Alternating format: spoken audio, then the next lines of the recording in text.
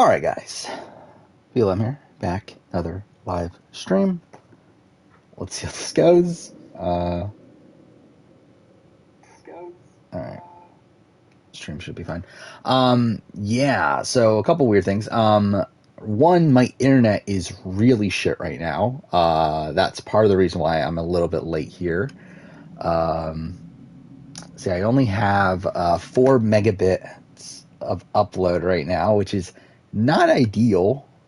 Typically, I have 10 to 15. So, I mean, we'll see how this goes. Hopefully, stream is fine. But yeah, I mean, whatever.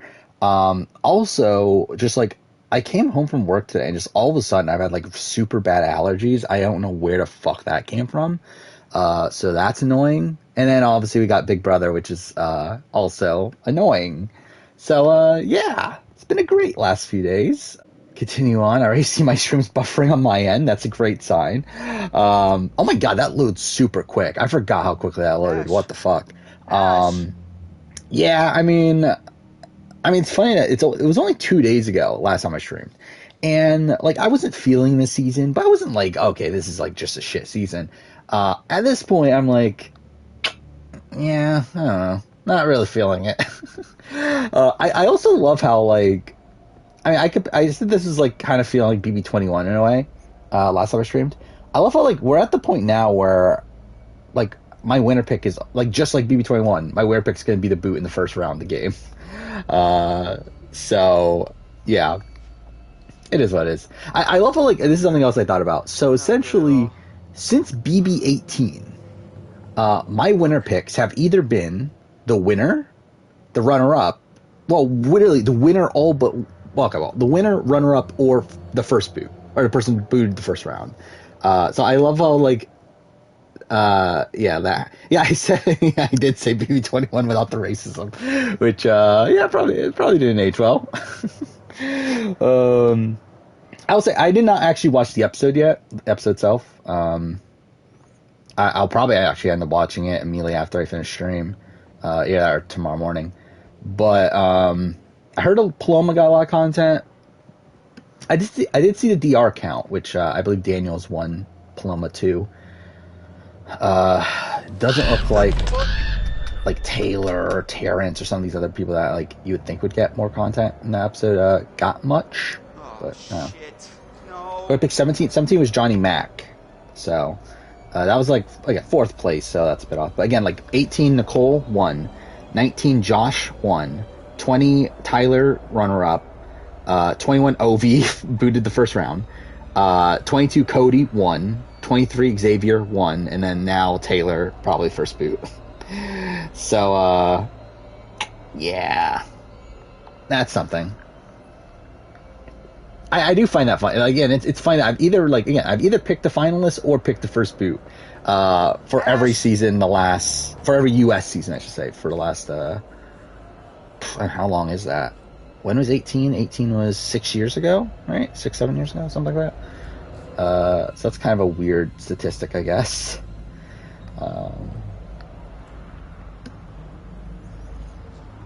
I have not watched Amazing Race Australia still.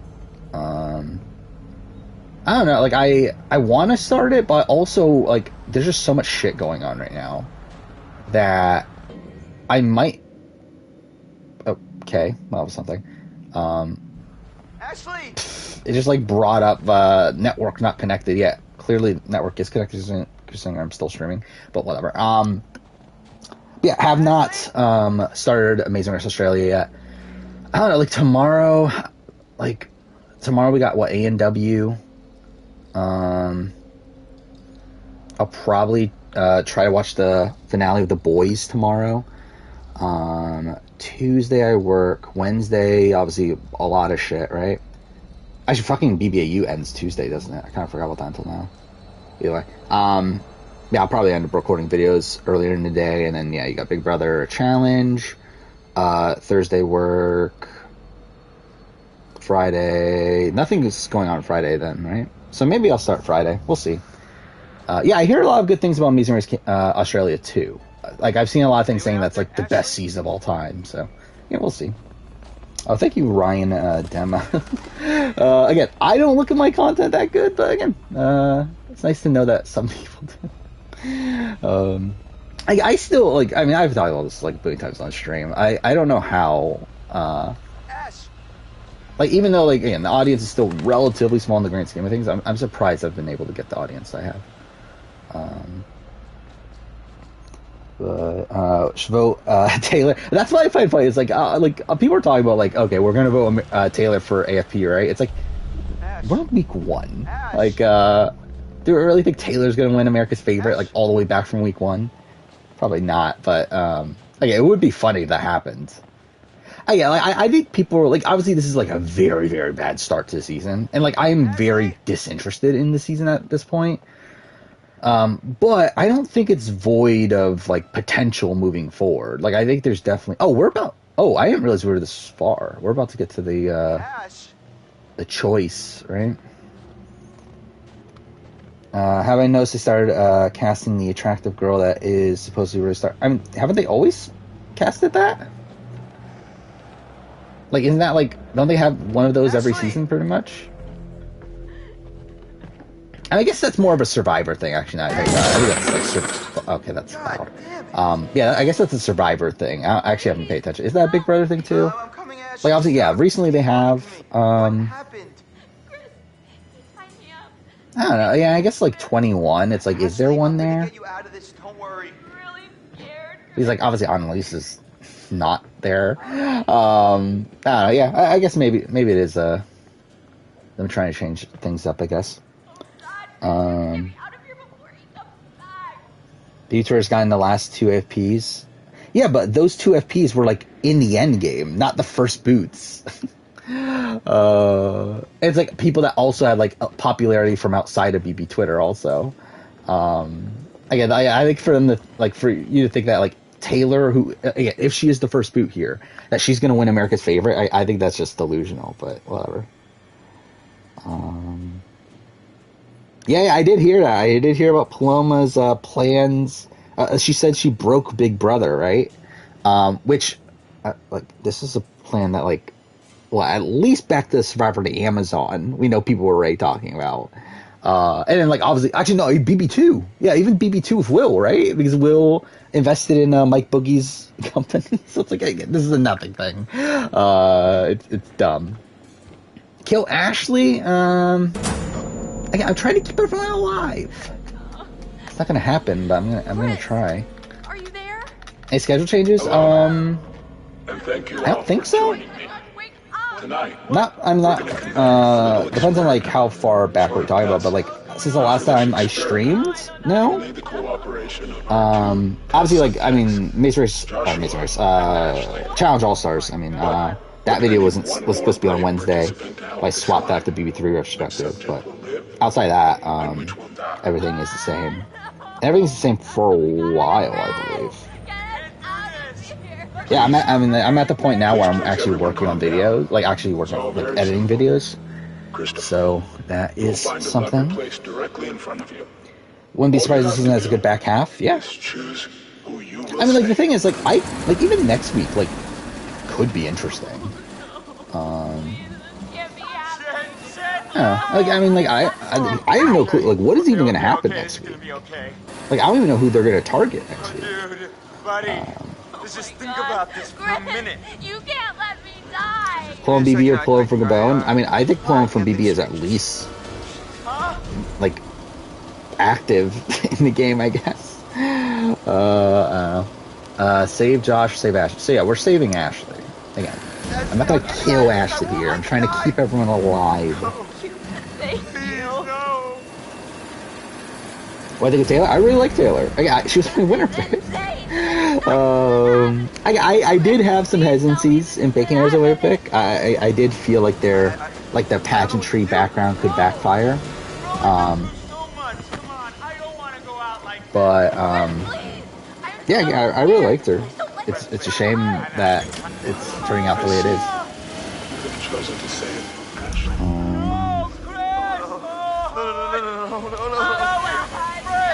You think from a gameplay perspective there could be a good season ahead of us? Yeah, I do too. I mean, again, I don't think this is like this season's like gonna be bad moving forward necessarily. It's just I think we're getting a really terrible week one, and not even necessarily terrible week one in terms of like gameplay and like active game, or again, active gameplay is probably either way, like people playing the game and stuff, but just obviously the results and like the reasons why Taylor is targeted, like all this stuff is just not. Yeah, it's not ideal.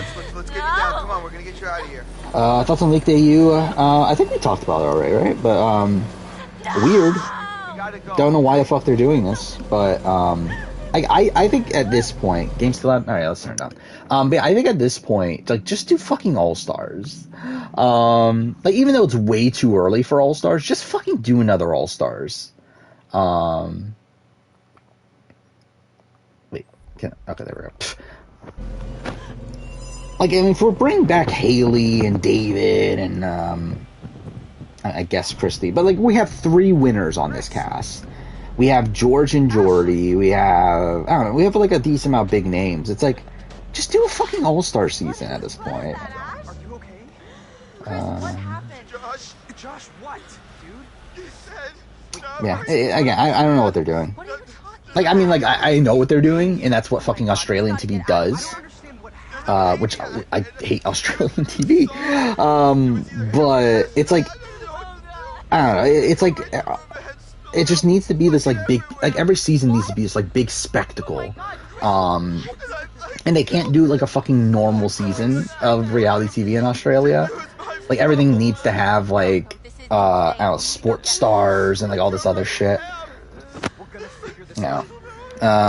No, Khan is not on, and I'm surprised by that. Like I am and not at the same time. Like I am in the sense that I thought Khan would be on whatever next returning season would be. But again, we talked about this where it's like when we're doing a heroes and a villains tribe, you're splitting it up. Obviously, you have to have 3 men, 3 women. It's like, so that means we need 3 male villains, 3 male heroes. It's like, where does Khan fit in that? Like that is like such a small casting pool there that when you have like George and Jordy who are bigger locks, like who's the like, does Khan end up being that third? By the way, also I don't get the breakdown either of heroes versus villains, which is like why this entire concept of heroes versus villains is fucking dumb to begin with. With this cast, but it's like I don't, especially on the women's side. Like the men's side's pretty easy. Like you got George, David, Georgie, or Georgie, Jordy. There we go. I was thinking like I just fucking recorded the Wolf Among Us thing not too long ago. Got fucking Georgie stuck in my head. But yeah, Jordy, George, David, clear villains. So that means that the heroes are Matt, which makes sense. Craig, which is like I guess. And then the other person, Sean, which is like, I guess makes sense. Like, I actually forgot Sean was like a former sports player and everything. So I guess in that sense, whatever, hero, why not? I still don't get why Craig's a hero, but fine. Women's side though, I don't know what the fuck they're doing. Like, what is this group? Like, I don't know what this is doing. You can see them playing George as a hero. I think Jordy is more likely to be a hero than George. I think George is for sure a villain. Like, I think there's no way they could do George anything but a villain. But, yeah, what was the other one? So, yeah, the women, it's like you got Jenna, who I'm assuming is a hero. Christy, who I'm assuming is a hero. And then, like, you got Nina, where, like, I assumed she was going to be a hero, but, like, does she fit anymore with this group? You got Shawnee, I guess, is a villain. Do I think she's a villain? No, but I guess. Who are the other ones? There's 2 more women. Haley, again, don't know what the fuck they're doing with Haley. She's really either way. And then, who's the other person? Fuck, who's the other person? All right, let's look it up. I already forgot who the other person is. But either way, it's like, again, it's dumb. I still think it's dumb.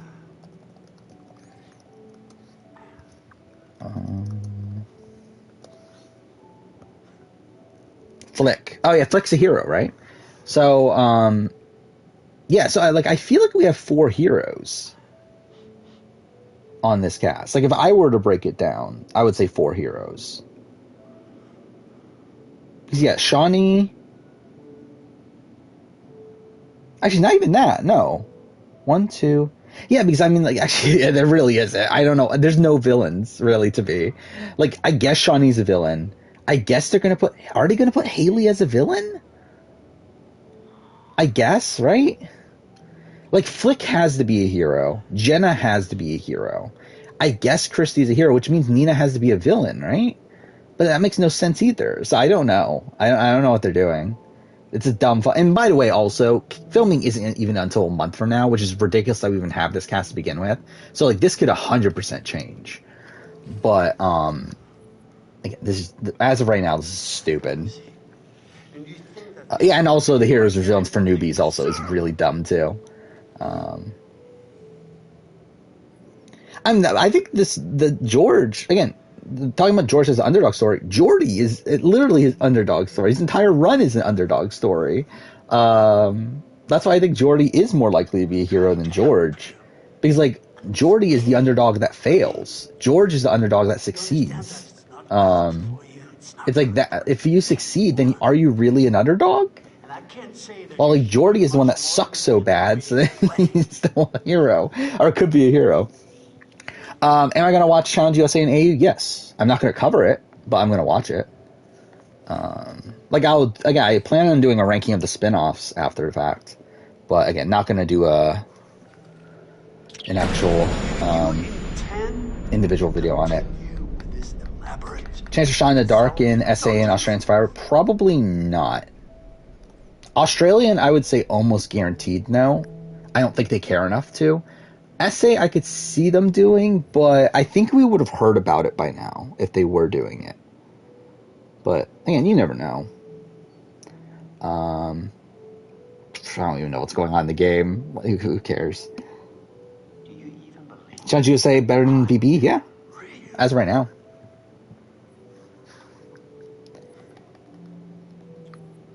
Well, I mean, he doesn't exist, right? Australian Survivor has decided that you're going to hell? I mean, yeah. I mean, we're talking about the villains, right? I mean, if we're talking about me, then, I mean, yeah, I'm going to hell anyway. But yeah, we're talking about the villains, then, yeah, pretty much. I do, like, what are you going to do for the... Because, like, Hero, Hero, you can do a newbie cast of heroes. It's, like, not that hard to find, like, people of occupation that you can consider heroic. Villains, though, is funny. Like, what are they gonna get? Are they gonna get, like, politicians? But then, like, would you, like, obviously it's like, you can look at a politician as a villain, but, like, would Australian Survivor say, okay, this politician is a villain? Actually, to be fair, they did with George, right? I guess they did with George. Thinking he was a lobbyist, right? Or something? Either way. BB used to be fun. When was that? Poker players, I think for sure you could do as a villain. Insurance broker, I guess. We're considering as a person of interest, but his whereabouts are currently unknown. Oh, what are villain? I mean, like used car salesman. I guess. Yeah. Yeah, we kind of talked about the Taylor stuff. I mean, like, I haven't gone in depth, but it's like, again, just still disappointing. Seeing her being targeted for, like, pretty much no reason.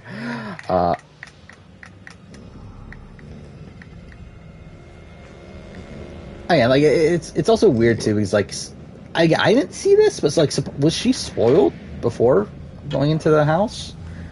I believe that's, like, the case that, like, I guess, like, they knew that she was going in from before they were sequestered. So I guess that's a thing that also, like, painted their opinions on her. And yeah, there's obviously been, like, a lot of microaggression stuff too. It's like,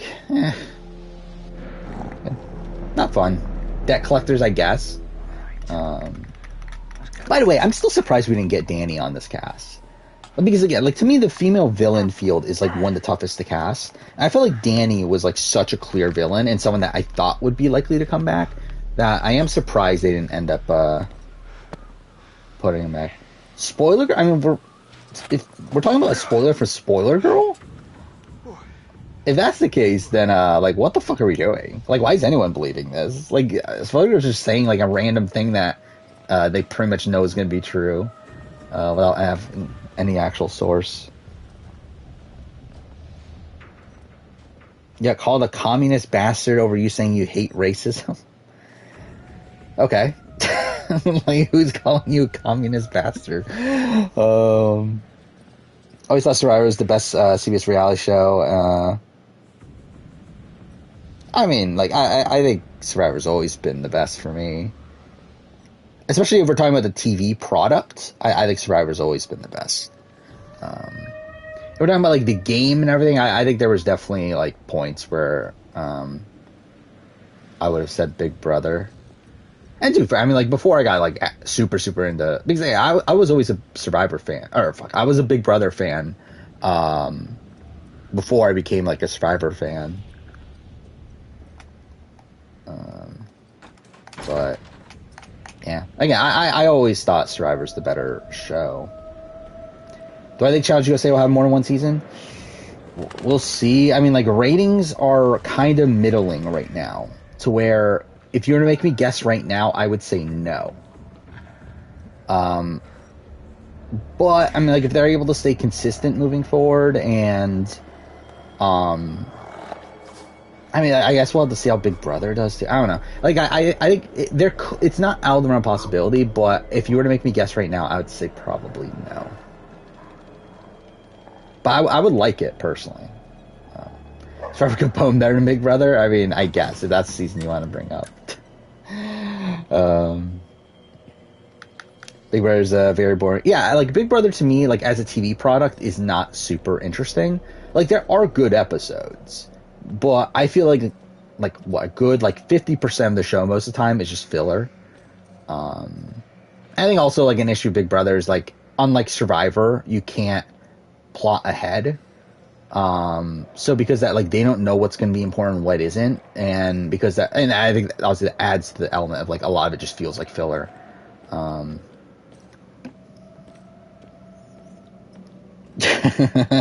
that's the first time it's happened in a while that one of Bryce's messages got blocked. So that's something.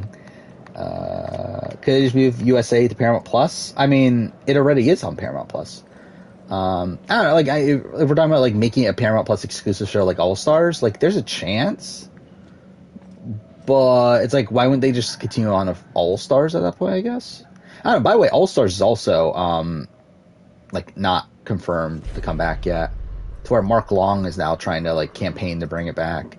So, even All Stars is in danger. Yeah, Andy's winner at it. Yeah, that massive winner at it Andy got. What did Taylor do to Alyssa and Paloma? I mean, there isn't much to tell you. Because the thing is, like, there are things that you can say now of reasons why Paloma and Alyssa don't like her. But the thing is, like, they didn't like her already at the point that happened. Where it's like, there is, like, the thing of, like, what was it? That Taylor told Monty... Taylor told Monty something, that, like, Paloma talked about possibly targeting him or something to that nature. And then Monty told that to Paloma. But I think, like, it wasn't exactly, I don't know, like, some words got mixed up in there, and so it wasn't entirely true. But, like, that's a reason you can say, but, like, also it's like, she already hated Taylor before that. So, like, the initial start of everything, like, I don't know what to tell you.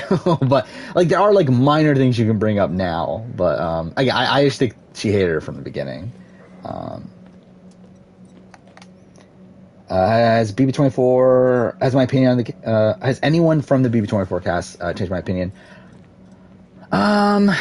Since, like, premiere night, or, like, I guess since the last time I streamed, like, not particularly. But, like, from preseason, and, like, obviously there's, like, I will say, like, I think Brittany is playing better than I thought she would. Obviously Paloma is, like, a lunatic. Much more than I thought she would be in the preseason. Daniel I'm disappointed in, but, I mean, yeah, there's that. Yeah, by the way, I've not looked at feeds today. I haven't looked much about feeds today. So, like I'm pretty confident like Taylor's still going, right? I think I saw that, but like outside of that, haven't paid attention to what so like many of like the conversations and everything that have been going on today. I have heard about Marvin. Was it the Circle? I didn't know about it being the Circle, but I knew that like supposedly the reason why he got cut has been like confirmed now, or like quote unquote confirmed by like quote unquote official sources, not by CBS themselves, but supposedly sources. Whatever they said Marvin got cut because of both America's Got Talent and also the fact that he was on a Netflix show that hasn't aired yet. And it was when the cast came out that NBC and Netflix like went to CBS, said, no, you can't have this guy on. They cut him, obviously. So, yeah, supposedly he's going to be on a Netflix show. So at least there's that. By the way, also, it's like, how the fuck is Marvin getting cast for all these shows? That means he got cast on 3 shows within a year. Which I'm assuming like this is a... who was it? Was it from BB Can 10? Someone that like applied for... Oh, Moose, right? Moose applied for like every like show he could think of and then just got on BB Can. Like, is that what happened with Marvin? They just like apply for like a billion shows and then got all of them? Because I feel like that's kind of funny.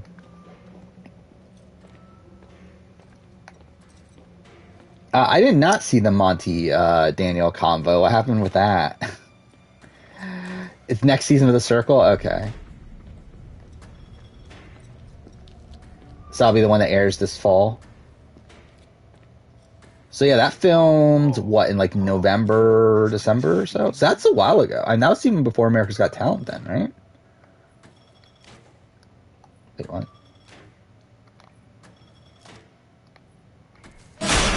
Okay, there we go. Hi, I'm Colin Joseph. I'm probably where, like, I mean, I believe there was, like, a good combo between Joseph and Indy today, right? I think I saw that something happened there. Outside of that, I'm, like, I'm pretty much the same on where I was on both of them. Want Paloma to make jury? I mean, she probably will. If not, like, come very close. Yeah, can't you just open the bear trap? Like, I love, like, the initial, like, thought is like, oh yeah, we're gonna cut off his fucking fingers. What's the power ranking? I only do it after eviction, so I don't have one currently. I mean, like, we can do one real quick. Yeah, fuck it, let's do one real quick. Why not? Alright, so we got... So, Alyssa, I would have Amira above Alyssa. Brittany... Actually, to be honest, I don't feel like I know enough to do a proper one. Because, like, I don't know where Alyssa necessarily stands. I guess Brittany would probably be lower. Because, like, no one's coming for Alyssa, right? Where it's like, Brittany, like, even though I think she's, like, playing better than I thought, she's still technically on the outside of things. Daniel, again, that's another one. Like, I don't know where Daniel stands. Like, is Daniel being targeted? I don't think so, right? Like, no one's, like... I'm like, obviously there were like these brief thoughts yesterday about like Paloma talking about, like after the veto comp where he like complained about Indy cheating or something that Paloma got like super insulted, said we got to target Daniel, but like I don't believe that's gonna stick. And like I don't know where Indy is. Yeah, I mean like I don't know if I can do a power ranking right now. I feel like I need to like figure out more of where people stand. Like, I don't know where Pooch stands right now in terms of, like, he was going to be included in all these alliances. Now he's, like, he's there. He's not necessarily being targeted, but he's, like, not really in the core power structure. And, I mean, even then, there's barely even a core power structure. So, I don't know. Yeah, maybe I can't do a power ranking right now. But, yeah, I think, like, the people that are doing well, I think Amira is someone that I think is doing really well. I think... Like, Monty's doing well, right? Like, I know people are, like, upset at Monty and everything. Again, like, maybe, like, there's stuff that happened today. But Monty's still, like, playing pretty well, last I saw. Nicole seems safe. I don't know where she really stands, but she should be good for a bit. Yeah, I feel like those are probably my top 3. Maybe Michael, and Michael, like, I mean, he has Daniel coming for him, but he seems to have rebounded decently here. I don't know where Turner stands. I mean, like, I would assume Paloma's probably going to be, like, I would guess, like, probably around, like, 5 or 6. But, like, Paloma is still, like, safe right now. Obviously, the thing is, though, that everything can blow up super quickly. But as of right now, Paloma is still safe and, like, in a decent position. Like, I mean, she's, like, in the center of the core power structure. So it's, like, she's good for now. It's just that, again, like, everything can blow up. And it wouldn't surprise me if it did. Terrence would be towards the bottom for me. And one, he's on the block right now. And like, while he's not going home, he's still on the block. He's on the block week 1. Which is already a position that usually, again, outside of like Kevin from BB Can 10, usually puts you like behind the other players. And yeah, I mean, like, I just don't really see much potential in terms of his overall game ability, but again, I really like Terrence. Again, like, I know Terrence is another one that people are upset about, like, that he's not like backing up Taylor and everything, but again, like, I don't really know how much game potential there really is. Yeah, like, Terrence could get Final 3. I don't know if he's ever getting beyond that.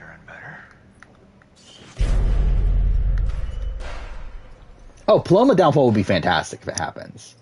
It would be amazing TV. Just a question of how long we're going to have to wait. I have heard the rumors of the Big Brother Survivor Edition. I do not believe the rumors of Big Brother Survivor Edition. And I think even if they are true, they're not going to get the people that you want them to get.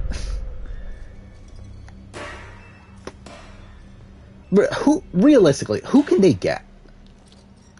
Like, who of the, like, people that you would want to see? Who can they actually get? Like, what, Sheree? Probably. I think that's probably a big one. But, like, outside of that, it's like, they're not getting, like, Parvati. They're not getting, like, Boston Rob. Probably not Sandra at this point. Probably not Tony. Like, you're not going to get the people you want, even if it does happen. Kyle would be, like, decently high. Like, Kyle's, like, relatively safe right now. He's not playing that hard, based on what I understand. But he seems to be, like, well-liked. And, like, someone that definitely, like, if he makes it towards the end stretch of the game, I could definitely see him, like, starting to win out from that point. By the way, also, like, this entire concept of Daniel, or really, I mean, like, most of the people not wanting to target the big guys right now, saying that, oh, we need to keep them around for, like, a month before we start targeting them, because we need them to help us win competitions and everything. It's like, you realize this happens, like, every season? And, like, the last, like, I mean, like, when was the last time a like, big physical threat won Big Brother US? What, Josh? Kind of Casey, but, like, because, like, Casey didn't come out until, like, the very, very end. But still, it's like, I mean, like, have these people, like, not watched Big Brother? I'm fair, a lot of them have not watched Big Brother. But, like, it's so weird that we're still at a point where, like, there's still, like, people are still worried of targeting, like, these big guys early on. I mean, and actually, to be fair, with, like, criticize Frenchie as much as you want. At least Frenchie got Travis out week 1. Like, at least Frenchie got this big physical guy out week 1. And actually got his way week 1. Like, I mean, like, people love to, like, hate on Frenchie. At least he got what he wanted done. Like, the way he got it done was terrible, but at least he got what he wanted done. And it was something that, like, did, like, on paper would have benefited his game. I don't know. It's still weird how they're, like, wanting to keep around, like, Monty, Joseph, Kyle, like, all these big guys, when this is definitely going to backfire on them. Natalie Anderson is someone I think you can get for Big Brother. I mean, she's openly talked about wanting to do Big Brother, so yeah, that's a big one they can get. Tyson, maybe. Shan, maybe. Yeah, they probably could get Shan. Russell, I don't think they want Russell. Especially again, we're talking about Big Brother production that had to deal with Willie Hantz. They are not putting Russell Hantz in Big Brother. Stephanie probably, just because she's been doing all these other shows. Oh yeah, I'm for sure Cookout was a necessary thing, and I think this season alone already shows you why.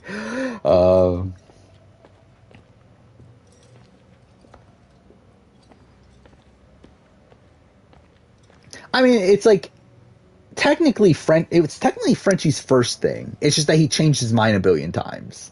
Because like technically Frenchie came into the week saying, I want to target an alpha male like bro guy. Now initially it was Brent, and then initially it was Christian, then it was Brent, right? Or was it the other? Actually, no, I think it was Brent, and then it was Christian, right? Whatever, either way. And then he had switched to Kylan, whatever. But, again, his initial concept stayed true. Where am I going? I'm going the wrong way.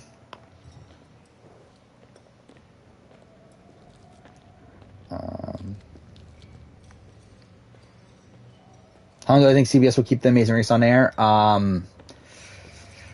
I don't know. I mean, like, it matters how much money they get back from it. I mean, like, realistically, I think they'll continue doing it.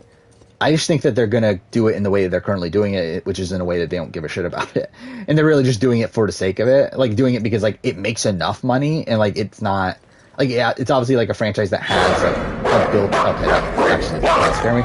But it does have, like, a built-in audience and everything. Like, I think it will... it'll continue going. Like, I think we'll probably get, like, one season a year, that sort of thing. But, like, it's definitely not a show they care that much about. And I think, again, Challenge USA shows you right away how much, like, how little they cares about Amazing Race.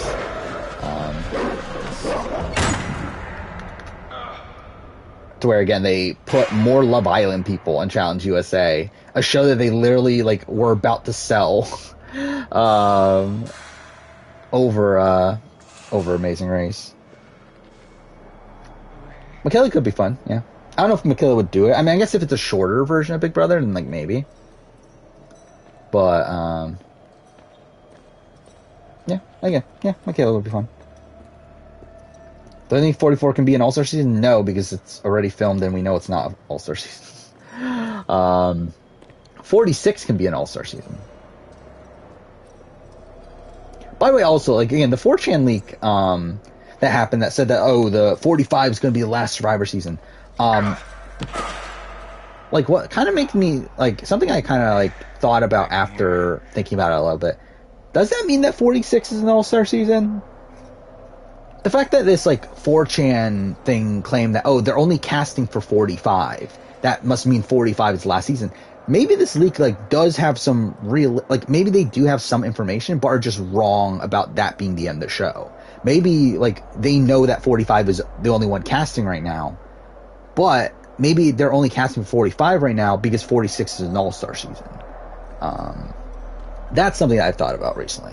But either way, like, I still don't believe the rumor. Like, again, for sure, they're not gonna fucking make 45 the last season. But again, like, it did open up the possibility to me, like, okay, maybe 46 is All Stars. Is Columbus Control comparable to Pauly? No. Oh fuck. Oh no, I don't want to hit it, right? Was I supposed to do that? Easy boy. What'd I do? We didn't kick. Okay. So I fucked it up on, like, yeah, okay. Good. I didn't want to hit it. That's a good one. Is there, if there is USA 2, watch Tough as Nails have more people than The Amazing Race? I would not be that surprised, to be honest. I do find it funny, like, they've done, like, what, 4 seasons of Tough as Nails in 2 years? It's like they've done more Tough as Nails seasons than, like, I mean, it seems like they care more about Tough as Nails than they do Amazing Race, for some reason. Who from 41, 42 do I think will be on 46? I'm probably a decent amount of people, realistically, but, like, 42... Like, I mean, if we're talking about 46, if 46 is an all-star season, it will be Second Chance.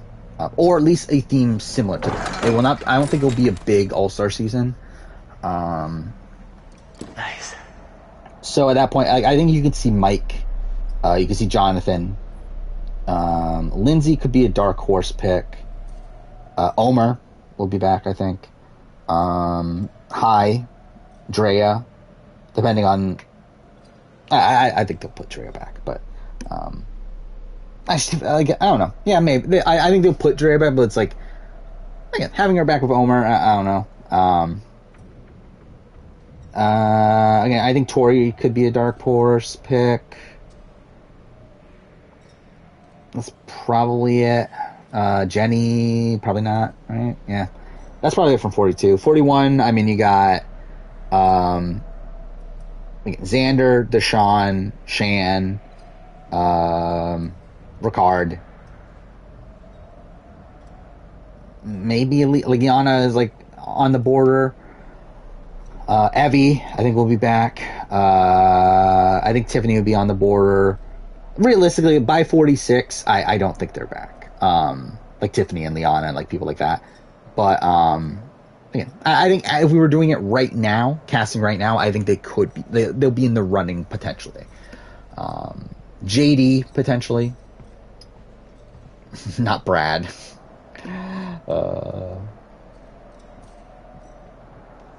Carla BM46 and be 2-time winner. That'd be great. Carla. Yeah, that's the one that was like fun in DR, right? Or in the confessional, right?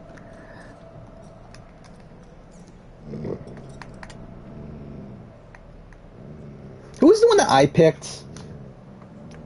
It was a therapist, right? Not that it matters anyway. I'm not gonna make my official winner pick anyway. But who's the 33 or 43 person I picked? It was Ellie, psychologist. That's what she is. By the way, I'm looking at the 43 cast for the first time in a while. I barely remember half these people.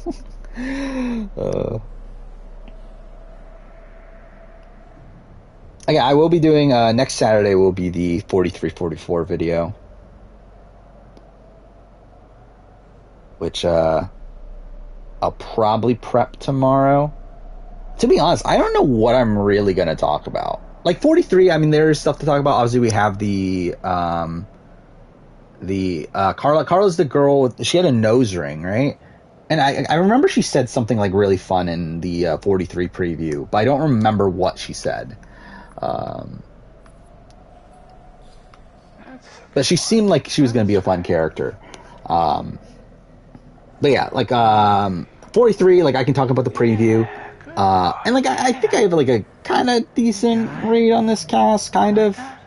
44, I still know nothing about. Everyone likes a little loving, right? Like obviously I've like seen the cast, but like I have like very little opinions on this cast. Like I just get nothing.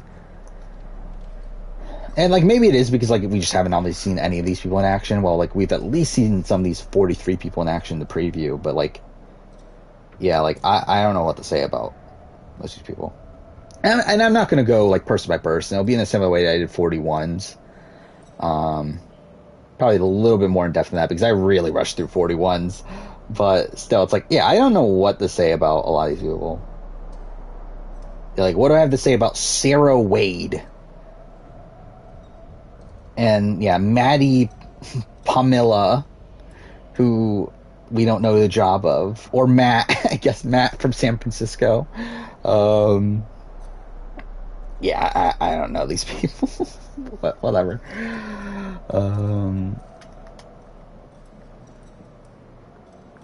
Who I think played the best in Heroes vs. Villains?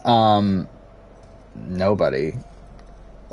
I don't know. I don't think, like, realistically, I've said this in the past. I don't think anyone played that great in Heroes vs. Villains. Like, I guess I'll say, like, if I'm doing a player ranking, I think I would put Parvati 1. I think. But, like, again, it's not like, I never found her game, like, overly impressive.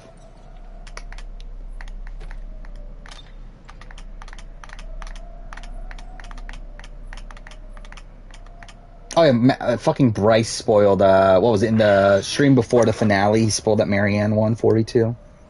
Because that's Bryce for you. But I mean, like by then, I was like pretty confident Marianne was going to win anyway. But yeah, that was the thing. I did Brant Steele videos a while ago, but it was with like characters from other series. Yeah, like for right now, I'm not gonna do like I just don't feel like they fit the channel necessarily. I would like if I were to do something with Brant Steele, it would be more so like things on stream, like stream through like a Brant Steele using a cast that I put together or something. I think that could be a fun thing to do at some point, but I still like. I'm like even after a year of streaming, I'm still streaming off of my PS5. I'm not. I still haven't actually put together or like actually bothered to properly set up streaming for my PC. But yeah, I think that would be a fun idea at some point.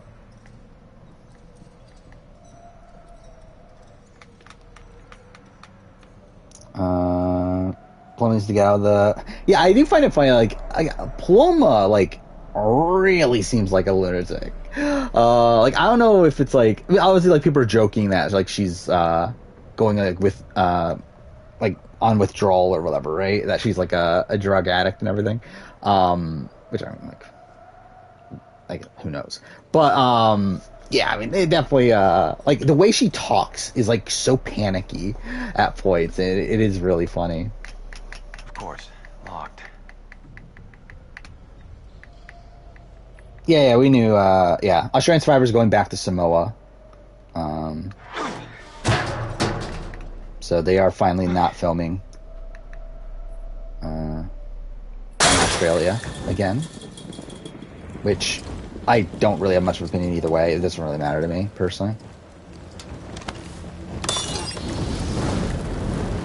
How's Heroes versus Villains make sense in movies? It doesn't. That's what's dumb about it. I really like the 44 cast based off looks. Reminds me of a cast from the mid-30s. Yeah. I mean, I can kind of get that. Because I think, like, 44 seems like a pretty normal cast. Like, it's a cast where, like, I don't know any of these people off the bat. And, like, outside of, like, Brandon, who is a football player, and, like, I mean, like, I know Carolyn is, like, an org person. But, like, outside of that, I mean, this does seem like mostly normal people. And there are some people that, like, I think you could tell, like, probably did go to, good schools, like, go to, like, Ivy League schools and that sort of thing. But outside of that, yeah, like, it is a most, like, it feels like a more normal cast. Than at least 41, 42. I don't remember, is 43, did I know anyone in 43 before the season? I might, but, like, that's because he had his video out there. Yeah, like, Noelle is a Paralympian, so she's, like, somewhat notable.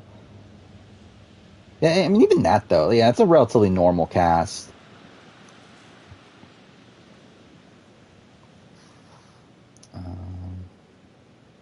Maybe she's the new era Vanessa. Imagine if this actually ends up being effective, though. I mean, she is, like, really messy, but, like, just imagine Paloma actually does run this game. Hell, who did that? Then there's some seriously uncool shit going on up here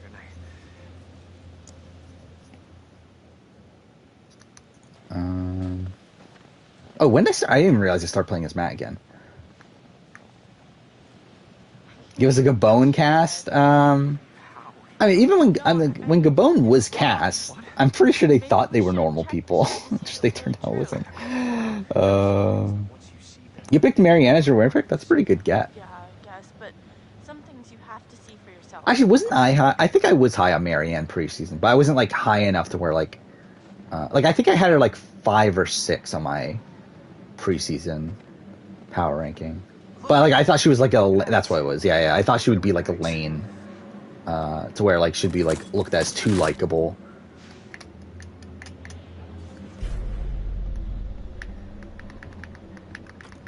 What's the main difference between Paloma and Polly? I mean, there's a lot. Like, again, we're at week 1. Polly did not have this level of control in week 1. And, like, to be fair, Paloma doesn't even really have control. She's just, like, pretty well positioned right now. Oh, yeah, I did see the 44 logo. I mean, like, obviously, like, it's a very, like, it's a bad image. Like, it's a very blurry image. But, I don't know, it looks kind of meh. Most normal person on Good Bonecast? Probably Jackie. Does this matter? I'm for sure going to get someone killed. I do not remember what's good and what's bad in this game. Whatever. Do it. Pick Mike and Deshaun as your winner pick, so you pick both runners up. I don't even remember. Who did I pick? I picked Ty and Ricard, right?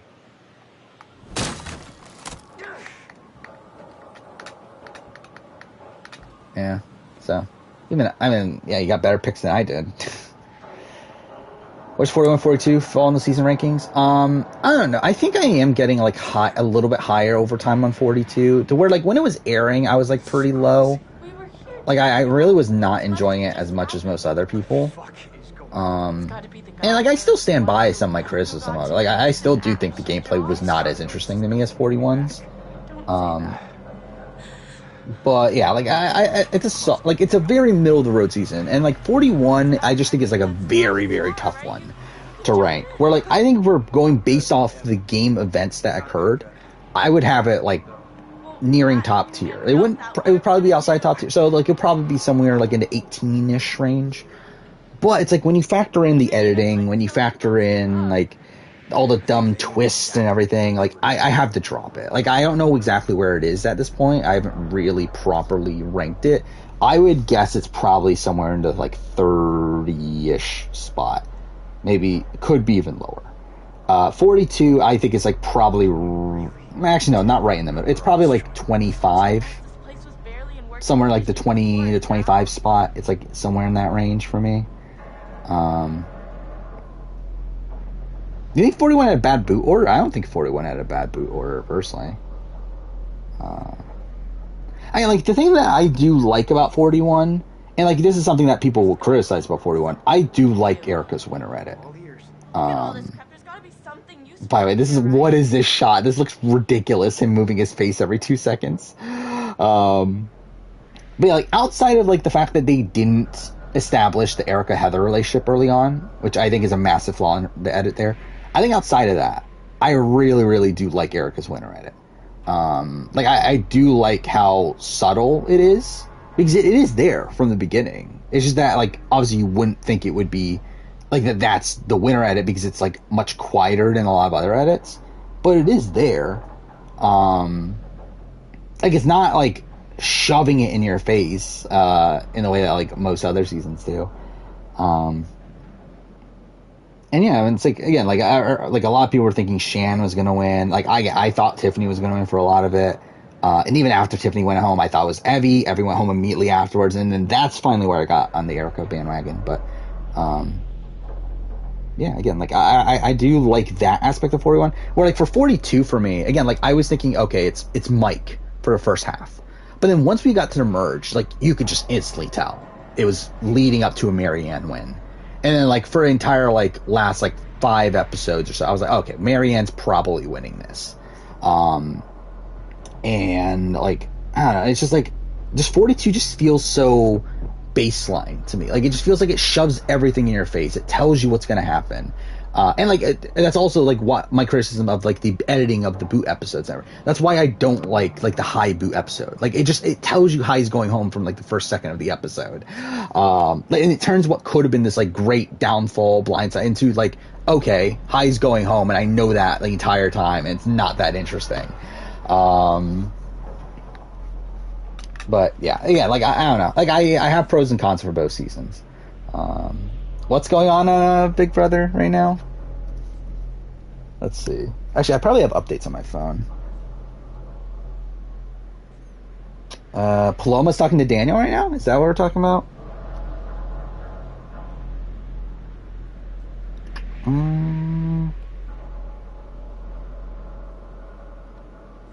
They're talking about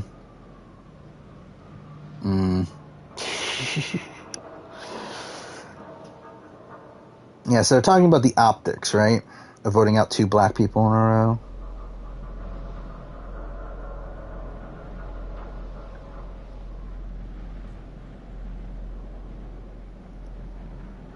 So I don't get where Paloma is right now in terms of oh yeah, Paloma just said America will understand her and Daniel for nominating Taylor and Terrence.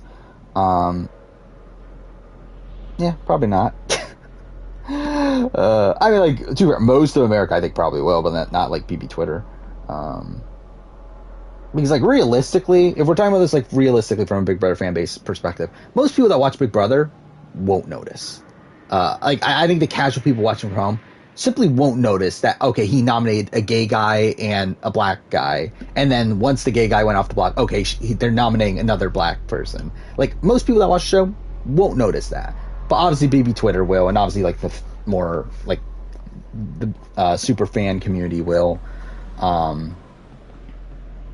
But yeah, like, to be honest, like, I don't think it plays a factor at all on terms of, like, when we're talking about, like, America's favorite, like, sort of vote, like, those sort of people, like, most people won't know. But yeah, it's definitely not a great look. Who I think is winning BBAU, there's no way Reggie is not winning BBAU. That literally 0% chance it's not Reggie. Like, I've said this since, like, week 2 of the show. Like, it's been so, again, that's what I hate about fucking Australian TV. They just, like, shove it in your face. It's been so blatant Reggie has been winning this entire fucking time, and it's really annoyed me. I would love it if Taras won. Just from, like, it would be very BBAU, unlike BBAU, to have Taras win at this point. Where, like, he's invisible, like, the first half of the season, and all of a sudden gets this massive visibility spike. But yeah, I mean, it's Reggie. It was never not Reggie. I think what's going to happen tomorrow, I think Taras will win the comp and decide to take Reggie. I will say, I was actually surprised this episode that Alicia went home. Not that she was going home over Johnson. But I really thought Brenton was the boot here, for this episode, coming into it. Obviously, by the time they show, like, very early on, okay, Johnson and Alicia, oh, look at our partnership, we're good, whatever, we're good at this game. And then, like, obviously, yeah, they're going to get nominated together. Yeah, like, I did think, coming into the episode, Brenton was going to be the boot here, and I thought, like, either Johnson or Alicia, because I like had a good set. Like, I think Taras is winning out. Like, I think that's pretty clear based on how much talk they're talking about. Oh, the challenge beast and everything, and also setting up his relationship with Reggie and, like, all that stuff. He's definitely going to take Reggie to the end. The question is, like, does he take, now at this point, does he take Brenton? Does he take Johnson? You would assume he would take Brenton. Based on the fact that obviously they set up this rivalry with Johnson. But I would not also be surprised tomorrow if it comes to, like, if we get to Taras winning and then, like, Johnson uses the argument of, like, we don't want an intruder to win this season, and, like, he just votes out Brenton. I think that definitely could be a thing that happens. Now Paloma says she's running the game. I mean, she kind of is right now. Kind of. Is Reggie the best BBAU player? I mean, I think quantifying what the best BBAU player is just a very finicky thing. If we're talking about, because, like, obviously, like, she wins her first season, but that's, like, with the old school format.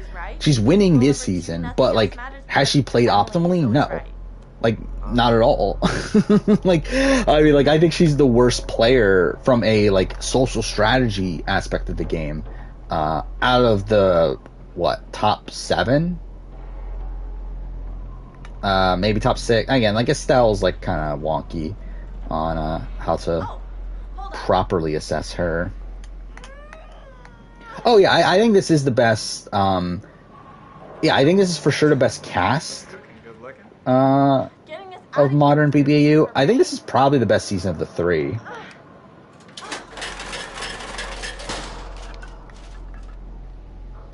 but I still have like the same issues I have with the other seasons though. Yeah, I've watched Stranger Things. I've not watched the last 2 episodes that came out for season 4.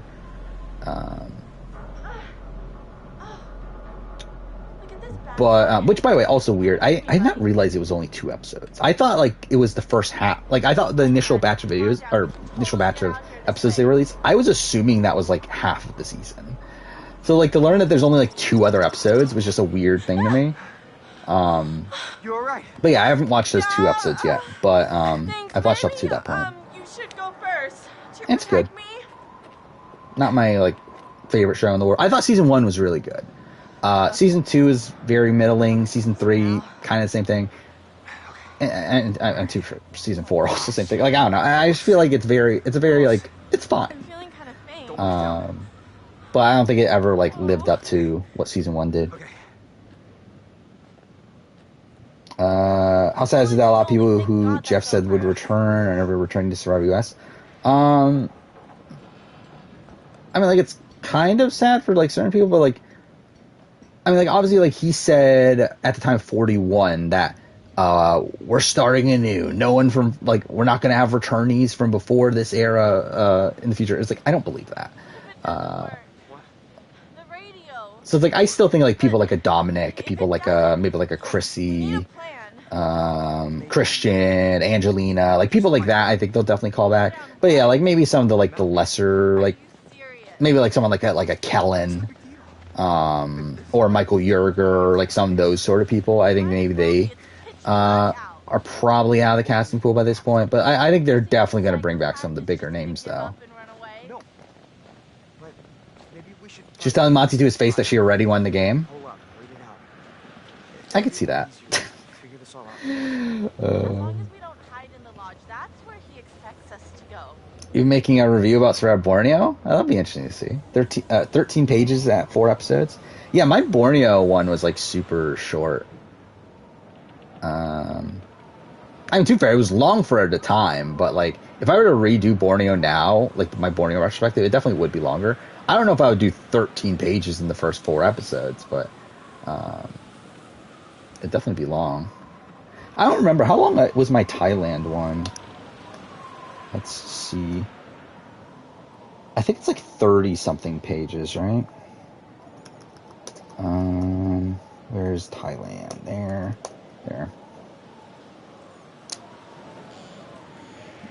Anytime now. There we go. Oh no, okay, short. So my Thailand review is only 23 pages. And I believe that's the longest one so far of the retrospectives, so... Yeah, if you're at 13 pages after only 4 episodes, I mean, that's quite a bit.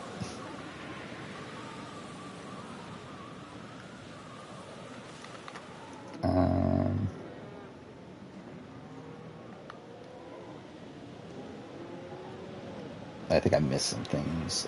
Who's Trevor Butler? He's a former winner that came back and got almost no screen time, even though he like seemed like a super interesting person.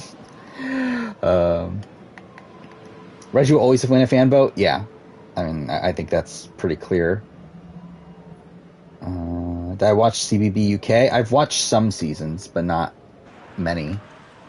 Watch where you step around here. And I'm like, for me, BB UK, like I've watched. So I got into BB UK. What season was it? Helen Wood season. That's the season I watched. Like I was like really, really into it that season. Where like I was watching the day of every episode. And then like the celebrity, Gary Busey, I believe, was the one that won the celebrity version after that. I was big into that. Then like the Katie Price season. I watched that. And then like after that, I kind of faded off. Like I still watched certain seasons, but I did not watch, like there were points where like I was like skipping an episode or, like sometimes I would start the season and just drop off, which happened a lot, I think, with the seasons that happened after, and like the seasons by the end of it, like I definitely, completely dropped off to where like I did not watch, the last 2 seasons of UK, of main show UK at all. I don't remember about Celebrity. I'm trying to look up BBUK. There we go. Is Celebrity its own page? That's fucking dumb. There we go. So yeah, I watched the Gary Busey season, watched the Katie Price season. Then yeah, like the next 4 seasons I watched parts of. So you got like James Hill's season. Like I barely remember that, but I'm pretty sure I watched part of it. Yeah, that was the one, Farrah Abraham, Tila Tequila, who got ejected. So yeah, I watched part of that. Season 17, Tiffany Pollard. Yeah, I watched part of that, but not the entire thing. 18 was the Frankie Grande one. So yeah, I watched part of that, but not the entire thing. And then 19 was the fans versus favorites one, right? Yeah. So I watched part of that too. So yeah, like those seasons I watched parts of, but I never finished them. The only ones I fully watched the entire way were 14 and 15 for Celebrity Big Brother UK.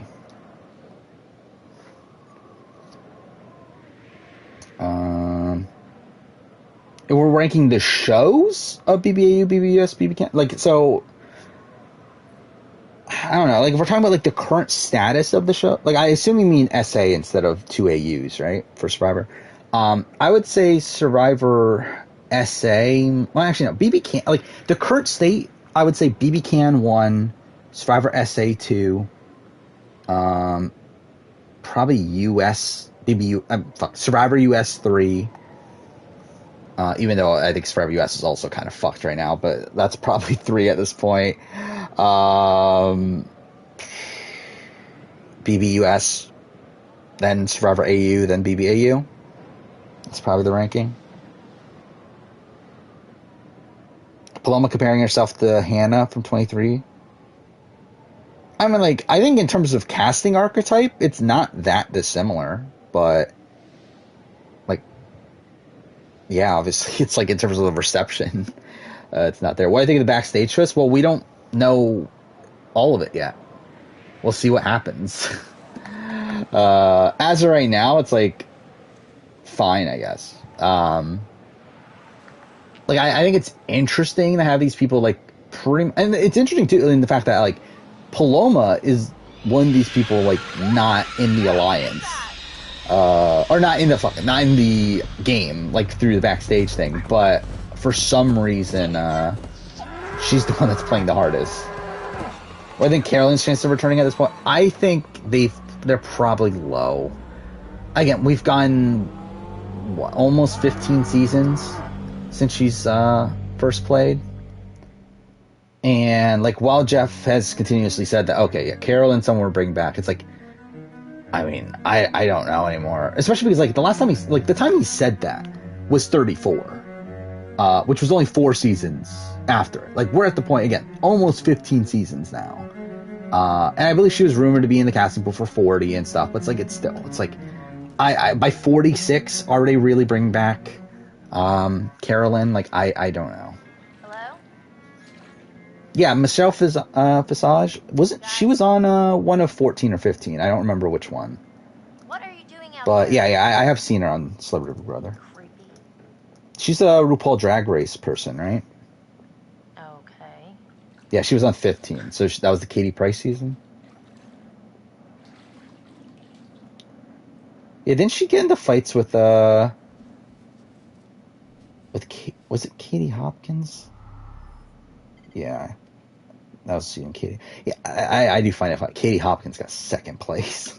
Oh fuck, I forgot Perez. That was the season Perez Hilton, which that was interesting. Massive train wreck, but still. Oh, I forgot about Chloe Goodman too. Alright, I had a big crush on Chloe Goodman when watching that. Yeah, I knew about Trisha Paytas, whatever her name is, being on there. Oh, thank God we're in the fucking Sam in a towel section of the game. Yeah, I listened to RGP. Actually, right before I started stream, I listened to the. I listened to the fucking podcast for the episode before I actually watched the episode itself. Because I still have not watched the Sunday night episode of Big Brother, the episode that was on tonight. But I did listen to the podcast right before starting stream. So that's the thing. Yeah, I've been listening to RJP since I got into Survivor, back into Survivor today, which was Philippines. Mike, Emily. Like I remember, like the first. I mean, I found them through Know It Alls, which like that's right when they started Know It Alls. Look at Sam walking around in a towel, but now I just really want this to be over. All right. Was a patron at one point, but that was a while ago. I think that was like what co-wrong time or so. Maybe I mean, are we considered Carolyn an old school player? Is that where we're at? Like Carolyn's old school. What would happen if Keith didn't say stick to the plan? You never know. Because like I do think either way, like Natalie was starting to pick up on things. So she might have just told John to play his idol anyway. But if John, like, let's say John didn't play his idol, then yeah, John goes home. Then I mean, either way, Reed's alliance is in the minority, right? No, it was 9. Never mind, it was found 9. Yeah, okay, yeah. So that would have been tied, right? So you would have had Reed, Keith, Wes, Alec versus Natalie, Baylor, Missy, Jacqueline. But that still would have been a situation where Natalie had an idol. So, yeah, they would still be in the better position there. Who won immunity at Final 8? Looking for me? I feel like it was I don't Keith? think you'll have much luck. Who won immunity? You're only going to see what I want you to see.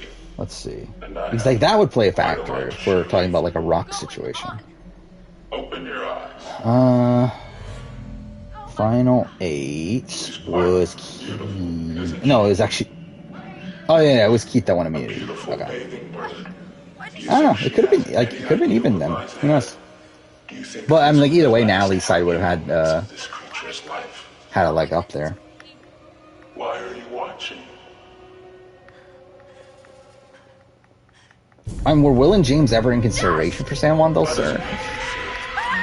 And even if they were, I mean, like that's so much to gauge. I'm going to give you 10 seconds.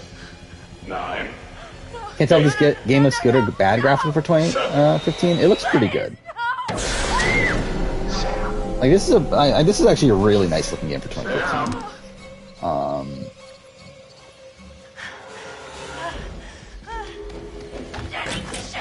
I mean, like I guess like I don't know. I feel like textures and everything look really good. Dang it, I feel like a lot of it comes from lighting, right? I think that's probably something that helps out. Is that because like the lighting is so dim, it probably makes things look better than what they would have been if it was like lit better. No, I mean like I do think the game looks pretty good though for 2015. BB Can 11 is All Stars.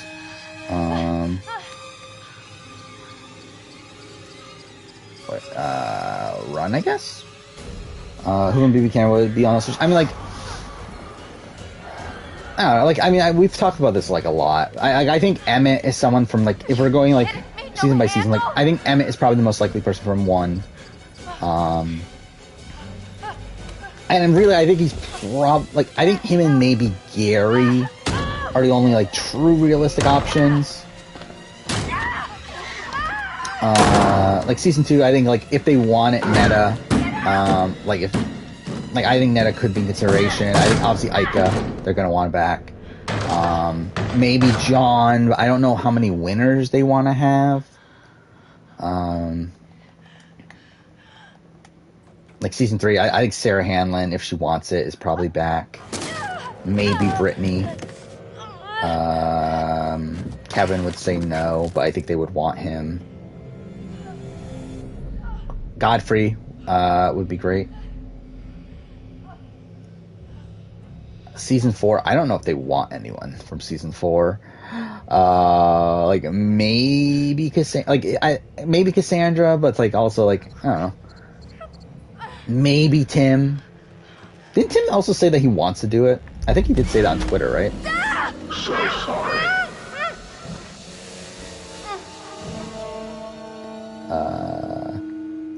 Who do you get from 5? Dimitri's maybe. Maybe Karen. 6, like Paris, Kayla. I feel like I don't know if Paris would say yes at this point. Like Paris is like really disappeared. Okay, I don't need to see Kevin Martin play Big Brother again, but I think for sure they're gonna ask him and want him. But he's I don't think there's anything he can do to get him back. Oh yeah, I guess you're right. Yeah, Keith would still have his idol, wouldn't he? Yeah, I forgot about that actually. Yeah, you're right. Keith would have his idol in that situation. And Keith would have immunity too, so he would be able to hand it to Wes. Again, Nally. Like, are they going to Rocks? They probably are. Really, like I think they would at least 4v4. Yeah, I mean, I think it would have been very interesting to see what happened next round. It probably would lead to a Rock situation. Oh my god, we gotta get out of here. I don't understand. I mean, you never know though. Like, I think if any, like I think Natalie is the only person that would flip though. Like I don't think I don't see Jacqueline, Missy, or Baylor flipping in that situation. I think Natalie would be the only person that would be willing to flip. And like I don't think it would necessarily be the wrong move for her to flip, considering she would still have an idol in that situation. She still had a good relationship with Keith. It definitely wouldn't be ideal, but like she could flip. Who are 9 and 10? I mean, like 9, you got Victoria and Kiefer, the 2 biggest locks. Then Jed, I think is very likely. Ty can't be on, I don't think, at this point because of Amazing Race. And even then, I don't know if they would. I think the only reason Ty would be on is because he won. Where, like, again, something that people don't talk about Ty, like, Ty was, like, almost invisible on the edit for, like, most of the season. I think you can clearly tell they like Jed way more than like Ty until the point where Ty, like, flipped on Jed.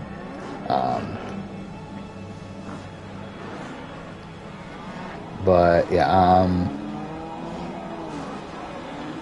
that's probably it. Ro could come back.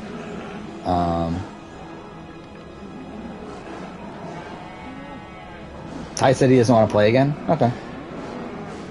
Yeah, don't know. Like, I don't know if they would necessarily want him anyway. But yeah, and then 10. I mean, like, Kevin if he wants it. No, we're not gonna hit him, right? Just walk slow. It's okay. Yeah, Kevin if he wants it, or if they even want him in terms of like, do they want the most recent winner on? But anyway, I don't know. Do they want Josh? Probably not. I don't think. Betty could be in consideration. Helene. No. Helena's not coming back. JC maybe. Maybe Marty. Maybe Herman. I think Summer will probably be back. If we do manage to get someone Maybe on the Cal radio, Moore. then we tell them. What do we do? Maybe Moose. I think like BB-Can 10 I think is a lot of maybes. I don't think there's like anyone that is like 100% coming back. Like I think Kevin is probably that person but again, I don't know if he would want it, and I don't think it's good for him to do it anyway. But it's like, yeah, like I don't think there's like a 100% lock from BB-Can 10. Like there is with like Spicy V and Kiefer from 9. Yeah, I would love Chris Wiley to come back. I don't think they're going to bring back BB-Can 8 people though, which is a shame. Or some random challenge videos. I would like to. I mean, I don't know how random it is, but like I want to do top 10 male and female competitors of all time. Was it like obviously just like random casting videos like Rivals 4 and I don't know if I'm that interested in X's. I don't know, but like I mean, like themes like Battle of the Seasons would be interesting. Just like casting of like old themes that they've already done, but then just like do them for modern day.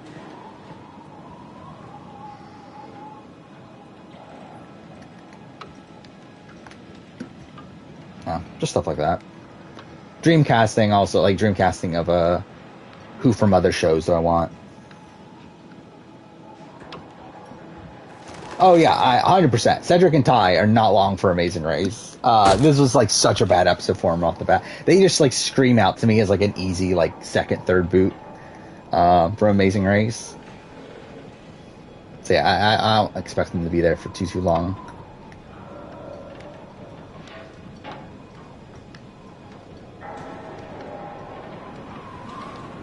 Oh, yeah, Gino is like so windy all of a sudden? Like one of the most boring people in all of BB Can in my eyes. But he was decently popular. So like I don't think it's like a 0% chance that Gino comes back, but yeah, I think JC definitely has a lot more potential of the two.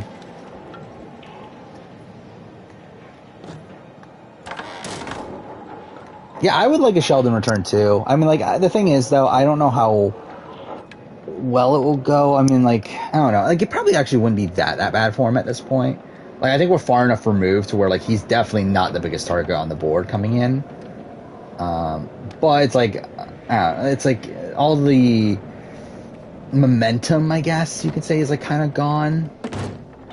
To where, like, we were, at the time BBK 8 when it got canceled, it was like, oh my gosh, Sheldon and Brooke, like, they were going to run the game, now we're never going to get to see it. I think at this point, it's like, they just don't, like, they don't care anymore, right? Like, I don't think, like, no one cares anymore, I should say. Like, no one brings them up. So, no power. What's boring was Austin? I don't think Austin, BBK 9? Is that what we were talking about? I don't think she's the most boring, but she isn't the most interesting either. Sorry, Hannah. Still missing. Yeah, obviously they love the gummy bear moment, for sure. But again, I feel like that would be like more of a Marty thing, though, than a Gino thing. Like, I think if Gino were to come back, yeah, they would definitely say, like, he wants revenge, like, or he wants, like, to redeem himself from the gummy bear situation. Yes. But, yeah, like, I don't think that's, like, a reason they would actually cast him, though. Like, I think that's more of a Marty thing. Well, they'll be like, oh, look at a crazy guy that put up someone because of gummy bears. And also, Marty was fan favorite for some reason. I still can't believe Marty was fan favorite. How fucked is that going to be? Again, how hilarious would be BB Can 11 if it's not All Stars, or even if it is All Stars. The fucking what is it? The roundtable host ends up being Marty because he was the previous fan favorite. Yeah, I think BB Can 8. The only chance it was if they essentially did a redo for 9, which obviously we didn't get. So I don't know how much potential there is there. For return, I think if there is one, it will be like one person on All Stars. What's better here? I think she keeps it. Actually, do you shoot it? Fuck it, we're just gonna, whatever. I don't care. I'm just gonna do whatever I want. Someone who's not a psychopath. Oh yeah, like the goal was to keep everyone alive, but I already know I'm not gonna do it anyway, so who cares? Oh yeah, Marty. I mean, would Marty even like know what the fuck he's doing as a host of the round table?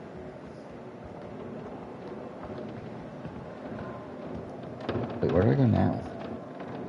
Oh, I don't know what to do.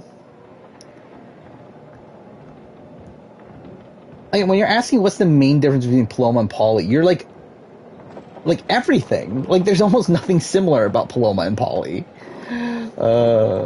Like, they're radically different.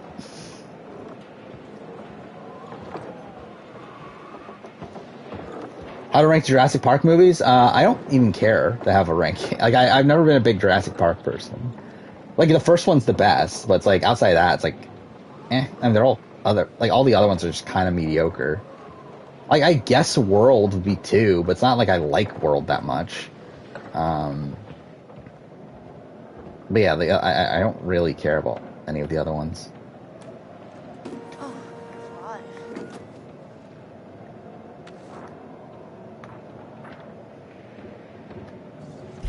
Sorry you're still missing too, Beth. Yeah, how do you progress? Oh, it's this stuff.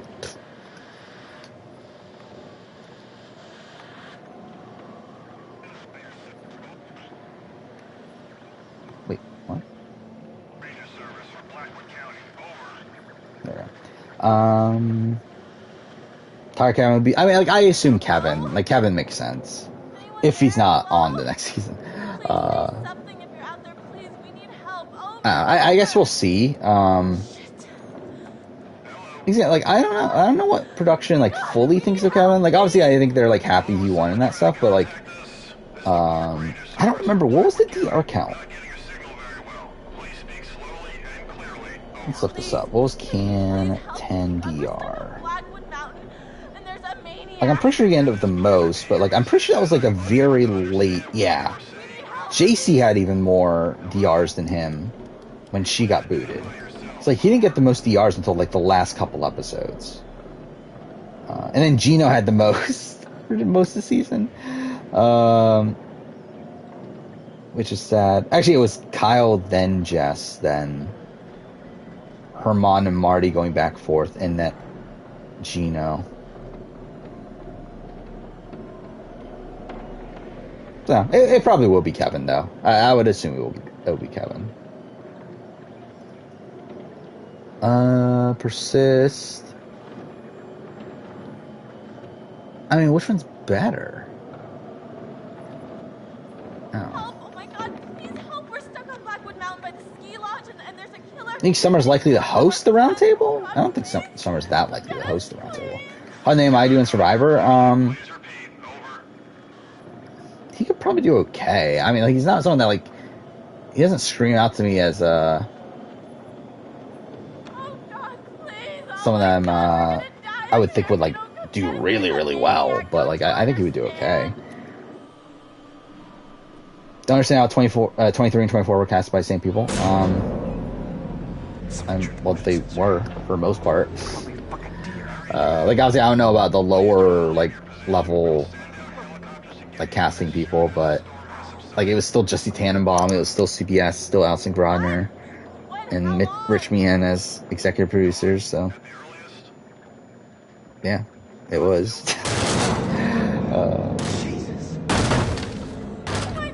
With Laverato, where no one knew what Marty was saying. I'm pretty sure that's what it will end up being. Wasn't Paulie crazy when he had control? I mean, not really like this, though. Not until the end. Like, the last couple of weeks, kind of, a bit more. But early on, like, he was just, like, he was mostly chill. Especially when he had, like, Frank in there. I feel like Frank, like, kind of took a lot of the, like, spotlight away from Paulie.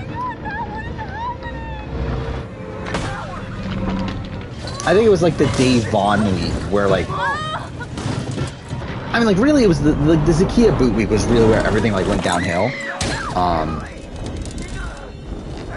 But yeah, like, before that, he didn't really, like, act that crazy. It was more so, like, he had some, like, really weird strategic thoughts, and, like, ideas and stuff. But, like, yeah, like, he wasn't, like, that crazy in terms of how he was actually playing the game, like, how he was, like, interacting with people and that sort of thing. Like, that wasn't until, like, more of the Zakiya week.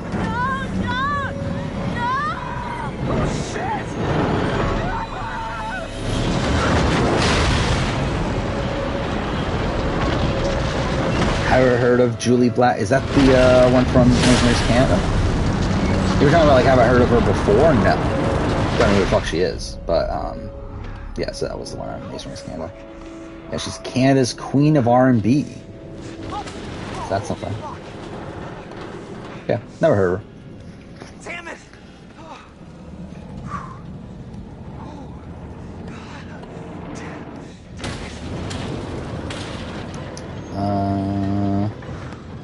Do I think they should stop doing eating challenges in the finals? I mean, yes.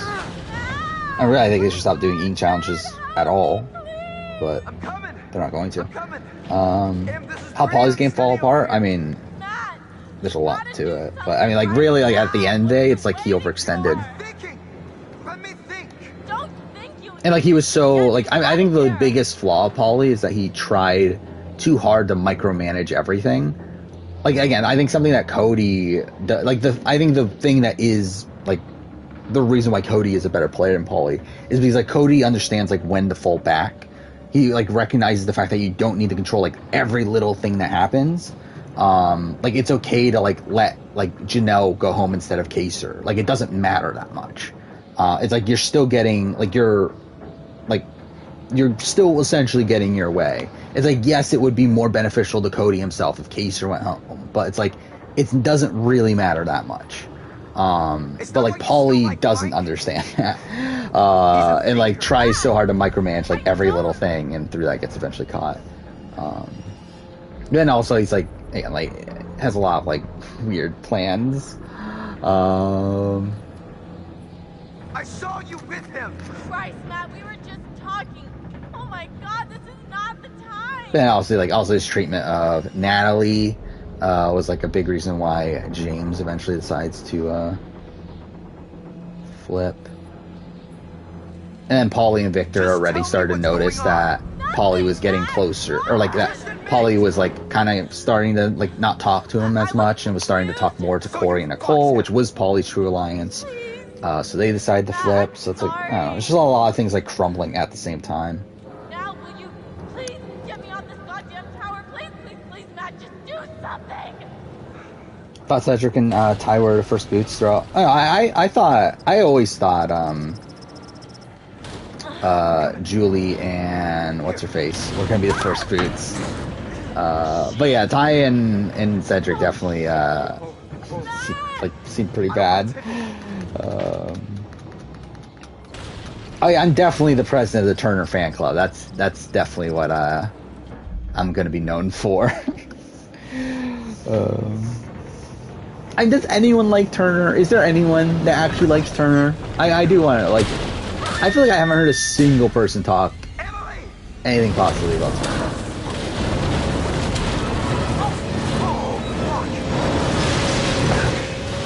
You like Turner? Well, good for you. What are some of the most notable parts of Andy's game left out of the edit? I mean, he controlled the first. Like, he was a major reason why Nick goes up. Like, he's the one that tell Helen and Alyssa to put Nick up with the MVP. And then also he's the one to start the Judd blindside.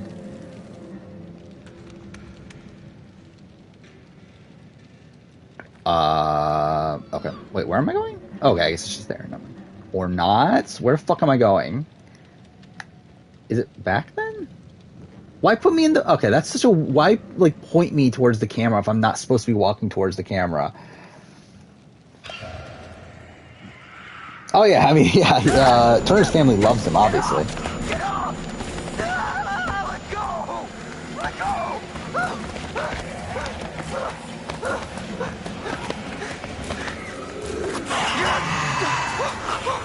Killed Matt in this part? I always kill Matt. Like, I've only... Oh, yep, there we go.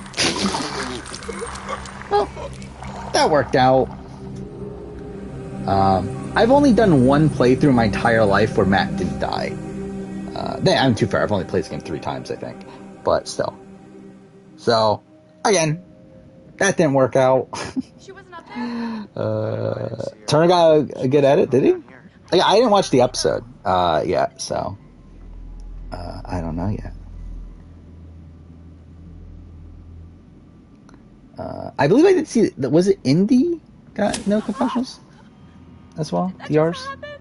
What is going on around? So did Turner get 0?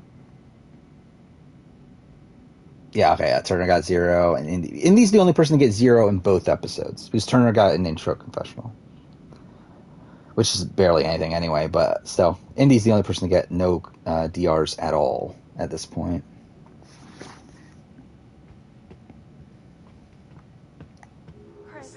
What? Chris, I just want to say what happened back Matt is the best. I know Is he? how hard that was. Josh was your friend. Please stop. No, I want to say. Thank you for That's The saving my Witch, life. right? You're talking about the What was I gonna do? the horror movie. Okay, I've watched it. you. It was fine. I know like a whole bunch of people like love that movie. Like, yeah, like great critical response, like a cult following. It's good.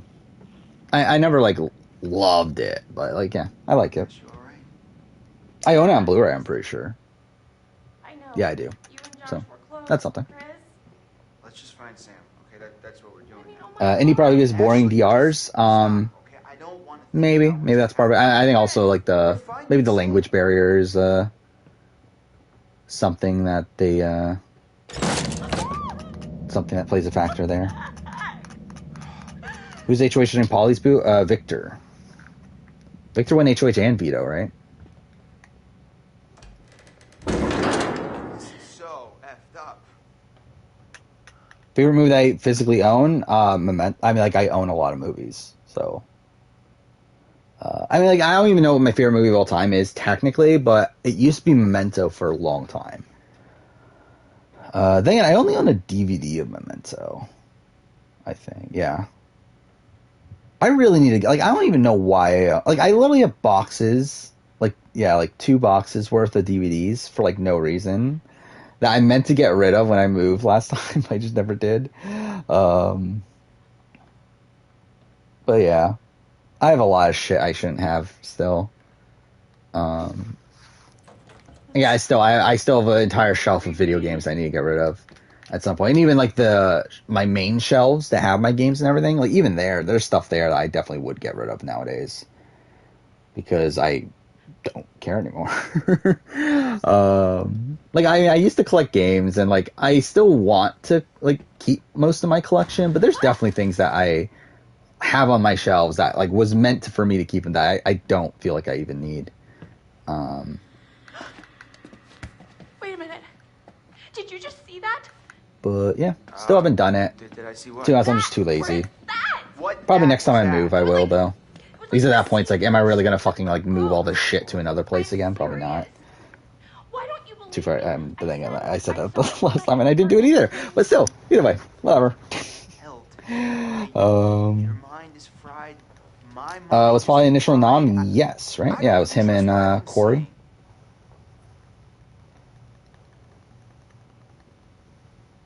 Yeah, I did put Survivor. We're talking about the Survivor Wii game. Yeah, I did put that on the main shelf. Yeah, I kicked. What did I kick off? What's over here? I am sure. What is? Oh, I kicked off. Oh no, I kicked off. All right. Yeah, Pinball Hall of Fame, the Williams collection, for the Wii, Let's just keep our heads. which again is one that I would get rid of nowadays anyway. Then again, I remember I wanted to collect every Crave game at one point for some fucking reason. I think that's the reason why it was on the main shelf, is because I decided to keep every Crave game, which is this like random like budget publisher from like late 90s, early 2000s that like went defunct obviously. But actually wait, this is a Wii game, so this is even still 2007, so yeah, that's still kind of early-ish on. Yeah, I have a lot of random shit like that. Like, I mean, just looking at the collection right now, it's like, yeah, like I own like, I don't know, do I need like Towel Thang on original Xbox? Actually, I guess to be fair, that is an Xbox. That's like a Microsoft game, but still. I do own a lot of shit that I shouldn't own at this point. You know, like, do I need like, I don't know, like Rayman Arena? Probably not. Yeah, I definitely need to downsize at some point. But yeah, I did add both Amazing Race and Survivor to the main shelf because obviously those are priorities to keep in the collection.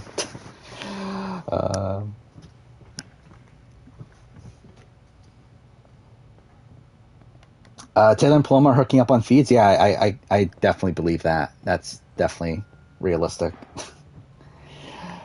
In Pinball Dirty, I mean, like, I own, I mean, like, I don't know if I own them anymore, but, like, at one point, I owned, like, 1 billion pinball games, video games, but, actually, I have like, a mini pinball machine still.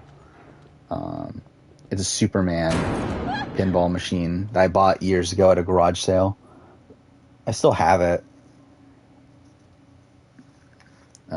Haven't used it in like 5+ years, but it's there. You gotta be kidding me. What the hell is going on? Oh my god, that scared me. I did a video on what the purple edit is. Oh, good for him. I don't think so. I mean, I don't know. How many Survivors do I have on DVD? I only have one. I only have Vanuatu. Out of nowhere, that And actually, I have a VHS of the most memorable moments from Survivor Borneo or something like that. you didn't see that translucent white figure just passing right by us. We could be seeing things. I'm not But, yeah. imagining things. Only one I own DVD is Vanuatu. I would like to get them all at some point. It's just that, again, it's tough to to go out of my way and spend like how much is it? It's like over $20 each, right? You know what I'm really worried about? Okay, I'm worried about For like DVDs of seasons that I can watch for free on Paramount Plus. And that, like, I'll never watch the DVDs. Like, I'm never going to use them my entire life. I just want it for the sake of having it. But it's like also, like, again, like it's a lot of money to Wait a minute. be spending on something I'm never going to actually use. Why Vanuatu? Because I got it at I don't even remember where I got it. Either garage sale or thrift store at some point. Wait, Chris, the ghost! What? Didn't you see Because yeah, it's like probably a good You were 6-7 really years at your ago. phone, you dip. What are you I bought doing? it. Hashtag there's a freaking ghost after Yeah, us. we talked about Marvin on the Circle. No ghost here.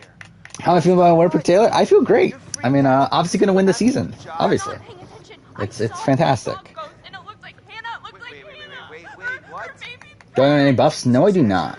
And like, I don't really have much, like, They didn't. I don't have much interest in it Ghosts personally. don't exist, okay? Who was talking to us? Like, I think if I were to buy one, I would probably be like Luzon's. I think would be funny to get. But like, realistically, like, I don't really care about buffs. What did that? Yeah, that's what I'm saying. Like, it's a lot of money. And like, I'm pretty sure aren't they more than like $20? It's like a lot of money to be spending on like Survivor DVDs that I don't need.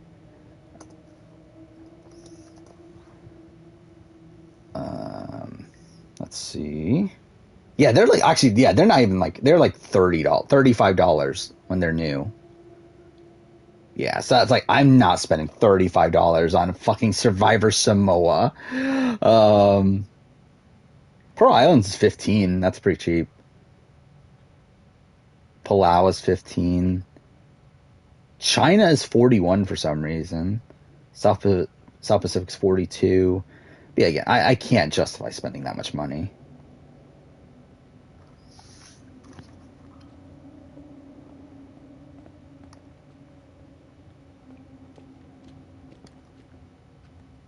What do I think of Helen from B15? I think she's good. I think she was always being outplayed by like Amanda and Andy and whatnot, but like she, like, considering this position she started in, I think she ends up doing pretty well. Huh. Here you go. Oh my god. There! Look there, Chris! You can't tell me you didn't see that. See? That's, Did you see it? I don't know. I just... 44 logo, I believe Redmond posted Chris, it. it's showing us the way.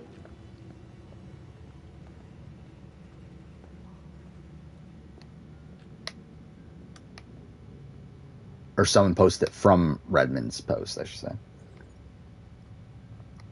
Am I buying the new BB mech or merch? Or are you talking about? Either way, no.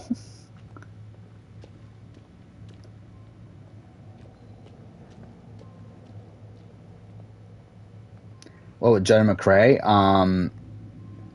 Like Judd, I don't know, like, it's tough to like McCrae is a weird one to rank, because like he's one that essentially, like, he starts off like pretty well. Like, I think his HOH week is actually a pretty decent one, and like his second week also is like, that's when he like flips against the moving company, but like still like, despite him flipping against moving company, like he gets like almost no backlash for that, and then like is like riding alongside Amanda, but like he really like lets Amanda do all the work essentially. Like he doesn't really do much actively, to separate himself from Amanda after that. And it's like he was in a good position to like win out in the end game there, but like even if he does, like he probably doesn't win. Like I think he, like the anti-Amanda sentiment does like carry over to him as well. And like even then, like again, he was just kind of looked at as Amanda's lackey. It's like so it's like I don't know. Like his win equity wasn't particularly high. Where am I going right now?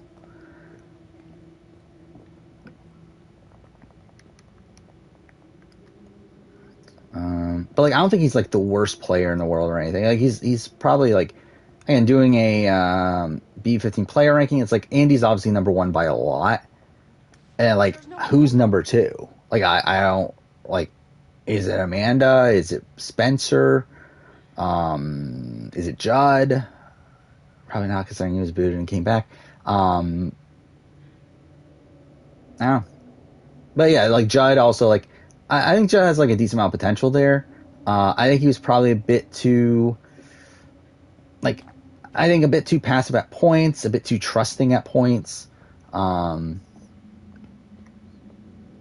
is like first time he like really trusted Amanda and Andy to keep him around. Both of them were plotting his demise, and second time around, really trusted Andy and Spencer. They also eventually send him out also.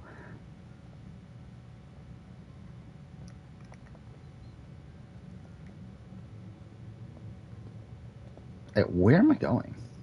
Oh, this is unbelievable. 53 Canadian for Gabon? Of course. Yeah, that's a lot. You can see it. Yeah, I think Spencer's like a solid player. Again, like I never got an answer to this. I don't legitimately know. If Spencer wins final HOH, who does he take? Because I think that really ends up changing a lot. This little key. What I tell you, the ghost. Because like, I legitimately don't know the answer. Because like considering how like intelligently he talks about the game after a fact, like you would think he would have been smart enough to not take Andy. Oh God. But like him and Andy did have final 2. I never have heard him talk about not taking Andy. So like I don't really know how he does there. But again, like I think Spencer is a pretty savvy player. I think he is someone that like successfully weaponizes the concept of being a pawn. So I think that's good. Again, Amanda I think is a pretty strong player as well. I think if she wasn't facing off against Andy, I think she probably like would have been able to run the game to the end. You know, whether or not she wins, highly debatable. But I think she like normally would have been able to run a lot of that game. And then Aaron, like I don't know how to assess Aaron, because obviously like the racism stuff plays a major factor into things, and also like early on, yeah, it's like early on, it's like it's pretty bad, or she's in the minority for a lot of it. But she recovers pretty well. Like she's able to get into the alliance with Amanda, McCrae, and Andy. She again wins a whole bunch of competitions. She's a player that like is able to weaponize her like competition wins to make people want to keep her around. I guess she builds a good relationship with Helen as well. It's like, yeah. Yeah, it's like a really bad image. Like, you can't properly use it. I did see also, like, didn't someone post a buff somewhere, too?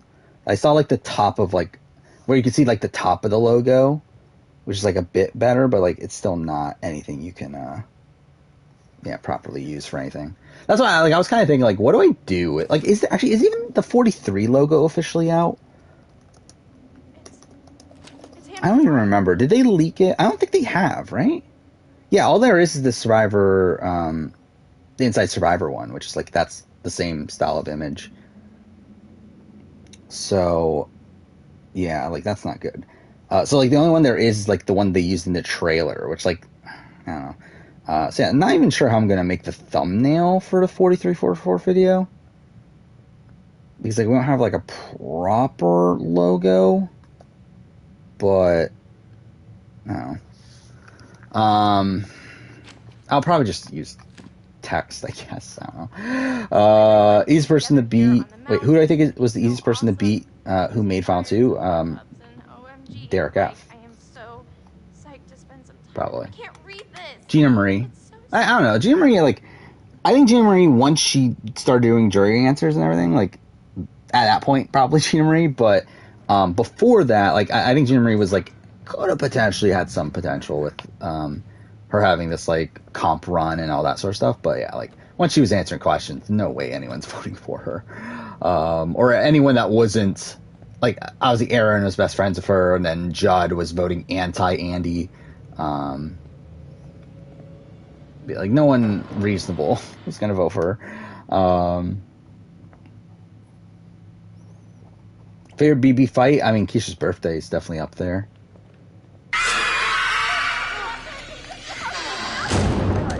I mean, like, probably a lot of them are BB10. Probably also Technotronics. See it, Chris. For real.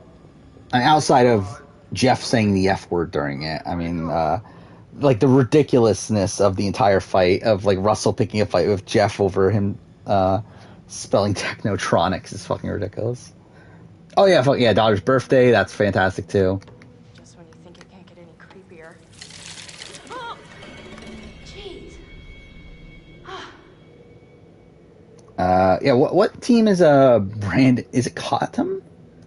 Yeah, what team is he from? Oh, I guess I looked him up already. What is he from? He's currently a free agent. Well, actually, yeah, that makes sense. Seahawks. He was on Seahawks. Yeah. It's so ridiculous. Like, it's such a ridiculous fight. I love the Technotronics fight.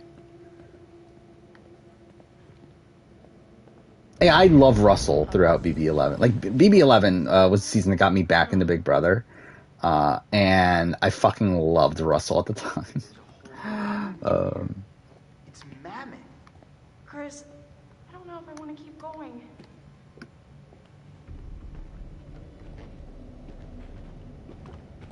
I think people like Libra, Rennie, and April. Like, as characters, I think they're all fantastic.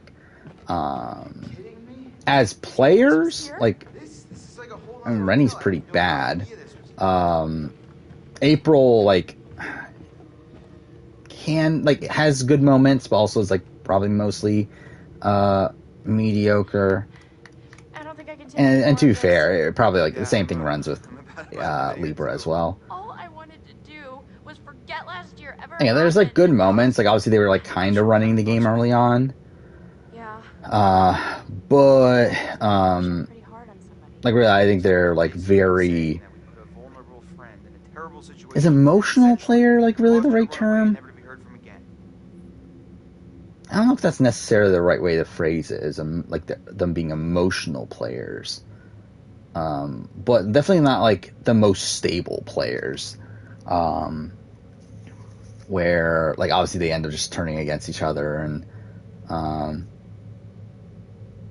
yeah, obviously, like, Libra is, like... Actually, I don't remember, like, why was Libra targeted over Keisha? If it was you, don't you think you would have run away? I mean, who likes being made fun of? Michelle, like, Michelle's kind of meh, also. Like, Michelle, I think, is a player that, like, has potential.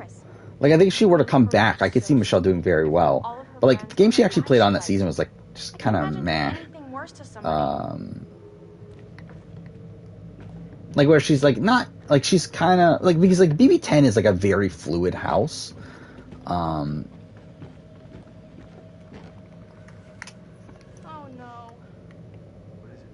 So it's, like, I mean, like, I guess, like, you can say, like, again, like, the Coven, the Libra, April, Keisha group was probably the, like, most central group in the house, but, like, no one was, like, really, really in control of the game in BB10.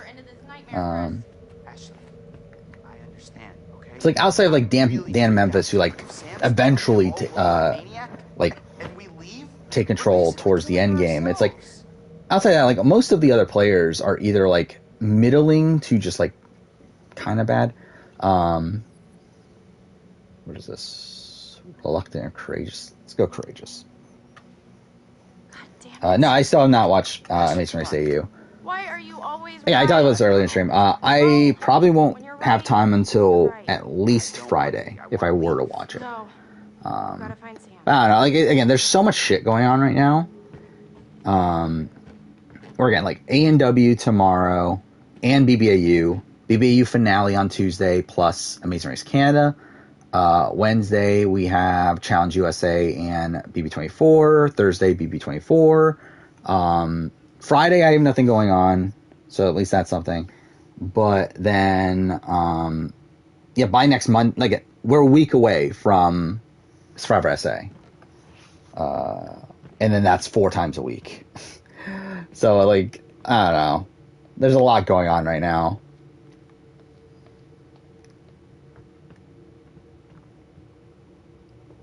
I did not see Nico's cast assessment. I didn't even know he did one. Chris, I'm getting a really... How'd Homelander do? What do you mean? What just doesn't add Probably up. not. I don't know. Like, probably not great. Any of this, the psycho... I mean, like, really, I mean, he would just kill everyone, right? I feel like... Like, you just kill everyone and he's the winner? They all connect. I know what you mean, But, like, if he were to actually play the game, I'm probably not well. I guess you're right. Oh, Christopher. Oh, I see you just recently followed, so that's something. Watch episode 1 of Deca Ranger. Oh, yeah, Doggy Kruger and Deca Ranger looks hilarious. Like, it looks so cheap, the way his costume's designed, but, I don't know, like, I still, like, it's a very similar character, though, to the US one, like, so, like, I think, like, the more you watch it, you kind of get used to it, but yeah, it does look ridiculous to begin with.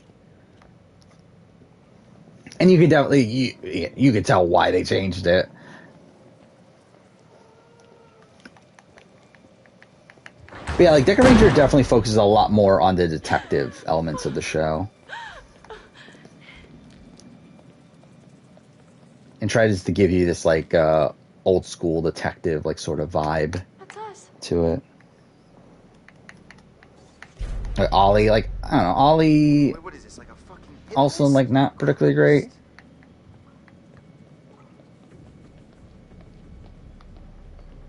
Like, I think Ollie is, like, one of my blind spots in terms of where he was in the game. Where, like, obviously early on, I know he was, like, initially aligned with Brian and Dan, decides to flip on them.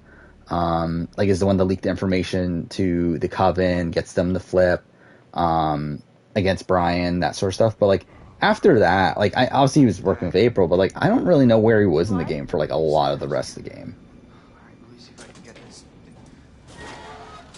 Yeah, I got it, but... Oh, damn, this thing is heavy. Oh, yeah, Russell Moss is definitely doing a cast assessment on and 44. To be fair, I'm doing a cast reaction, whatever, to 44 next week, so 43 and 44. I'm pretty sure whoever's bleeding came through here, okay? So we really gotta get moving, like now. But yeah, he already did one at 43, right? Okay, yeah, you're right, I'm coming. Mind you, the Chuck E. Cheese redesign. I don't even remember what the Chuck E. Cheese redesign looks like. I remember it looked like, did they make it look like they made it more like Kitty, right? I made it more like, oh, that's actually fucking weird. Yeah, they made it like more mousy, I guess? I don't even know how you describe that.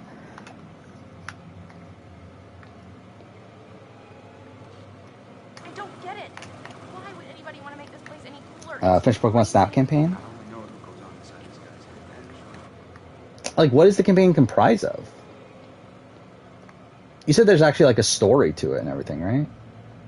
Or is it there's, like, actual characters that show up and everything? Oh, I guess that's not where I'm supposed to go.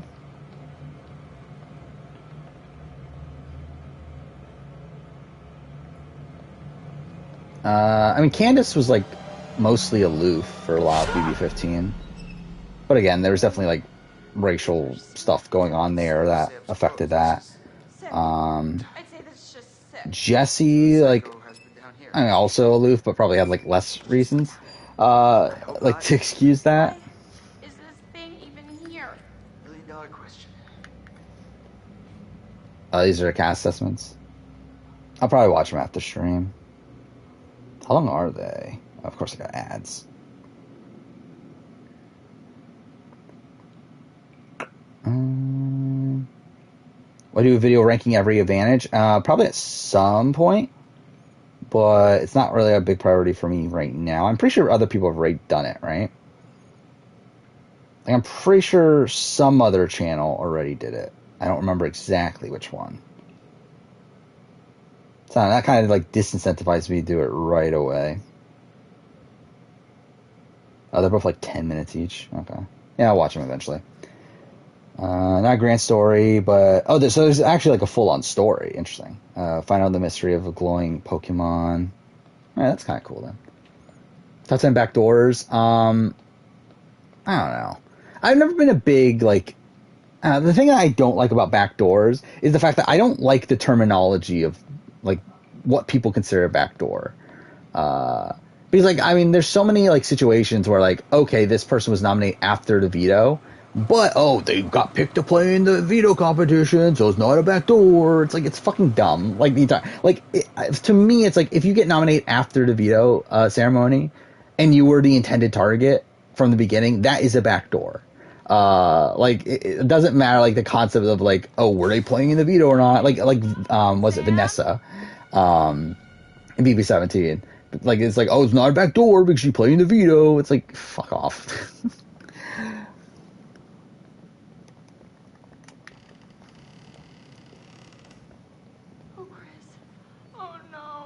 Who's number one BB24 power ranking? Probably Amira, I would guess. Yeah, I do. Yeah, Survivor Florida did the idle play ranking, never did it again. Again, like, I mean, if they continue doing that, I'm sure that would have been like a big channel.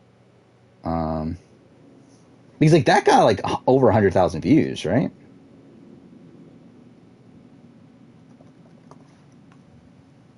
Let's see. Yeah, 134,000 views. But yeah, I just never did another one. They only got 626 subscribers. You would think they would get more from a video with that many views. Yeah. Like, is there a Taylor eviction backdoor? I mean, like, not really. She's not dead. Because, like, she wasn't the initial target. What the hell is wrong? She's been knocked out. But again, that's why I'm saying, like, the entire concept of, like, what a backdoor is and what isn't is, like, just dumb. Like, I don't think there's even a point in, like, doing a top 10 backdoors because, like, people are always going to argue what is and what isn't a backdoor. No, get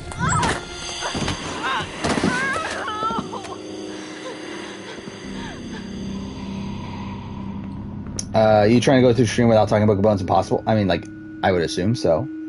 I mean, when was the last time we went through a stream without you mentioning Gabone? It's probably been forever.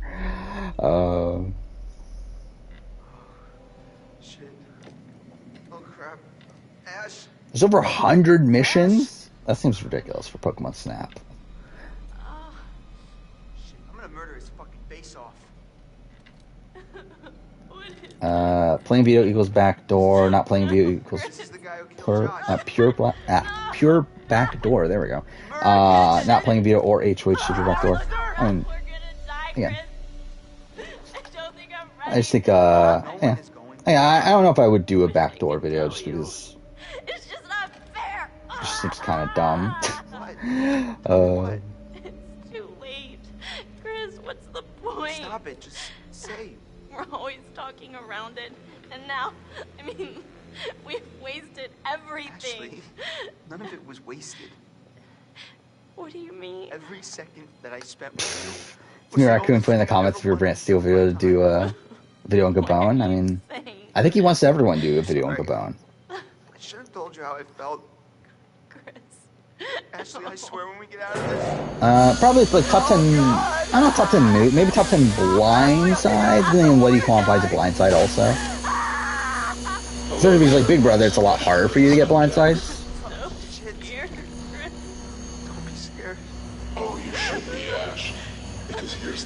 I think Ashley's annoying. I think she can get a bit whiny in this scene. And now you must make another. Missions are just to take specific photos. You can take that gun in front of you. I mean, is it the same? Like, is it the same as the original Pokemon Snap, where you're like essentially like on a ride essentially, and you're just like, what do you call it when it's Don't be so silly, Chris. like you're moving along with the, I don't even know what you call it. Either way, like, is it like that, or is it like, do you actually play as a character and are able to walk around and that sort of thing? Oh my God, no!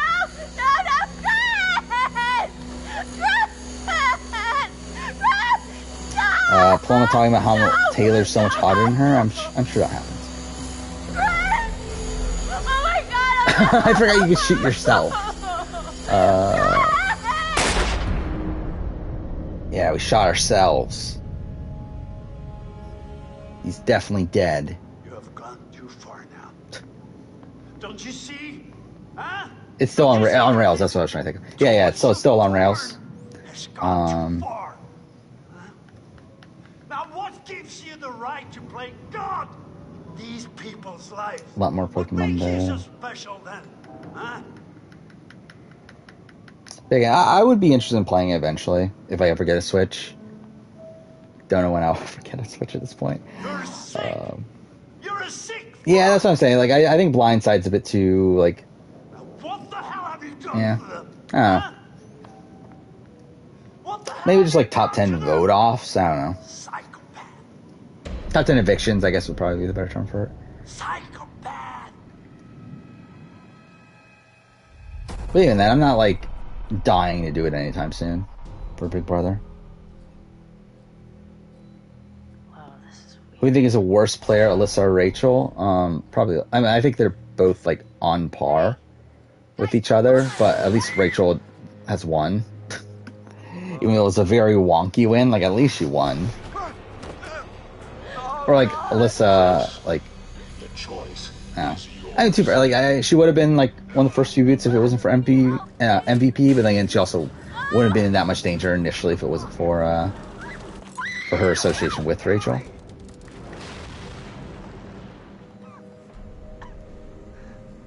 Let go.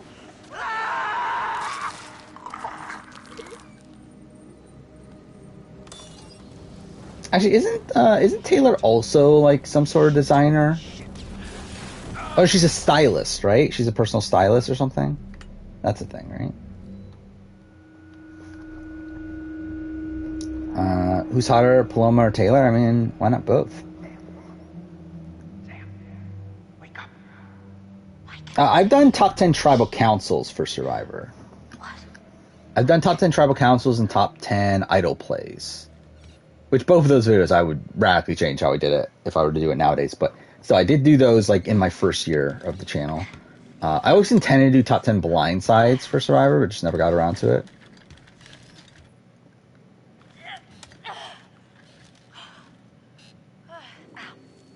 Ow. Go. Wait, what was the update?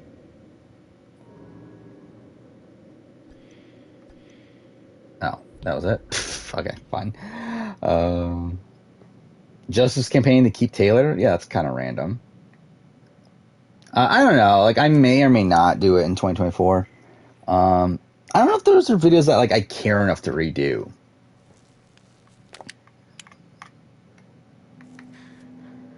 I'm for sure going to do winner ranking, season ranking, who would I vote for. Thank God you found me. It's okay.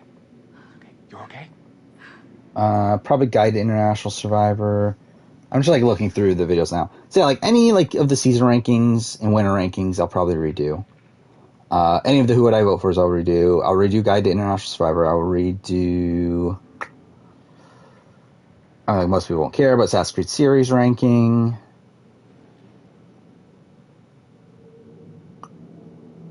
What else is there? May or may not continue History of A&W at that point. We'll see. I forgot I did a Red Dead. Actually, I just realized I did a Red Dead retrospective less than a year after the game came out. Why the fuck did I do that? Like, that's such a weird fucking thing I did. Is make a 9-minute Red Dead retrospective less than a year after the game came out. Whatever. Where's Jessica? She's But I'm gonna redo that next year anyway. Jessica's dead. What? He killed her, Sam. There's some maniac on the mountain who was Oh. trying to kill I'm sure I'll do all some of us. other videos that are like kind of mirroring things. Like I won't like. I think those are the ones that I'll do like direct remakes of. But I think there'll be like other things I do, like videos that are like kind of connected to ones I did on certain dates. But yeah, we'll see. And one of them showed Josh being killed, just ripped apart by this huge fucking soul. I haven't done top 10 worst idol plays because it's like it's not that interesting to me. Around here. There's a door here. I think at the point that I do top 10 worst idol plays, like I'll just do a top. Like I'll just rank all the idol plays. But then again, that's something that someone else has already done. So it's like, I don't know, not that interested in doing it. And also, it's like, what is there to say about the worst idol plays? Like, there's not anything to say about it. That's also like why like I wouldn't do like a top 10 worst blindsides. It's like what is there to say? Because like most of them is just that okay, they're worse because they were boring or they didn't affect anything.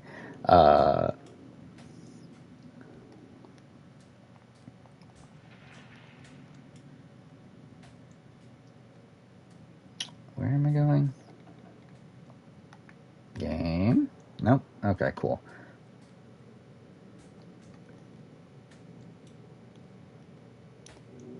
Top 10 worst players who made jury. I already made that video for Big Brother. It's coming out, what, a week from Wednesday? 2 weeks from Wednesday. 27th.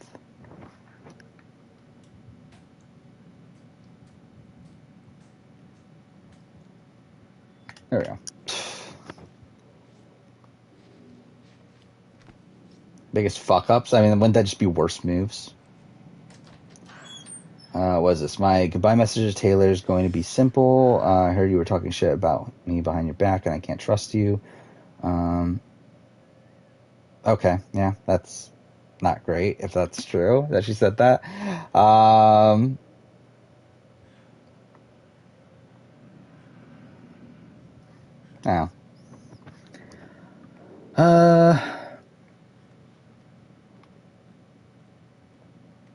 I will say, the more and more I've thought about, though, since I made that video, because I've already said before that Big D is not number one in that video. I think the more and more time goes on, though, the more I'm thinking, like, maybe Big D should have been number one, or maybe, like, at least higher than what he is. Like, he's on the list, and he's, like, pretty high, but, yeah, like, I think there's definitely a debate for him being one of the top few spots. Nice to see you too.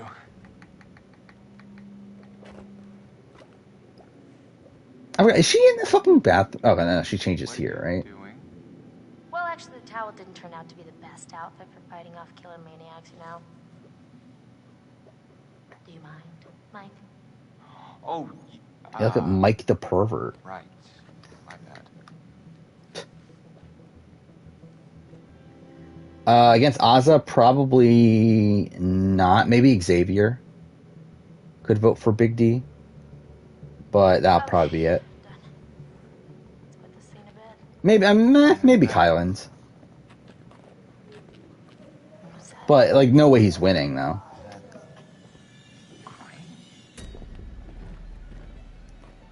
But yeah, like, every other vote should go, Azza.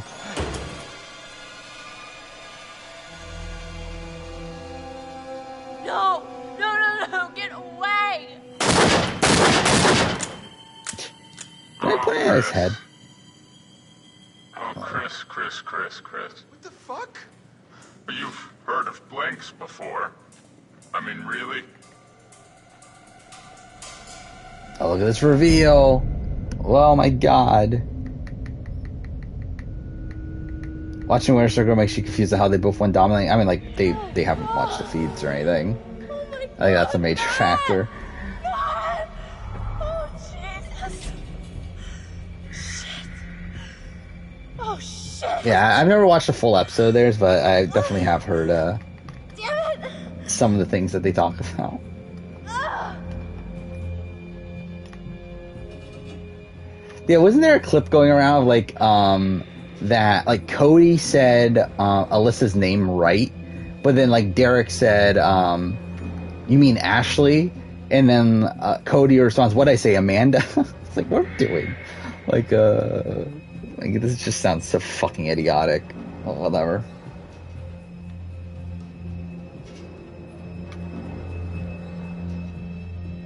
Yeah, what a twist.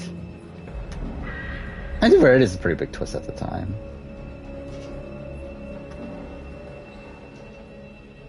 Like, am I doing this wrong? Like, why is this so... Yeah, I have to be doing this wrong, right?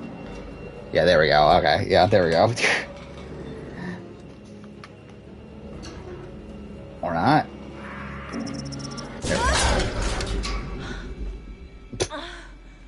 Look at her. She should go American Ninja Warrior.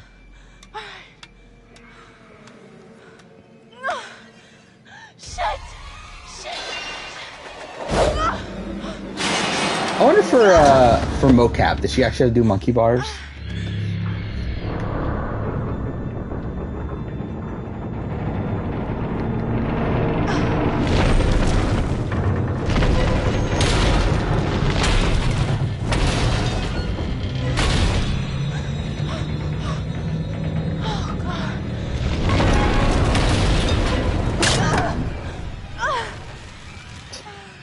Yeah, so yeah, the Big Brother top 10 player to make, or top 10 worst player to make the jury will be 27th. Right before that's going to be the Survivor worst player to make the merge.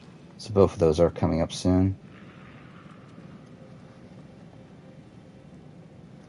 Yeah, from like 2 feet off the ground, yeah.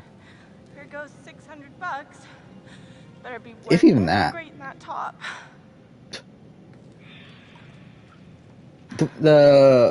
The actor of Emily is like the one that plays, is like that one girl from Superstore, right?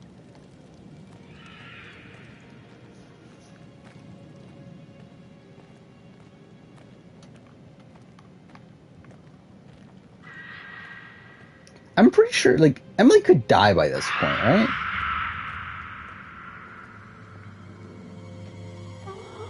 Or maybe not, I don't remember anymore. Yeah, I probably should, like, realistically, I probably should have done some research on this to try to get everyone to stay alive. And, like, remembered, like, what was good and what was not, but, again, whatever at this point. How far away from the end? So, I feel like I've been making better progress than I thought I was going to.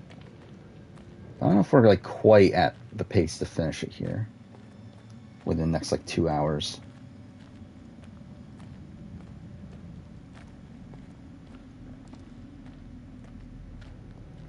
Big Brother asked everyone from the cookout to come back. Who would say yes and who would say no? For Big Brother, I think most of them would say yes, right? Like, I think Xavier would probably say yes. If it was, like, especially if it was, yeah, he said this in his interview that he would say yes for all winners. Just like, honestly. If it's like a random season, I don't know. But for all winners, then yeah, I think he would say yes. I think Kylan and Tiffany are going to say yes every time. I don't see them not saying yes. You got Hannah, I think, would probably say no right now. Considering she seems to be, like, busy with, like, school and stuff. To where, like, I'm sure she wants to, like, get that stuff done first. Because I'm pretty sure that's why she said no to Challenge USA. Maybe after that, maybe. But, like, even then, like, I don't know. If she's, like, that excited to play again. Big D, I think, will say yes. But it's like, do they want him? And then Oz, I think, would say no. But I thought she would say no to the other show, to Challenge. And that surprised me that she went on the Challenge. So maybe she would say yes to Big Brother. Yeah, should she want Big Brother? No. But maybe she will say yes.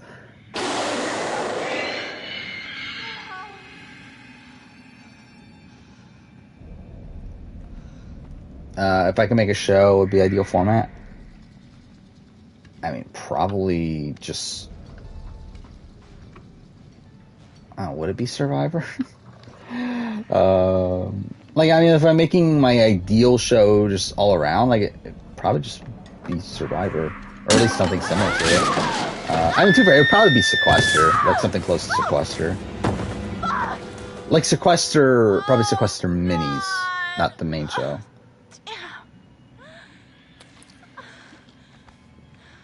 Where probably elimination, like vote every round, but maybe like some sort of like change in format to how the vote occurs or how it functions every round.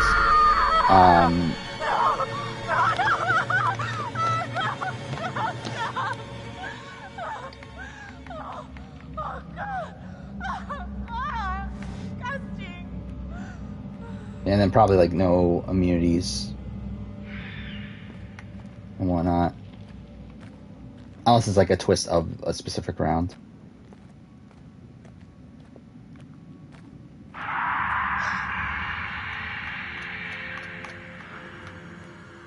Did I get bullied in high school? Pretty early on, yeah. By the end, not really. Because like I wasn't really like hanging out with people that would bully me. But yeah, definitely early on.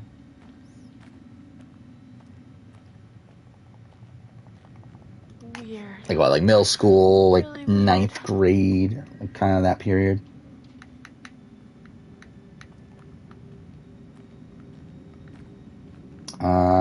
Think you like Challenge of Limbs more than vote offs?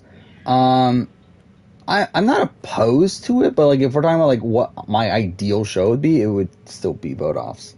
But like I wouldn't be opposed to a show that has challenges. Like again, like Genius is one of my favorite shows of all time, if not my like debatably my favorite reality show of all time. And it's a show that technically has challenges as the Limbs. Again, not technically not physical challenges, like mental challenges, but it's still challenges.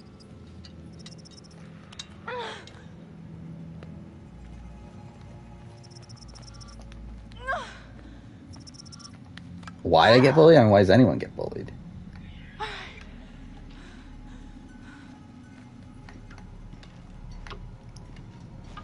Total Drama rankings? Like, I've only watched the first season. And even then, like, I don't care enough to do Total Drama ranking. Again, I'll do a retrospective of season 1 next year, probably. Beyond that, we'll see. But I'm not going to do, like, a player ranking and stuff. It's, like, to me, it just seems so arbitrary to be ranking players from a fictional, like, show that also is a parody of reality TV. It's, like, again, it's not my thing.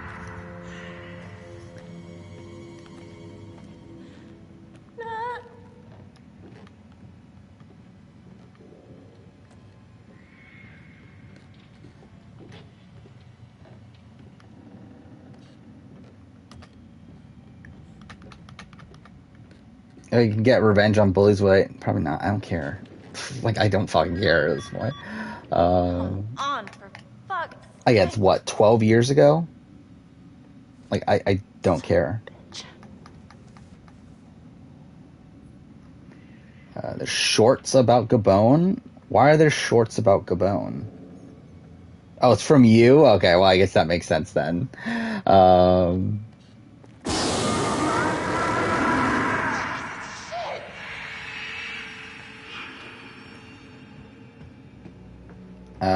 Ideal format for a challenge? I mean, I think the 38 format would be good if it wasn't the daily winners got to pick both. I think that's my issue. Where again, well, I understand that the Challenge 38 format is that the daily winners pick one person who is automatically going to elimination, and then they pick 3 people who one of those teams go in by random chance, right? I think my ideal format would be that, but instead of the daily winners picking who goes to elimination, it's instead the last place finisher in the challenge goes into elimination. I think at that point, that would probably be my ideal format, or something close to it.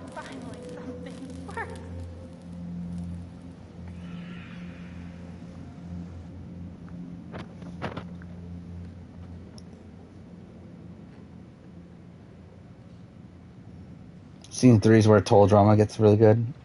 Sure, I guess. We'll see if I ever watch it.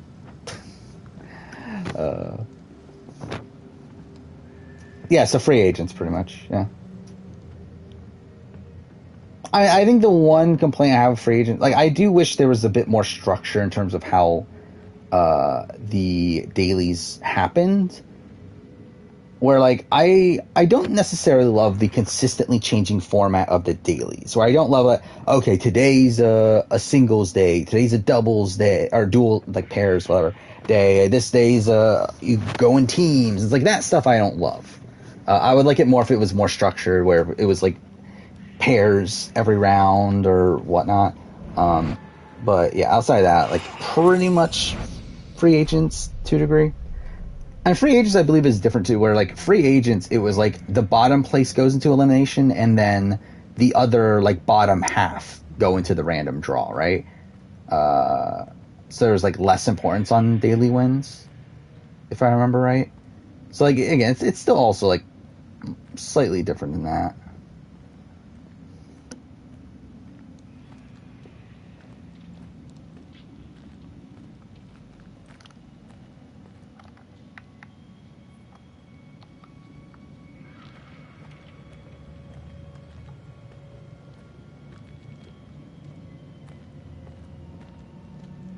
Other than favorite Survivor players of all time, I don't really have a list. I don't really care personally. Again, I'll probably eventually do a video on it, but it's like I don't really have like a. Again, Tony's probably one. Like outside of that, it's like I don't know, whatever. Doesn't really matter.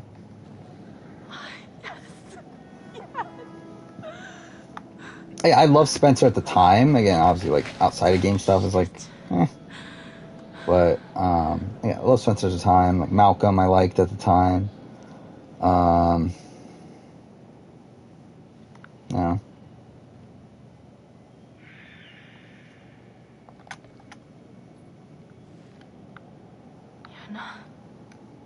Oh yeah, Jeremy, I really like. Natalie Anderson, I loved at the time. Again, don't know how I feel after 40.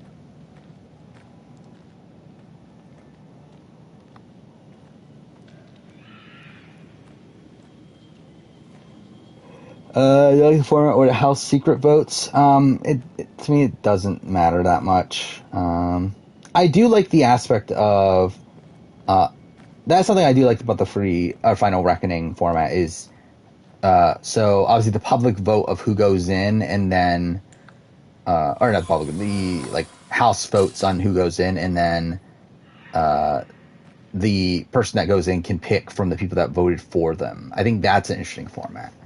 And that's like an aspect of like the sequestered, like the dragging element that I think is interesting. Marvin's AGT clips was the next short after yours. That's kind of funny.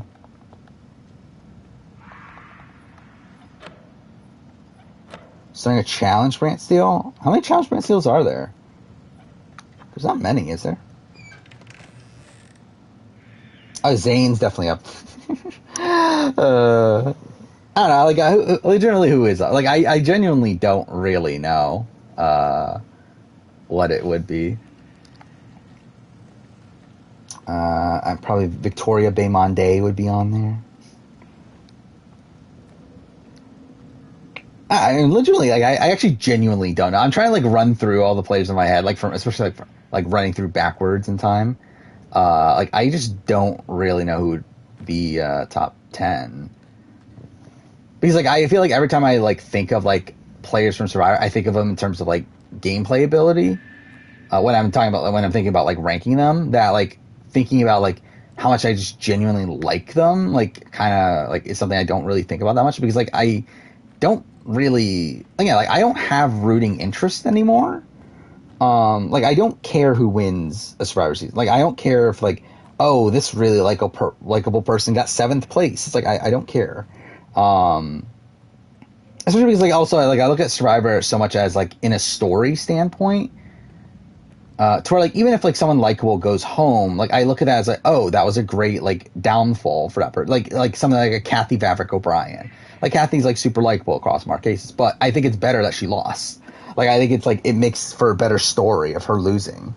So I don't know. It's I just think like thinking of like who's my favorite Survivor players like is like a radically different way how I normally think about Survivor. Devin might be up there. I don't know. Like, Devin's not the most interesting, like, character in the world, though. Like, I like how he played the game. Like, I liked his, like, approach to the game, but I don't, like, necessarily, like, find him interesting.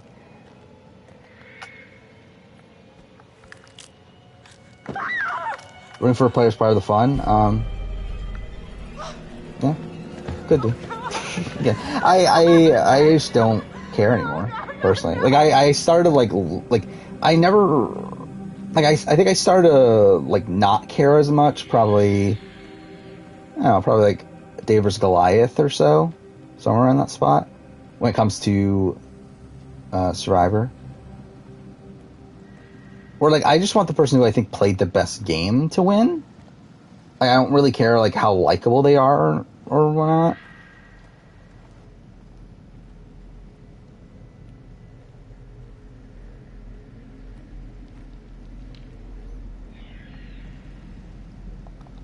That's why, like, even, like, with, like, was, like, BB21, like, when we were left at the point where we're at the final three, Jackson, Nicole, Holly. It's like, no matter how unlikable Jackson is, like, I still wanted Jackson to win because I think he played the best game.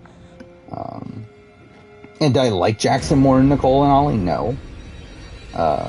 Like, I did think he played the best game. Now, fuck off with the don't move shit.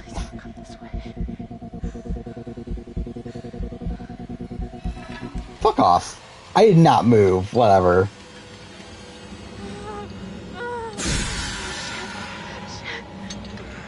It doesn't matter, right? I mean, what a creepy fucking... Why is he like, because he turns out to be a good guy, right? But why the fuck is he, like, grabbing her torch and everything? Well, if Dan Spilo won... I mean, like, if he played the best game, then, like, whatever, I guess. Like, obviously terrible human being, but at least he played well. But, again, he didn't, though.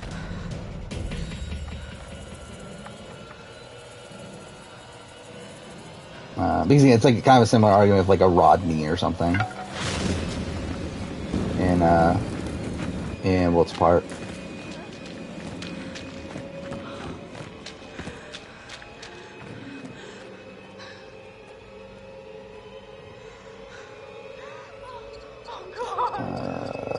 Again, it doesn't matter, right?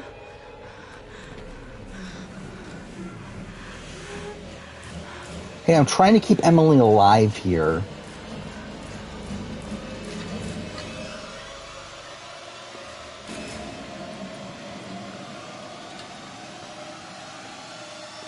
Does it have perfect characters?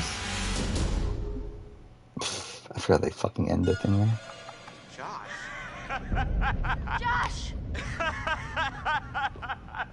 Josh. Oh, very good. I didn't let Matt die. Matt just died. I didn't want Matt to die.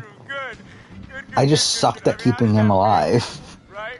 How does it feel? Do you enjoy feeling terrorized, humiliated? Yeah, I do find it fun. I'm looking at the like updates on my phone. Yeah, so Joseph did talk about wanting to keep Taylor.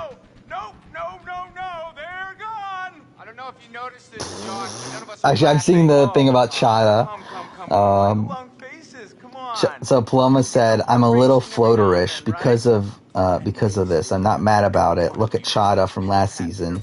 She was the best floater ever, a really hot floater, a bad bitch floater. So I'm down to be a floater." Like, what a ridiculous line that is. Yeah, that's something. Emily would be sole survivor. I think Emily would be like a losing finalist. Like, I think she's like the type of person that's like probably gonna like have a lot of control early on, then like, but like people don't like her, and then by the end people are like gonna kind of drag her to the end. Don't even ask this squirrely little. Do I think South Africa has the money to make a crossover between U.S. and Australia? No, they don't. I can assure you they don't. I think Australia could potentially do it, but I don't know if they care enough to do South Africa. I think they could do U.S. and Australia, but I don't think they would do South Africa. Internet sensations. Wait, what? Oh, you better believe this little puppy's going viral, ladies and germs. I mean, we got unrequited love. We got blood. I don't think there's enough hard drives in China. To count all the views we're gonna get, you guys. What are you talking about, you asshat? Oh, Soul Survivor not until dawn. Okay. Is that the trajectory I'm heading towards? Jessica, I think it'd be funny if that actually does happen. You were gonna fucking pay, you dick! Probably acting. Guys, wait, this thing's actually like this detailed. This is crazy, you know? Shut up, Chris. This challenge Brant Steele. Where are we going? Do I still think Sophie is top 10 player? No. I mean, I kicked her out by the time I did my winner player ranking. But then again, I added Tom, which I would not have Tom in my top 10 right now either. But either way, Sophie would probably be like, I don't know, top 15-ish. But yeah, not top 10 anymore. Michael, please, just listen to me, man. I did not hurt Jessica.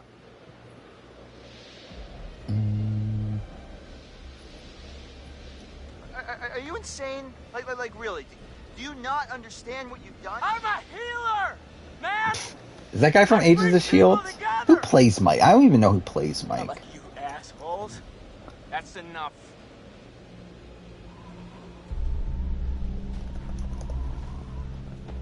Brett Dalton. I guess he is from Agents of S.H.I.E.L.D. Stop talking. I don't finish watching Agents of S.H.I.E.L.D. It's not my fault, you suckers can't take And to us, at this point, like, when am I going to? Did I hurt you? But, I definitely wanted to at some point. I'm so sorry. Stop it! Jesus, dude. Stop! Michael, I'm sorry, man. I can't tell you how sorry I am that something happened to Jessica, but I swear. I forgot, Jessica's still alive, right? I didn't fuck that up. I have no idea what happened to her. Skeptical or angry? Shit,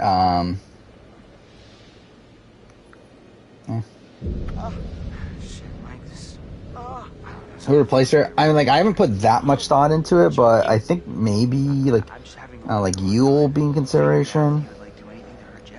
I saw what he did to her with my own eyes. This is her blood. Oh, yeah, I haven't actually put the thought through it. Oh.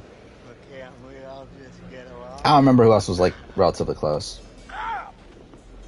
Damn it!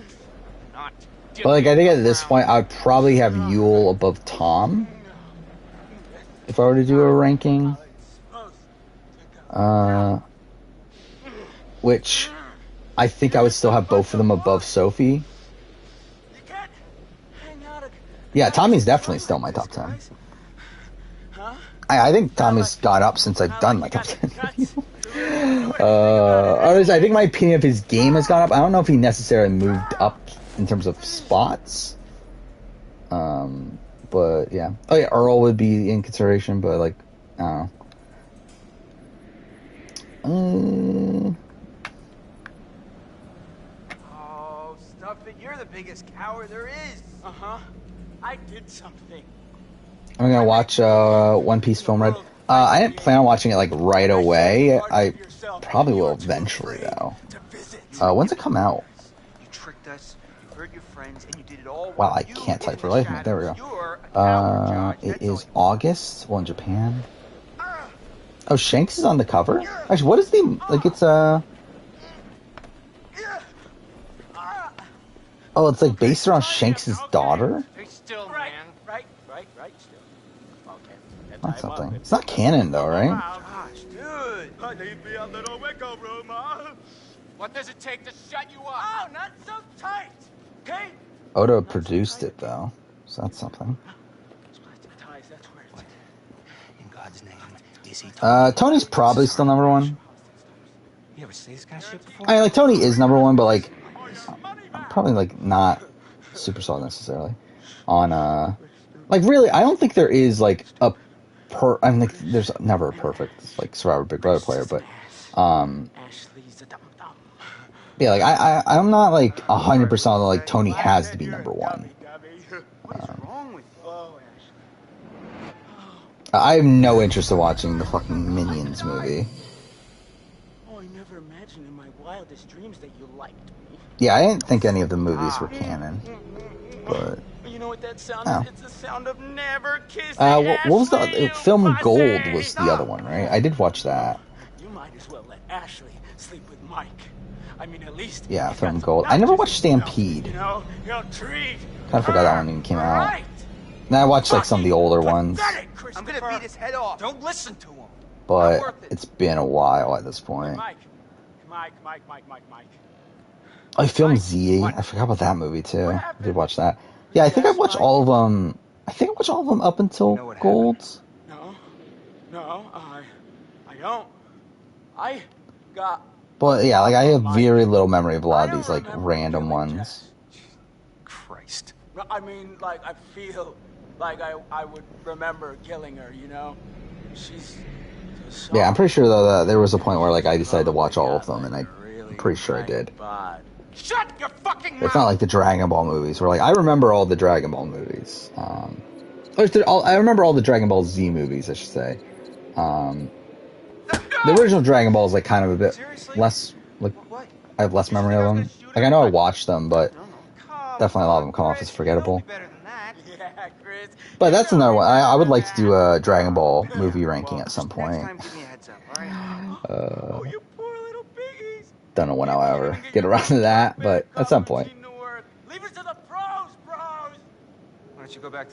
Minions Rise of Gru is truly one of the movies of all time. I'm sure it is one of those movies of all time. I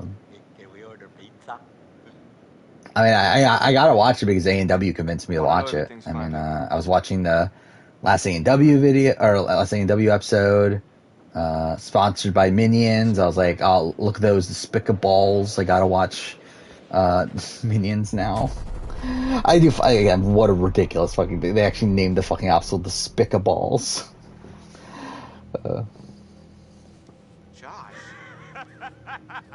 Rank every anime I've watched. That would be something.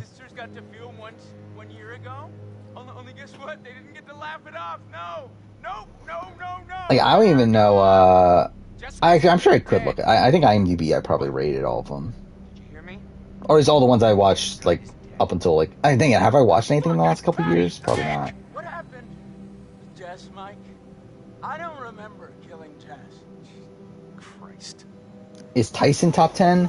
Not the last time I did it, and like, I think if he had a better Winners at War appearance, I would have probably considered it more. But yeah, like I don't think I can put him in top 10.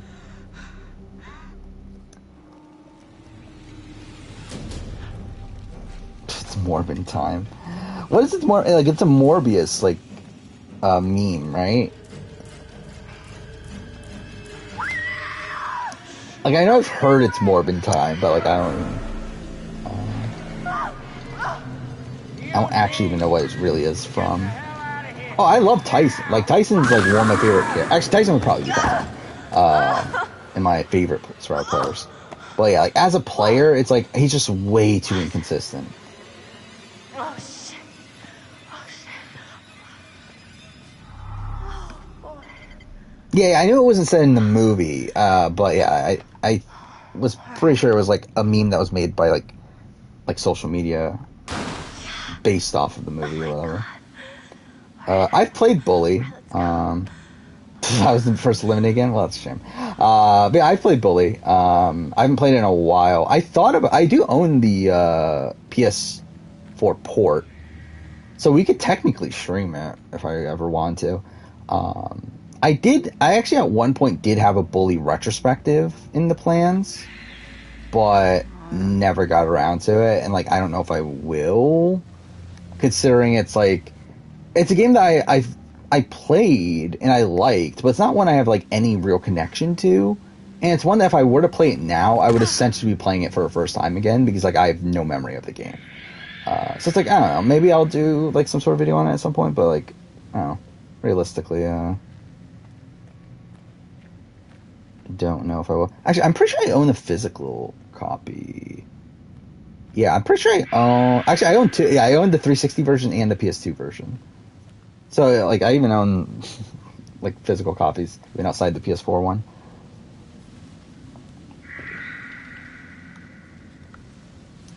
But Bully But copy was bugged, so I never could play it past an hour. Well, that's a shame. I never even played the PS4 port, so I don't even know how that is. It's literally just a port, right? I'm pretty sure it's just the PS2 version that they ported over to PS4, like no improvements or anything, so who knows? Yeah, Bully 2 is never coming. No way. Like, also, Bully is a game that would not age well nowadays. Like, there's no way they can make a game like Bully and not get a lot of scrutiny for it at this point. Like, to make a game that, like, glorifies bullying people.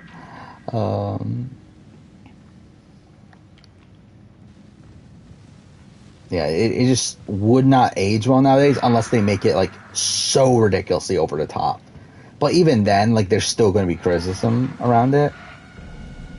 Yeah, even at the time, it was, like, demonized. But, like, I think now especially, like, there's no way they can get out of that and not get into this, like, big, like, PR disaster.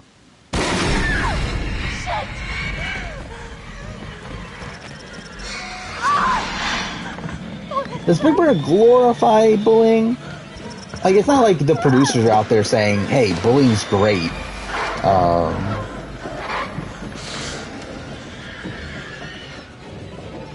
Or it's like, it's not like they're saying, like, hey, you should go bully. But, I mean, it's a game based around social dynamics, which obviously bullying is a big factor into that.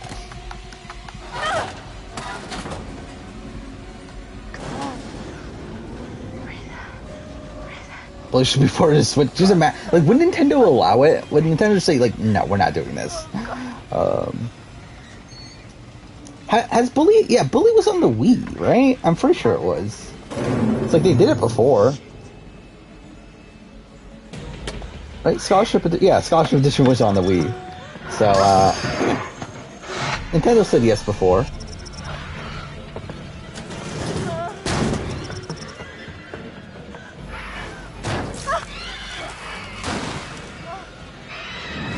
Is that what keeps her alive here?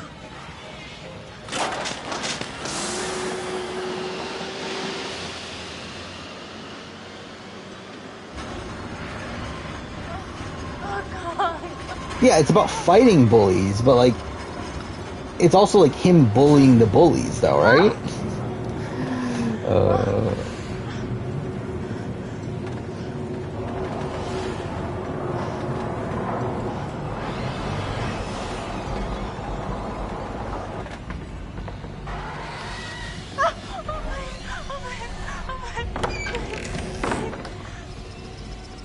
Wait, what? Oh. I love how, like, the timer was clicking there, but, like, I didn't even know what the fuck was supposed to do. That's lovely. Oh, fuck off, I didn't see that. God damn it. Some of these button prompts are, like, super small.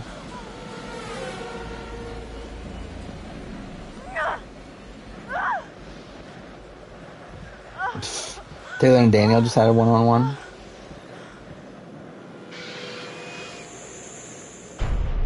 I mean, but, like, also, like, what do you want him to do? Like, you want him to, like, directly tell her to her face that she's going up to where, like, she can, like, plot against him immediately afterwards? Like, I mean, like, I do think, like, a lot of people, like, even though, again, like, the situation that Taylor's going through is, like, really bad, it's like, what do you want, like, some of these other people to do? Like, I don't think there's anything that, like, people are, like, upset at Daniel for, like, how he's, like, not telling her or not giving her the chance or anything, but it's like, also, it's like, what do you really want him to do about this? Like, I mean, I don't think there's, like, much that he can truly do, or that he should be doing here, to better the situation with Taylor. Especially because, like, I do think actually him getting rid of Taylor is actually, like, giving him, like, gaining him some leverage with, some of the house. To where I do think they are appreciative of him taking out Taylor for them. So, like, it's not even that bad of a move for him, realistically. What? I just had to get away. Away from what? There was this thing, whatever it was. And you can relax. Josh was messing with You're us. not listening to me. I mean, but, like, also, it's like, it's not gonna really matter. if he continues to lie to her because she's going home. So we climbed the tower, and then it fell, and we were down in the mine, like way down. So if like he continues to lie to her, then it's like it's giving her less time to actively work against him. Like realistically, like it doesn't matter if he tells her or not. But it's like also like I don't know why you would like if I'm Daniel, I would also probably still continue to lie to her. It was dark, and I found this pile, and there was Beth's head. Wait, what? But like realistically, I don't think it's a choice that matters. Are you serious? Yes, I'm serious.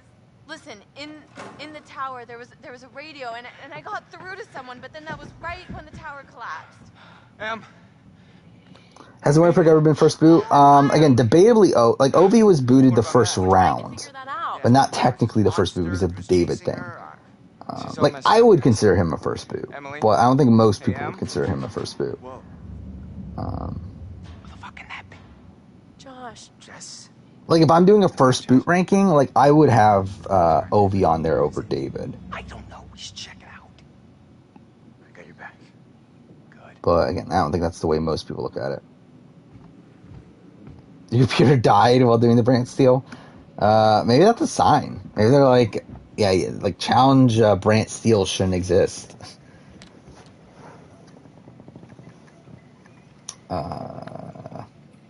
This one. How much further do we have of this? Let's see. You ready? Just do it already. It feels like we're nearing the end, but I also feel like we're not. No. I think that's less good. You do the door. I got the gun.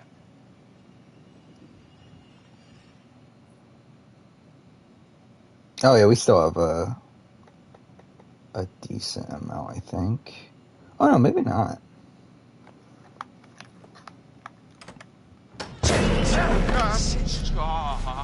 Hold on there. Hold on there, mister. Yeah, we have a little bit over an hour, I think. What? All right.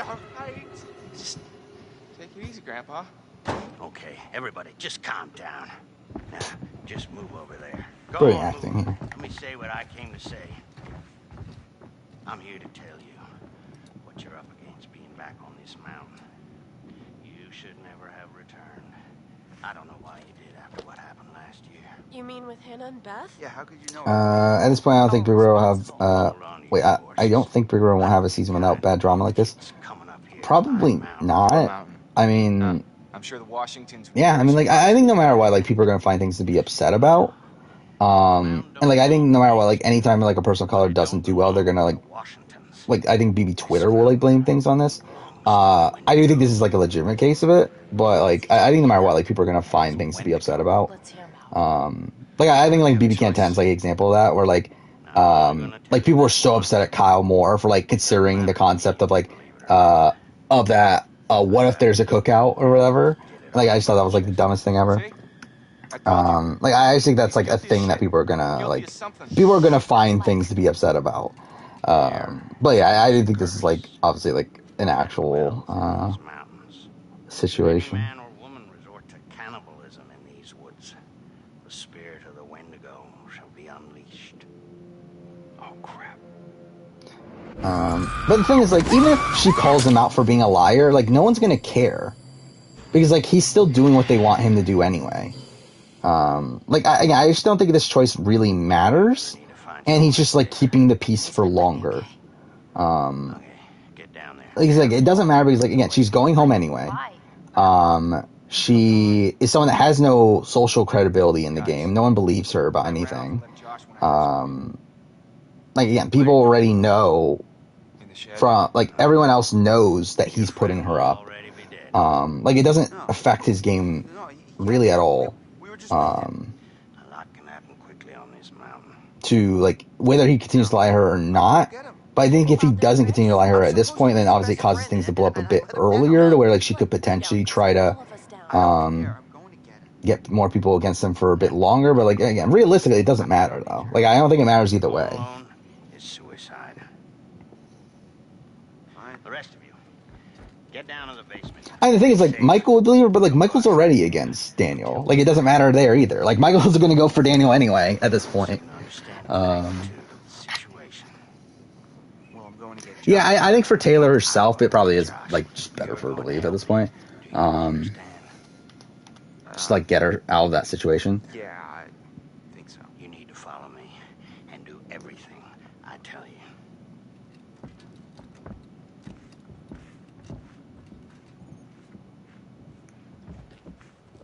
I mean, the thing is, like, I think they would say that about him anyway, whether he lied to her or not. Like, remember what he did to Taylor? Like, I just don't think it matters. This is the entry point. And, like, I think at that point, if they are using that against him, they're going to have other reasons to go against him anyway. And that's just going to be, like, a dumb thing that they bring up to, like, justify their own actions.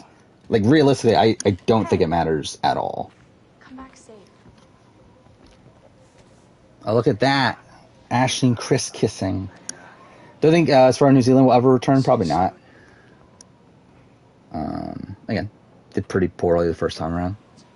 So tell me, you're the expert on these things. Again, it's been, what, 5 years? 4 years? What's the guy got to know? It's probably, like, I think it's, and, like, Matt Chisholm's, like, I'm too far. Matt Chisholm is, like, such a minor thing of everything, but still, like, I think it's very unlikely.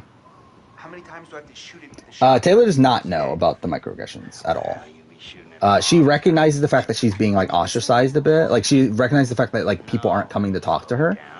But she still doesn't know that she's going on the block or anything. And she doesn't know, again, she doesn't know the microaggression, she doesn't know anything. Which, again, like, I think, like, people are, like, talking about Taylor, like, that, like, this doesn't necessarily mean she's a bad player, which, like, I do, like, agree to a degree. But I also think the fact that, like, the entire house knows that she's going on the block and she doesn't pick up on pretty much anything. Like, she doesn't, she recognizes the fact that she's, like, outside of the, like, the core group and everything, but she doesn't recognize the fact that she's, like, in danger right now. And I think the fact that she doesn't recognize she's in danger is not a great sign of her ability as a player. Like how? Like they've got schedules? Well, they only hunt at night. Australian Survivor should just accept New Zealand applicants. I wouldn't be surprised if they eventually do. I mean, we did get, what, Australia versus New Zealand? Amazing Race? So. Yeah. Pro Wendigo tips? Like if I rub garlic all over me, they Yeah. will be able to smell Never it know. or something? They'll still smell you. I hate that the first week happened like this, but again, at the end of the day, it's just the first week. What the fuck was that? Like toads. Is that on stream? Based on changing the movement in their field of vision. Not seeing on this replay. If I don't move, I There's like a weird graphical glitch on my end. I don't know. I don't see it on the replay. Oh, there it was. Yeah, okay, it was there. Recommend testing. I don't know what the fuck happened there. Unless you have no Yeah, at the end of the day, like, I mean, it's just week one. I think again, it could shift around, but like, it's still not a great start to the season. And like, I'm at the point too where, like, right now I don't care. Like, I don't really care what happens moving forward.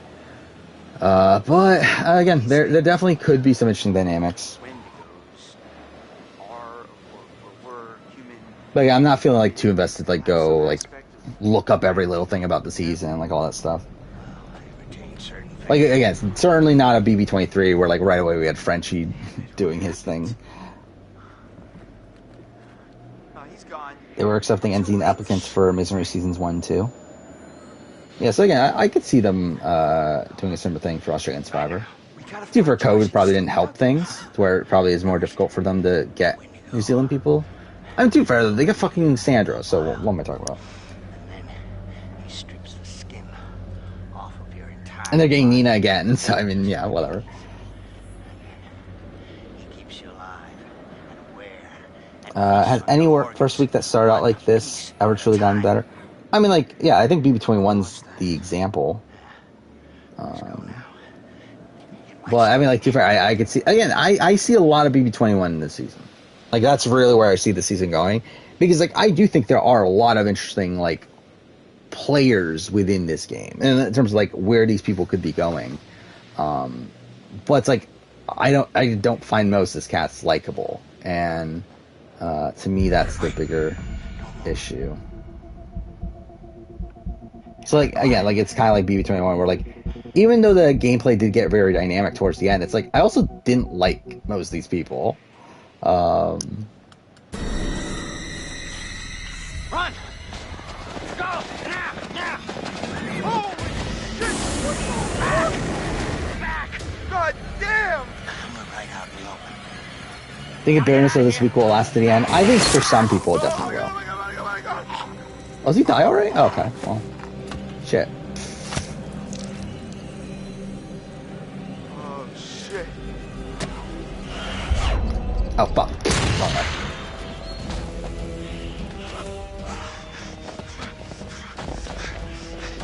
So again, we may or may not finish the game tonight. I'll be honest, I'm like already kind of tired, but if we are only like an hour-ish away, then I feel like it's kind of weird to not just finish it tonight.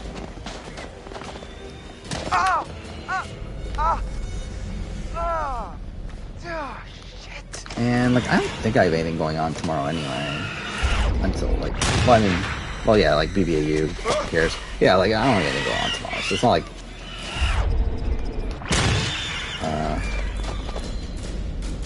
I need to be up like relatively early or anything. So I feel like it'd be more like BB19 without Paul. Oh my god, what happened?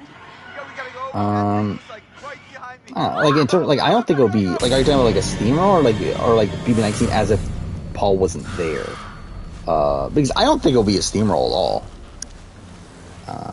I think like, and if it is, then I think it'll be at least an interesting one where like if Paloma doesn't lose control at some point, or like doesn't like have her game like backfire on her at some point, then I think even that would be like interesting to see how the fuck that happens.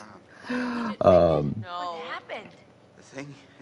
Like I'm not out on the season like in terms of its potential. It's just that I don't really care about these people at this point. These all the doors? Yeah. Are you sure? What are you looking for? Another way out. Yeah, again, Daniel's definitely disappointing this week. Good idea. We should stay put right here until dawn. And again, like people have said that like he's essentially the opposite of HOH-itis, and that's a lot of what it is. In the morning. Mind you, again, like I actually, again, I don't think him getting rid of Taylor is necessarily the worst move for him. Where again, I think like this concept of like getting rid of a clear house consensus target is not a bad move for week one. It's just that he should have been doing so much more to like secure himself in the game through doing so, which I don't feel like he's doing. I don't know, Mike. It's possible. What's possible? It may have taken him down to the mine. What? I saw some horrible stuff down there. I think it's where that thing lives, and... Huh. I mean, BB19's I think this is something that's forgotten about BB19. People loved the BB19 cast before Paul joined. Like people were thinking like BB19 like was set up to be like an all-time great season. Like people loved like Jessica in the preseason. People loved Elena in the preseason, which is funny. What is this place? Yeah, like BB19 like had a cast that like people liked. I was out there. It was horrible. You were? But obviously once Paul was added, then people didn't like it. Oh yeah, people love fucking Matt. I remember that too. Like Matt was like a top winner pick for most people in BB19. That was funny. What's weird is that there's a tunnel. Yeah, like either way, like BB19 is like a cast that people loved at the time. It's just that again, it ends up being a disaster. I think BB21 again for me is the more apt comparison. Like people, even when BB21's cast came out, people were like not loving it. What is? Huh? What is that? And yeah, and even then, like I feel like the reception to BB21's cast was still more positive than 24's. But like, yeah, I don't think anyone's like was super excited for 24's cast, right? When it came out, like I wasn't. I don't feel like most people. And to be fair, I think the like late release, like it not being released until the day before, probably played a factor into that. But yeah, like I was like I never looked at this cast as that great to begin with. I know what you're thinking, and I'm fine. Are you? Yes. Emily, at least let us check it out. Yeah, I think Daniel definitely suffers a lot from. I think Frenchie kind of ruined things here. Like I do think people are worried about being the next Frenchie. And I think like for Daniel, he's like course correcting like way too much. You can't be down here with us.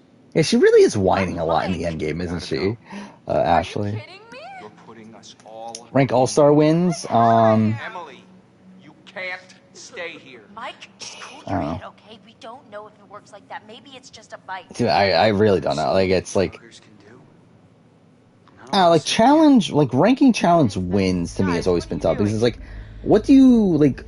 Door's right here. what do you find more impressive?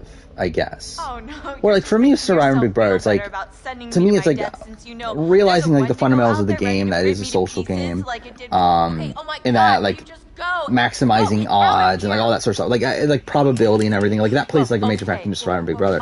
But with like the challenge, it's like. Like, obviously there is, like, something to be said about, like, staying out of eliminations and, like, all that stuff. But I think there also is a thing to be said about, like, winning a lot of eliminations. In the challenge. Especially a game that, like, fundamentally is won through a challenge. No, we're not gonna shoot it, right? Can you not do anything else? Fuck, I can't do this. But, so, I've never been able to properly, like, assess, like, what's the best, like, winning game for the challenge. Because, like, yes is an example of someone that, like, wasn't really involved in any of the social dynamics. And never goes into elimination and then dominates the final, but, like, he didn't really do that much to get that, really, outside just dominating the final. Johnny and MJ, like, were probably more integrated socially, I'll be back soon. to where they were kind of, like, not the biggest targets on, like, one side, to where, like, they don't become targeted the entire time, and then they just, like, they have a mediocre, but, like, so, like, politically, I would say that's probably the best win, Johnny and MJ's, but then, like, their performance in the final is, like, terrible, to where, like, they barely win the final, and there's even, like, a lot of wonky stuff in terms of how the final operated, and, like, the final leg and everything, so it's, like, again, like, it's, like, a better, like, social strategy, like, win, but it's, like, it's a worse, like, challenge win. And then, like, Johnny's second win in Also Straight, it's, like, it's one where she's, like, not really involved in the social dynamics, like, in the core, like, power structure, and, like, has to go to a few eliminations, but wins those. And, like, I think that's, like, her most impressive, like, physical performance, but she's also, like, not as well integrated as she was in All Stars 2. And then Wes is probably, like probably the most solid, like, all around, I guess. But even then, like, early on, he was, like, kind of teetering on the edge. But I don't know. Again, I think it's kind of all over the place with the challenge. Oh, yeah, Winston was a big pick for BB20 also. Star Spencer as opposed to a video in 11 days? That's a shame. There's a lot of history to this. Is he grounded? I mean, it could be. I mean, what was his last video? Let's look this up. Maybe it has to do with what his last video was.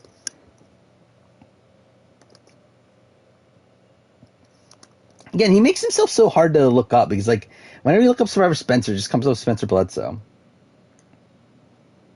Oh, it's the final juror ranking. What do you, like, they piss people off the final juror ranking? They, kick them off of YouTube? Or is the Eric Reichenbach video? They're like, oh, you can't disparage Eric Reichenbach. You never know. I have thought about, like, this, though. Like, it's just gonna be weird, like, if I ever do get around to, like, quitting YouTube or whatever. Or, like, being done with YouTube. Like, I feel like it's gonna be so weird at that point. Or, like, at this point, like, so much of my, like, essentially, like, almost all my free time goes into, like, YouTube-related things. So, like, it's gonna be weird to, like, be at a point where, like, I don't have things to do in my free time.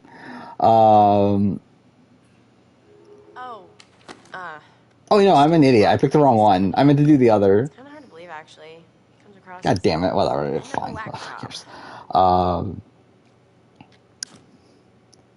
Because I did see that. So there's this Assassin's Creed YouTuber that started around the time I started my channel, named Founded Scarab.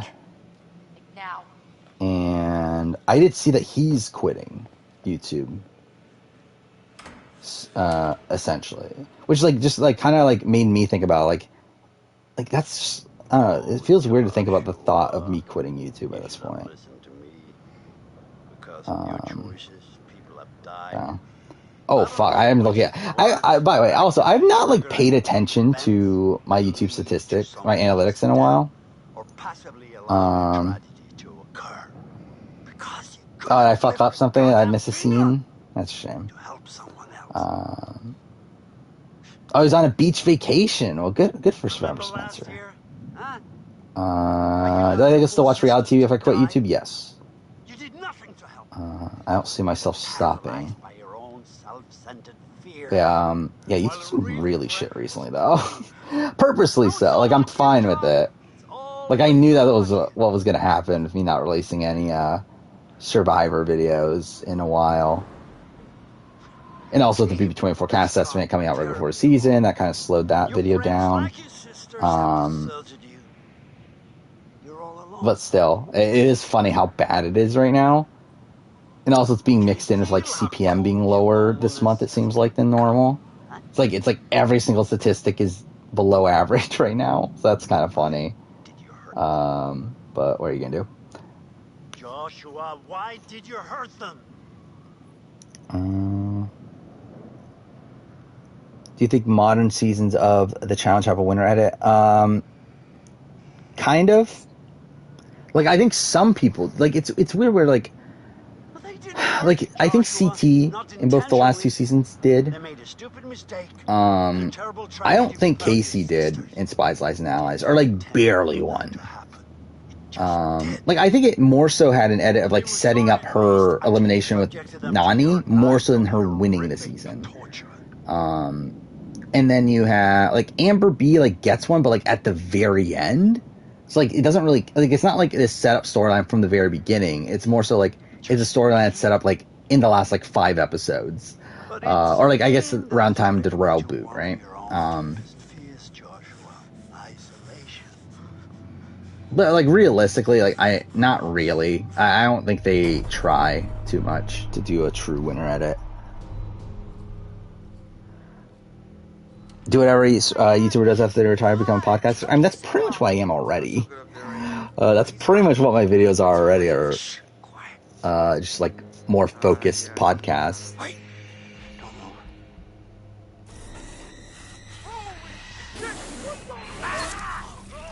What episode is this? Is this 8? What are you looking for? Because if it's 8, then that means we have an hour and 15 minutes left. Because that's based on my last playthrough. And what is all that? It may have taken him down to the mine. What is... Huh? This is the safe room, Em. Please. Fuck, I can't do this. You did the right thing. Keep an eye on her. Is it bad that you told your bully his dead dad would be disappointed? Probably, but... Oh, it's chapter 9. Holy shit. Okay, we're actually further than I thought.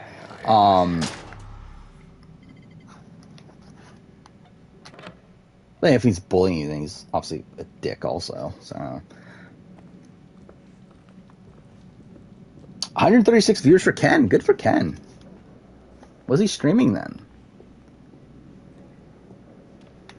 Must be streaming something good.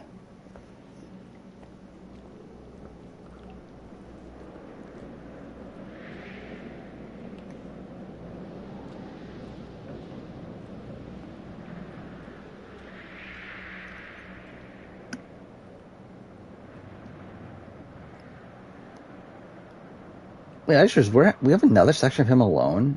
I didn't even remember that. Yeah, we'll probably try to finish the game tonight then, I guess, since we're probably only an hour out of finishing it. Don't you know last time I watched a video on the channel? Yeah. Again, like there's not much to watch. That's the point.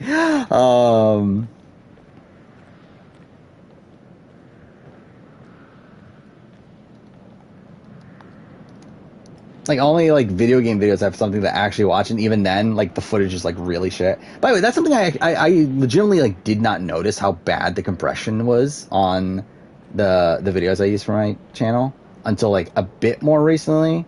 Like, until probably, like, a few video game videos ago. Because, like, when I'm seeing what I'm editing, it's, like, I'm obviously seeing it, like, through Premiere, which, like, has, like, it's not that big. So, like, what I'm seeing is fine. But, like, when, like, going to full screen, like, you really realize, like, how shit the footage I'm using is. But it's like, well, I'm not going to change it still. I don't have any other convenient way of recording footage anyway. So it's like, whatever.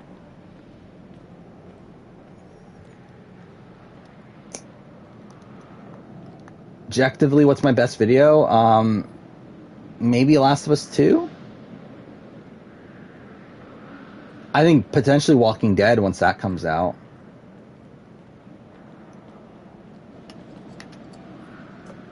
Or whenever I get around to editing it also. Miracle, man. I'm worried to see the editing process of that. By the way, I am editing my first video game video since I've changed editing software. And yeah, it's kind of weird. Because like most videos still images, whatever, like it's easy to edit. It's like whatever. But like video game videos and like videos that actually have footage, it definitely takes more time and whatnot. And yeah, it definitely feels a bit like off. Where am I going? Like, what am I doing right now? What's the objective? Get through sanatorium to find Josh. Oh. Is there a door here? Is that what it is? Nope.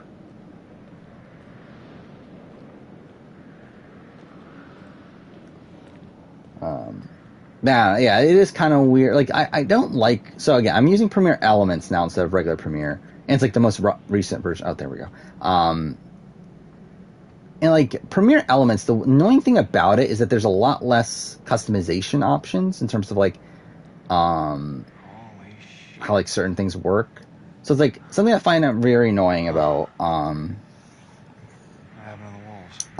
the editing footage and stuff is that when you open the preview of the video, it's like it's super fucking small, to the point where it's just like really annoying to deal with, to where like I'm always having to like fucking make it larger manually, to where it would be nice if I was able to like open it in a larger like size, but like it doesn't let you because fucking Premiere Elements is like super limited. It's like that's a minor annoyance that has like kind of slowed things down a bit when it comes to video editing, but at the end of the day, it's like it's probably like not that big of a issue. Yeah, I played all 4 seasons. I played them all on stream not too long ago, and I played them obviously on my own before that. Like I've done I did the Telltale game ranking a while ago. I did a ranking of all the Telltale Walking Dead episodes. Yeah, just replayed all 4 on stream. I wrote one of the longest videos, my second longest video ever, on a retrospective of Walking Dead Season 1, which I recorded the other day, which will come out at the end of the year, but I mean, I'm worried about how long the video is going to actually be. It's going to be like 2 hours, I'm pretty sure. Like, the recording is a little bit over 3. So, yeah, the video itself is probably going to be like 2 hours. I literally go scene by scene and analyze every scene. So it's like, it's going to be long. And like, I'm like, even though I like obviously expect video game videos to not do well, because I can't expect them to do well. And like, I'm fine with them not doing well. Like the Walking Dead one though, for me, like I do want that to do well. And like by well, I don't mean like Survivor. Like I don't mean like 5,000 plus views or whatever. I mean like if it can get 1,000, I'll be happy with that with Walking Dead Telltale. But obviously it's not a guarantee considering it's a video game video. But again, my Last of Us video got like 2,000 views. I'm pretty happy with that. Even though in retrospect I would have done that video a little bit differently. But yeah, like my Walking Dead video, if it can get like 1,000 views, I'll be really happy. But obviously it's not a guarantee. Good enough. You change your username to Garfield the Cat. Okay. What, Lauren O'Connell? Is that what you're still into Lauren O'Connell? I feel like you haven't talked about Lauren O'Connell in a while. What am I doing now? Is it still...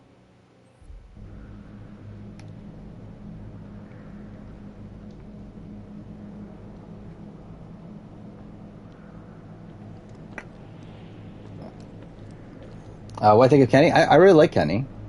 I typically side with Kenny every time I play Season 1. Unless I'm trying to actively do opposite decisions. But obviously he's like a pretty complex character. Like, you're not supposed to agree with like everything he does, but Yeah. I for the most part like him. I usually side with him in season 2 as well.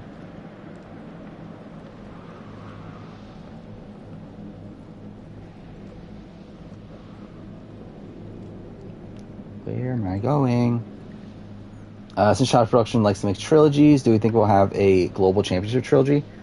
Depends on how it does. If I were to guess, I would say it's not the intention. But I think if it does well, then they'll continue to do more.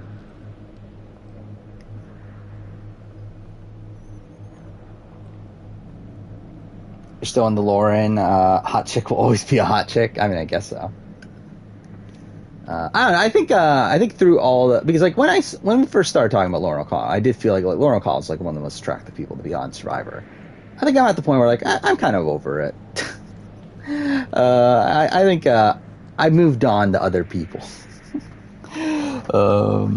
Luke and Jane. I really like Luke. Jane, not so much. I fucking hate Jane. Is it something around here? I've always hated Jane ever since I first played season 2. Jane and Arvo are like my 2 least favorite Walking Dead Telltale characters.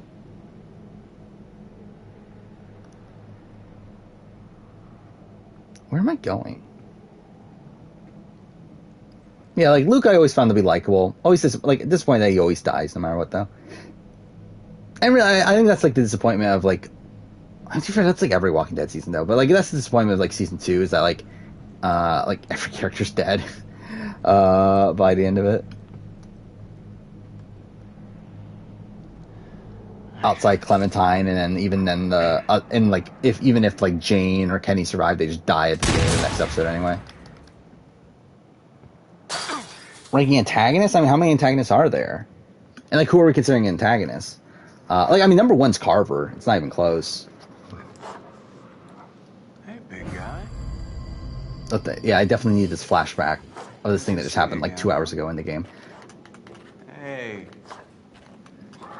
Yeah, Carver's probably 1. I guess the Strangers too. Good boy. All right, pal. I guess. Coming with me. No, actually, I don't know. Is he? All right. I was like Andy St. John too. I don't know. Lily. Yeah. Who's even the antagonist of 3? Psychiatric wing. That'll take us right outside the mine. It's what, Joan? Is she? Yeah, there is no antagonist in episode 5, is there? It's just walkers, right? I actually never, like, I kind of forgot about that. There is no like real antagonist in episode 5 of New Frontier.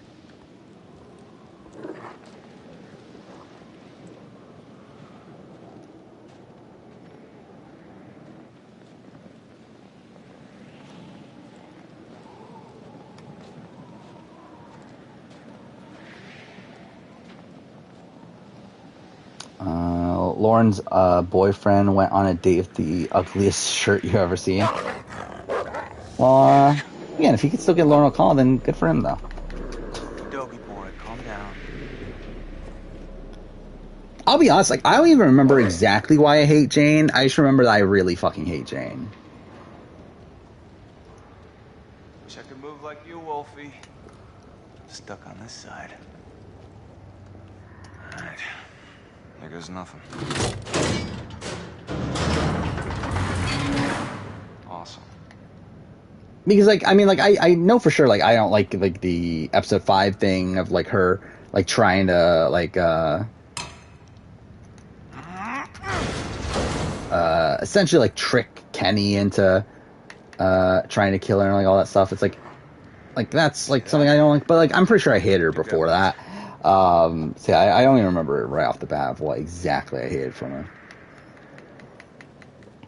I mean, like, well, about here's like we have a cast, like we have a full returning cast, but I'm pretty sure we talked about it already.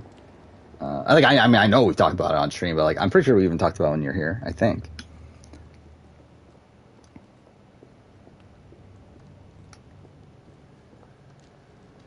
I've always hated Rebecca too. And I'm too far. Nick also. Yeah. I'm too far. Walking Dead Season 2 has a lot of unlikable characters. Huh. like I think it's like more of a question: who do I like from season 2? Because it's Luke. Like in terms of new characters, is that it? I like Carver. I like as a villain. Yeah, like in terms of like actual like them as characters, like they're actually now I think about it, like in season 2, I don't like many of them. Jesus Christ. What the fuck have I got myself into?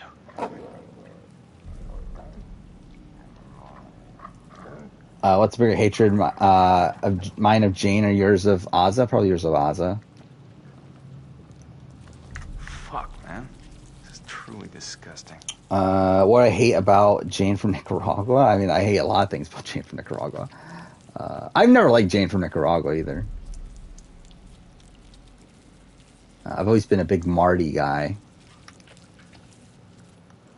Most well-made Assassin's Creed game, gameplay-wise? I mean, like, Brotherhood is the game that I think is, like, the perfect Assassin's Creed game. Outside of everything but, like, core narrative, like, the main narrative. I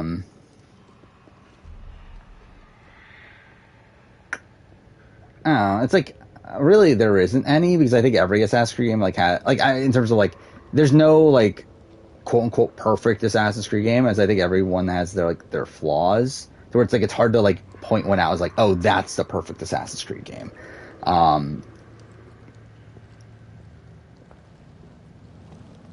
Like Black Flag's probably up there too, though. Debatably AC1, but probably not.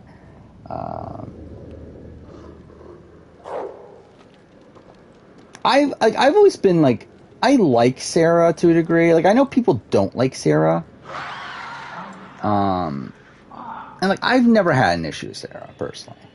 Carlos, like he's kind of just fine. He's there. Yeah, just fine. Alvin, like he's likable enough, but he's not in the game that much. And then Mike's just kind of meh, kind of forgettable. Why would I shoot that? I feel like this game does that a lot, of like giving you options to shoot things for like no fucking reason, and then like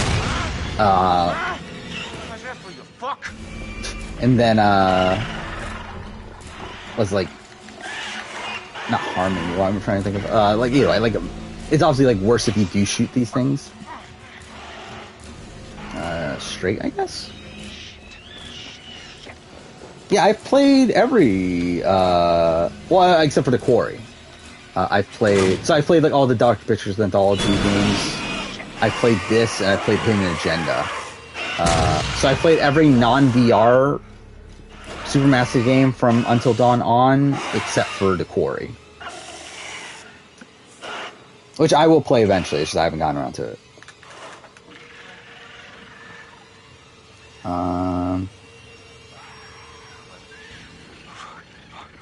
Do I hate Jane Foster? Not really. She's fine. No way. No. In the OG Thor movie, she's hot. I mean, she's Natalie Portman, so I mean, yeah. Hate Sarah and any kid character. Yeah, I mean, like in Walking Dead in particular, yeah. Like across media, I would say like the rule is, yeah, kid characters suck, but like obviously you have like Ellie in Last of Us, which I think is the best one. You have Atreus in God of War, who's really good too, so.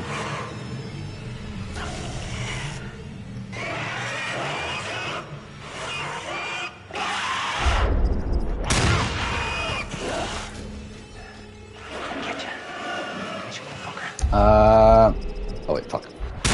Are you surprised that they haven't been spoiled on Return of the Outcast? Yeah, to a degree. Because, like, I don't... Like, are there even spoilers out there?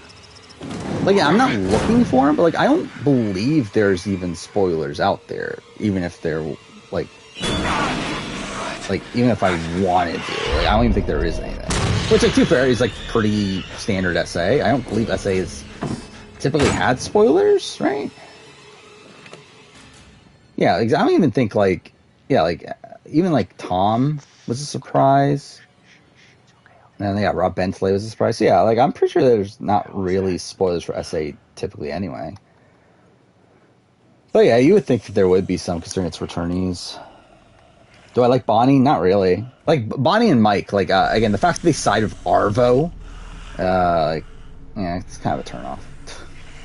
I like a Bonnie early on though, like when you like I 400 Days, like not so much. Fuck off. But I do like Bonnie in at the beginning of like when she first appears in season 2. Did I fuck up? Alright, does he save us? Anna Gunn or Lauren O'Connell? Probably Lauren O'Connell. That's first, not like that close for me personally, but still. Mike has plot armor. Yeah, Mike can't die until the end, right? And I think about it, I forgot about that until just now. Yeah, I believe he can't die until the final fight, right? Like it's him and Sam, right? Are the only two that can't die? Where are you? What's the best remake of all time? I mean, like, I don't have it top of mind, but probably like what FF7 remake. What? Resident Evil 2. What else is there? Let's see. Let's look at best video game remakes. Oh fuck. There we go.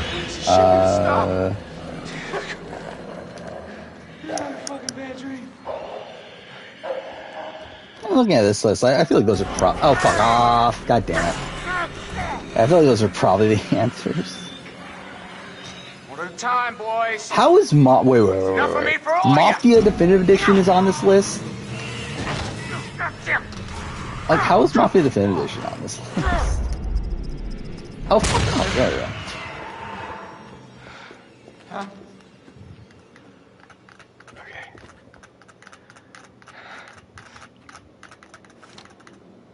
I mean, it's gotta, like, I guess it's a reboot. Not really, though. It's like, it's technically a sequel.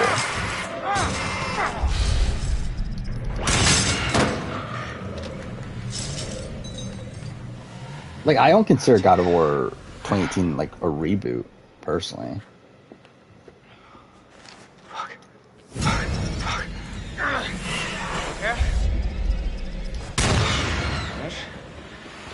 And to be fair, I was thinking more remake more so than like actual reboots.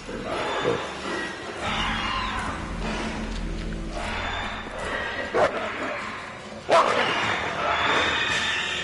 So they made Mike the action hero guy despite his plot armor, while Sam just disappears for parts of the game.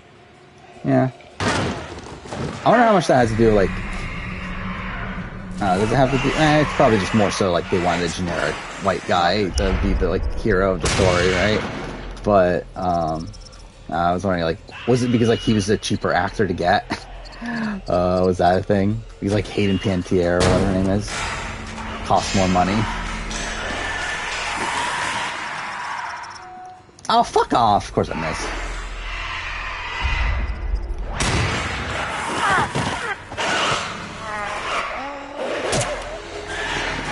God damn it! No!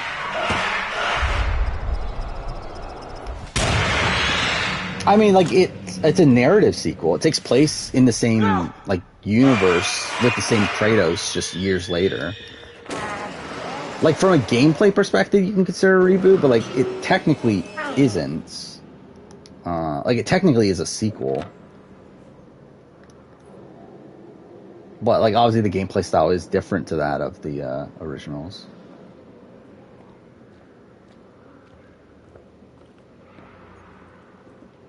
I mean, Katja, never liked Katja. I mean, like, she's fine at the beginning, but then, like, I think the decision to kill herself's fucking dumb. Duck, not particularly likable, doesn't really play much of a factor in his story outside of his connection to Kenny. Larry, not likable, but, like, he's not supposed to be. I think he plays his role in the story fine. Lily, fine, I guess. I mean, I remember, like, I don't remember, like, I feel like I didn't like her in final season. But, like, her role in season 1, fine. Again, this antagonistic figure for Kenny. This, like, this like essentially this dichotomy of like who you side with, Kenny or Lily. It's like it's fine. Carly, I've always liked Carly. I would say Carly's probably my second favorite character in season 1 outside of Lee.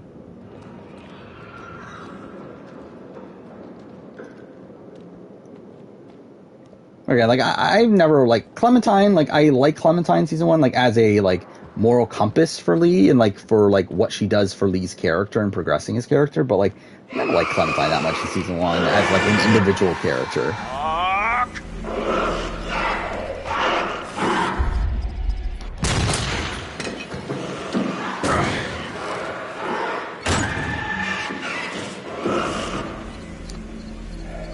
Gaming tips that generally shocked me. I don't know what the answer is right away, but like the one that like came to my head right away was when Charles Lee when during in AC3 when Hatham inducts Charles Lee and he says, "You are a Templar," where it's like revealed that you're fucking that Hatham was a Templar the entire time. I think that was funny. That's not the actual answer, but like that's the first thing that comes to my mind for some reason.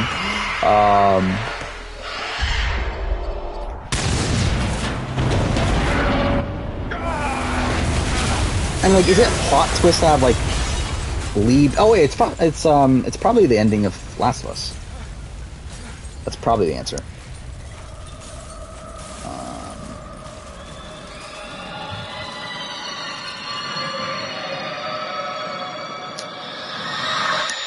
Yeah, probably like the, I mean, is that a plot twist, I guess? Or it's just like, but, it's probably like one of my favorite moments in all of gaming. Oh, I forgot about fucking Jess. Kate, she's like fine. Like, I don't know, like, I don't think she's written particularly well, but like, most times I play, New Frontier, I do end up like, trying to romance her or whatever. Trip I like Trip. I think it's disappointing the way he dies, especially if you make him survive episode 4. But I like Trip, and then you have I like Javier too. Like I like Javi. Not that he's like the best protagonist in the world or anything, but he's fine. Again, he's not written well, and really that goes for all of New Frontier. Come on, guys, But hurry up. We gotta find Mike. Yeah, Come on. I like Javi. Hey. Do I like Rami Malek? I mean, like, I think he's a good actor. Now here, guys. I think maybe He's not like my favorite actor in the world or anything.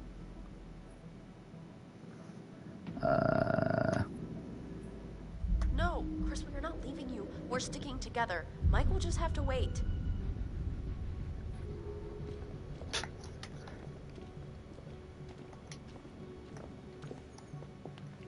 Man, what other gaming twists are there? Should I look up best video game twists? I actually don't like really know what the. I mean, Knights of the Republic's good. Oh, BioShock. The Would You Kindly? Spec Ops: The Line is decent, but I've never actually played the game for myself. Shadow of the Colossus is like okay.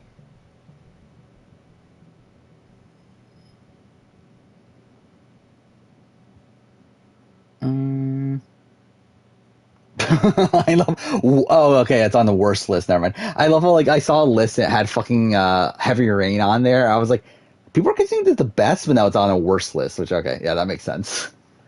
But we're gonna play Heavy Rain not too long from now. That's gonna be fun. We're gonna play Heavy Rain, Beyond Two Souls, Detroit, Become Human. Because oh fucking yeah, Jefferson. The Jefferson reveal is fantastic. I forgot about that. Yeah, Jefferson reveal is definitely up there. I mean, that's my favorite Life is Strange twist, for sure. I love how, like, when I think of Life is Strange right now, like, the first thing that comes to mind for me is Before the Storm and just how much I hate it again. Because I just wrote the script on it, and, like, it just reminded me, like, how much I hate Before the Storm. Crap. There's gotta be another way in. I mean, like, David's, like, not likable at all, but, like, again, I understand the role he plays in the story. I do think it's really melodramatic, though, the entire, like, love triangle between him, Javi, and Kate. That's something I don't love. Yeah, Gabe's kind of annoying.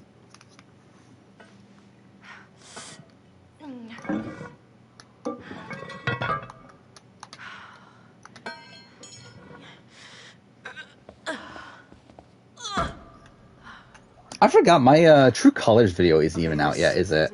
I kind of forget about that too. I made that like so long ago, and I forgot I decided to make it a 1 year later video. Who's going first? But like I forget that it's not out yet because like it feels like forever ago since I made that. Which actually, too, I think that's like a genuinely good video too. I do like my. It's not so bad. You think this is the tunnel to the sanatorium? True Colors video. Of course it is. Where else would it go?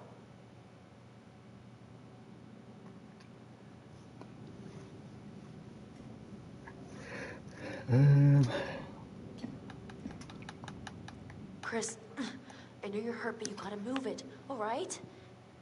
I'm trying, Ash. I wish you said that line to sound funny to me.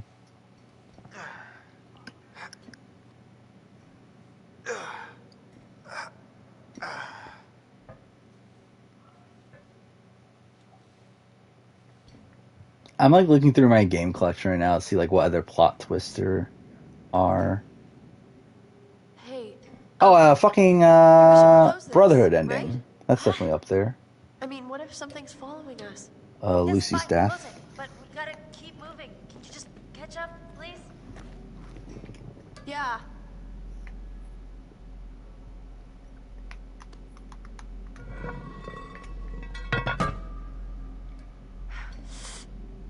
Yeah, I feel like those are all the ones that come to mind right away. In terms of like plot twists. Yeah, like would you consider like Arthur Morgan getting tuberculosis a twist? Like it's like, I don't know, it's like kind of obvious it was gonna happen, but not necessarily in the way that it did. But like it was obviously he was gonna die.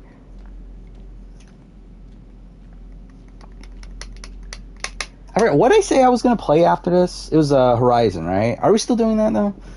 Should I still do Horizon Forbidden West after this?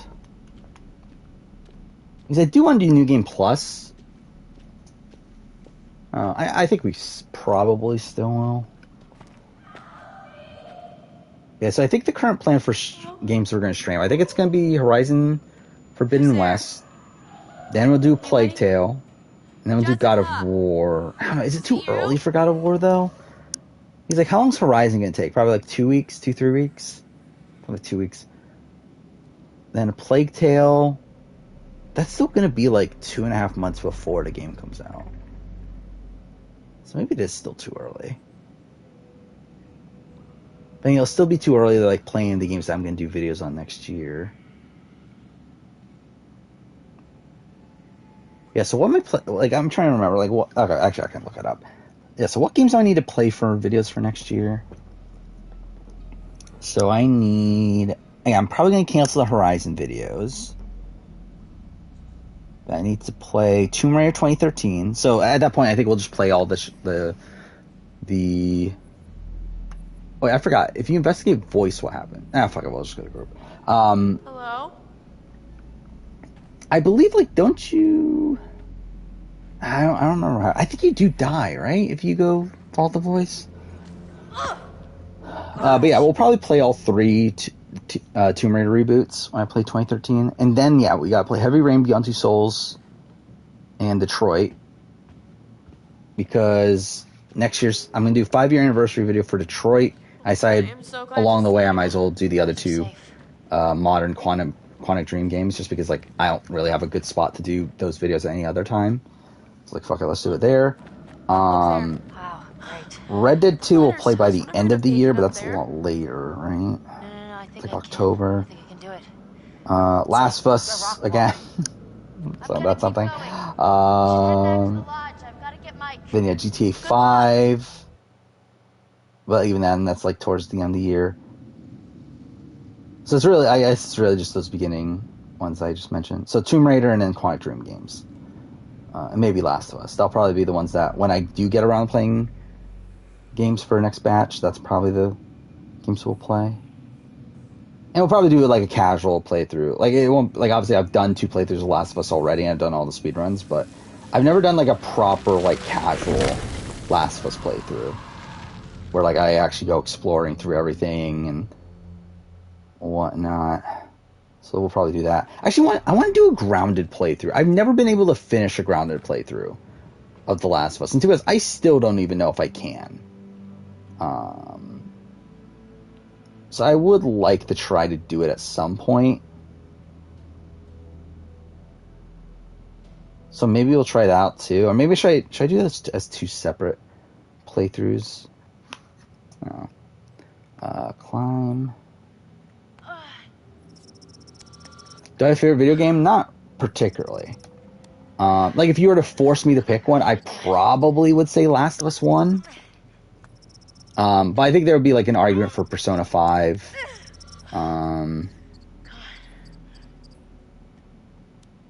Oh, Persona 5 also is up there. Plot twist.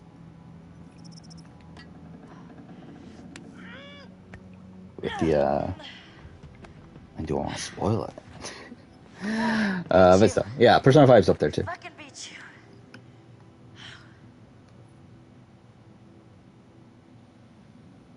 Yeah, Jefferson Twist is fantastic, and like that was something that like I never picked up on in my initial playthrough, but it's like something that's like kind of obvious when you actually pay attention, because like there's a lot of like clues towards it, like even from like episode 1. But like yeah, for some reason I just never picked up on it during my first playthrough. And the same thing goes with Walking Dead with the Stranger. Like that's something I never picked up on either. And to be fair, there's not much time for you to pick up on it, but like that's like something that like really I did not think was a possibility, was that it's the guy that you fucking stole the food from or whatever. Which like yeah, in retrospect, kind of obvious when you start episode 5, considering they for some reason add that scene to the previously on when it was never in a previously on before. But like I didn't notice that like, oh, the car you see outside the Marsh house is the same car, and that sort of stuff.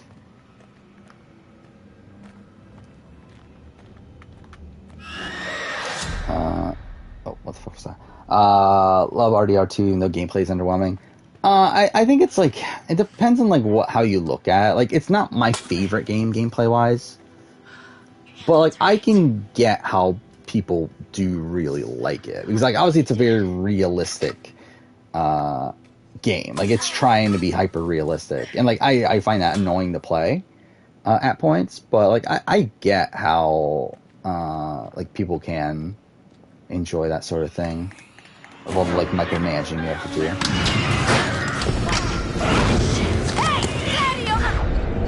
Oh, almost fucked that up. Not that matters.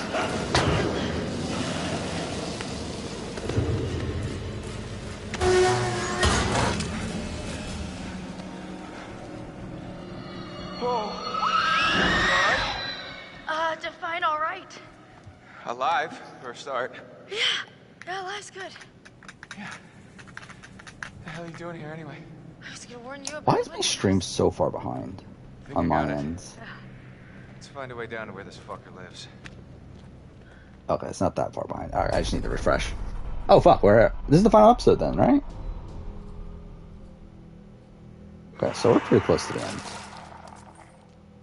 What travesty that Matt died. For the cable car. Josh. To be fair, that's probably part of what's making the end game quicker here. We're too late. Shh, quiet. It may have taken him down to the mine. Still playing the XCOM clone, still very overwhelming. I'm sure it is. Yeah, I've never been big into RTSs. I'm gonna get that key right from that thing's goddamn bedroom, and then I'm gonna. Maybe because yeah, like I feel like it goes over my head when I first try to play them, and then I just don't ever bother to actually learn them. Whoa! Let's find a way down to where this fucker lives.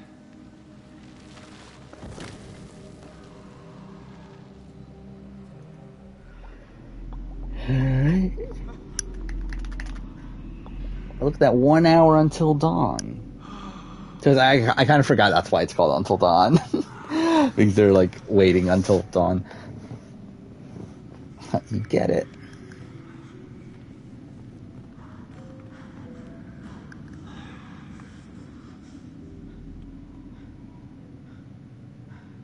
I wonder how much these sessions are of any help to you now. Some mechanics you don't feel like dealing with. Yeah, that's typically the way it goes for me too. That's why I don't even bother playing them at this point.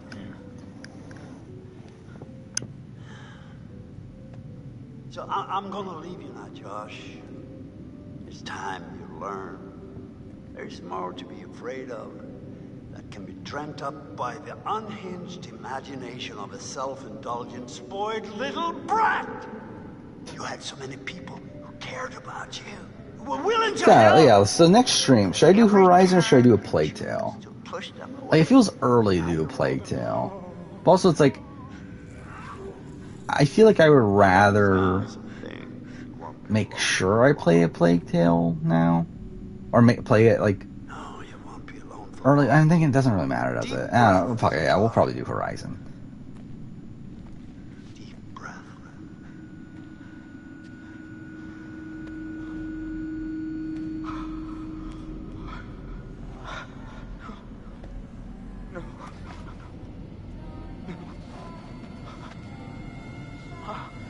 I think I'll have to debate how much side content I want to do in that playthrough, though.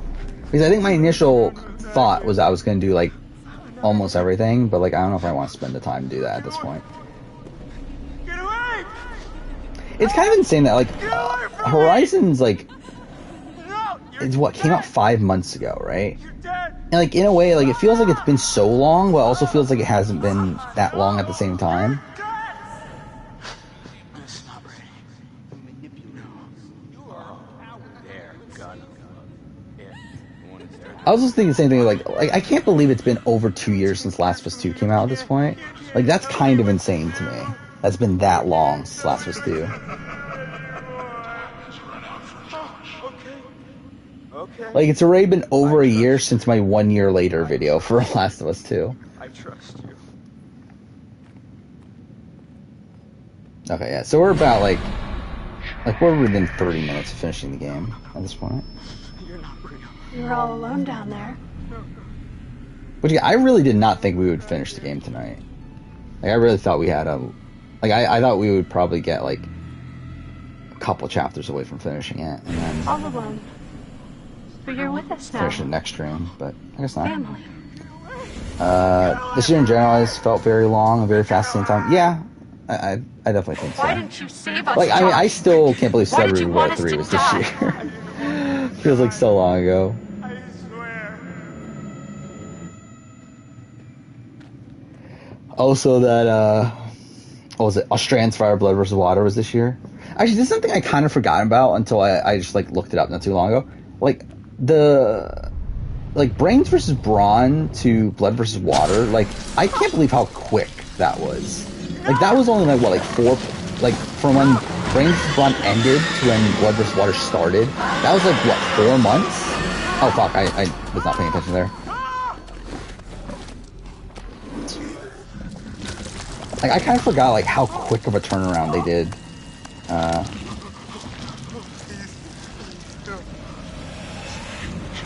Also, based on filming dates for, like, I did, like, a little bit of analysis of, like, filming dates for previous Australian Survivor seasons. Is this what you want? It does make me interested in, like, when are they gonna air,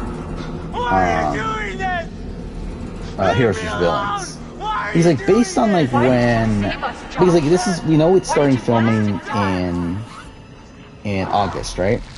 So that means it's gonna probably, and, like, we don't even know necessarily when in August, but, like, let's just say, like, mid-August. But that means, like, at best it's gonna end filming, what, like, end of September, early October? Which, like, if that's the case, then, like, there's been times where, like, there's, like, only, like, a 2-month turnaround between the finish of filming and the airing of the season. So, like, it technically could start in December or something if they wanted to. I don't think it will. Like, that does seem, like, kind of weird to me. I think more than likely they'll just wait for next year. But, like, also, it feels weird for them to do that after Blood vs. Water, like, kind of failed in that time slot. It's like, I don't know why they would want to do that, also. Yes, I don't know when this season's airing. Because, like, I guess it makes sense for it to be, like, same slot as Blood vs. Water. But, like, it feels weird they would want to do that.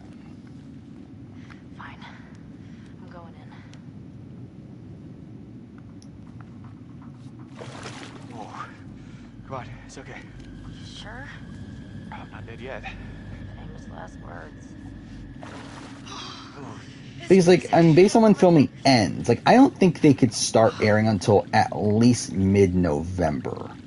Which, at that point, the season won't end until beginning of next year. And I don't feel like that's an approach they would take. Is, like, mid-November to, like, mid-January. Like, that's just a really weird time slot.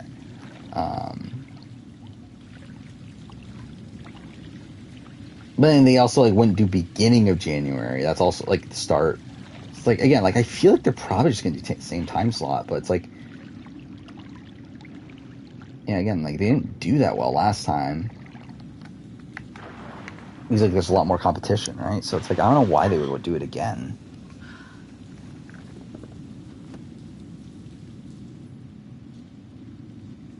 What time is it? It's past 3 o'clock? God damn. Whatever. Again, like, we'll still finish this. Probably only have, like, what, 25 minutes or something left.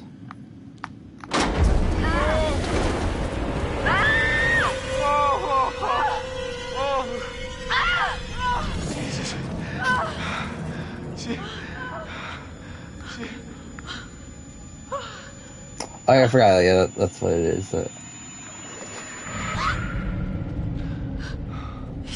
She's still alive, right?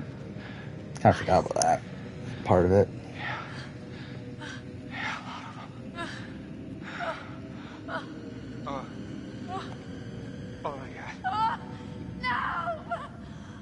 They just filmed it once a year, not twice like you have. I mean, the plan was to do 2 a year. And technically last year they did film 2. They just obviously aired apart. I mean, they aired like 2 separate years, though only 4 months apart. But yeah, like the plan at the time of Australian Survivor All-Stars was that they were going to start doing 2 a year. But obviously, like, COVID happened, that got delayed. And, like, they technically went through with that in 2021, but again, like, it aired separate years, and then they obviously took this, like, longer break than they normally would, where, like, it's going to be, what, like, 10 months in between filming of seasons, I believe? From Blood vs. Water and, He's tripping or something. and Heroes vs. Villains. Josh! It's like, that's a decent gap there, but yeah, it does seem like it's back to 1 a year, if I were to guess. Especially because Blood vs. Water didn't do the greatest, and just in general, I think like the overall reception of Australian Survivor is like kind of rocky right now. Where like obviously fan reception wasn't the greatest, ratings also went down. So yeah, I think they're not committed to doing 2 a year anymore. Unlike when All Stars happened, that was a point where Championship Contenders 1 and 2 both did really well. Championship Contenders 2, I believe, is the highest rated season. So like it made sense that at that point they wanted to do 2 a year. But yeah, like at this point where they just had their lowest rated season in Blood vs. Water, even Brains vs. Brawn, like it did fine, but like it didn't, like it definitely wasn't what it used to be. With the Championship Contenders, yeah, like I think they I think they intend on doing 1 a year at this point. If not, who knows if it just outright gets canceled. I don't think it will for a little bit, but yeah, I definitely think it's going to slow down. BBAU, on the other hand, I think that's done. We'll see. But again, like at BBAU, like the signs are there at this point that it's more than likely canceled. Like ratings are down. The entire like concept of this season like feels like a last ditch effort to bring ratings back, and it didn't work. And then also like by the way the last few seasons have worked, casting would be open by now for next season, and casting's not open. So I think it's pretty locked in. AU gets canceled, but again, no confirmation yet. I mean, into music, not really anymore. Like I was when I was in like middle school, high school, like early high school. But at this point, not really.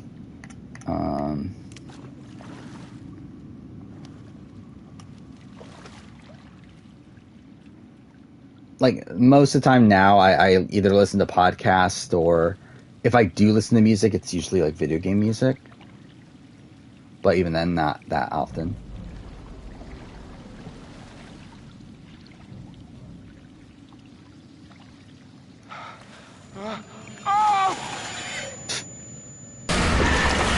You're not real! No, you're not! So is he gonna die? I think he is, right? Yeah. Because, because yes, this doesn't even happen. Well, that's a shame. Survivor and BB-8 get canceled the same year. That'll be nutty.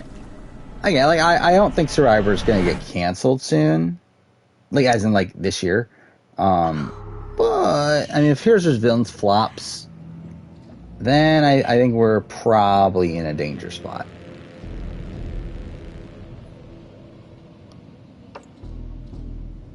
It's kind of funny, yeah. Like we're actually at the point. I actually didn't even realize that we're at the point where like BB Can is more secure than Australian Survivor. That's kind of funny.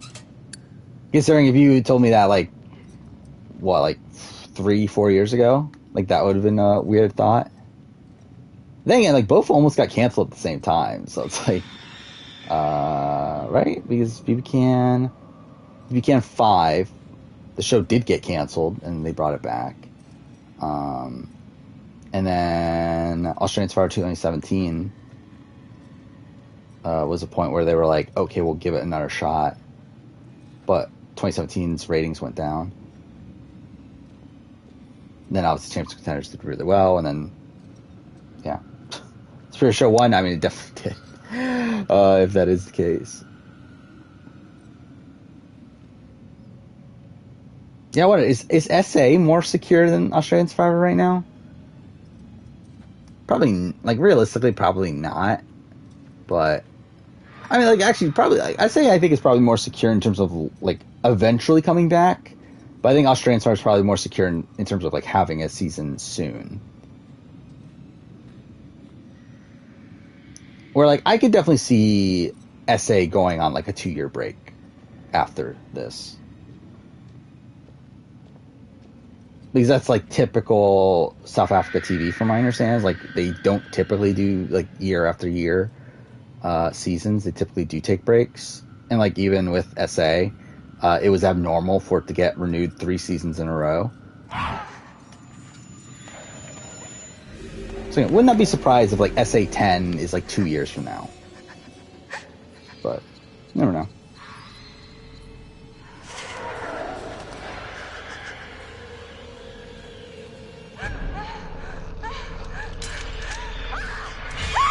Oh, well, that's lovely. Oh, she died too? Oh. Well, this worked out. I don't feel like I was able to keep her alive just for her to die almost instantly after.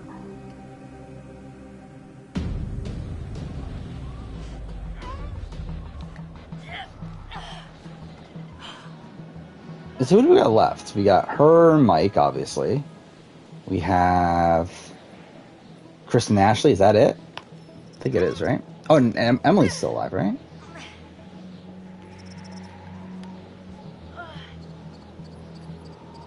So we'll see who we get out of this playthrough with.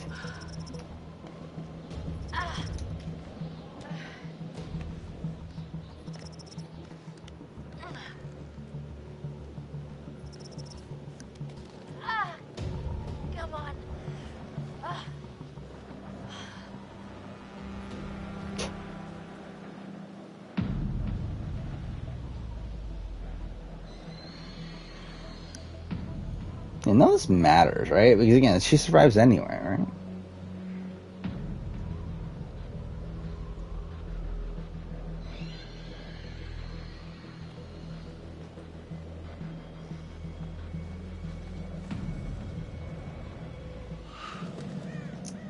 Well, this is just kind of boring.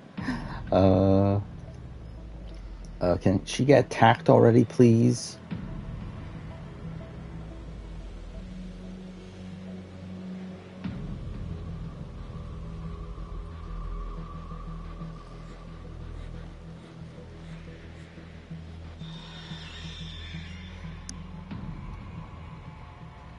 That's for... Yeah, this is going to be well over 4 hours, isn't it? This is going to be like 4.5 hours at least. Whatever.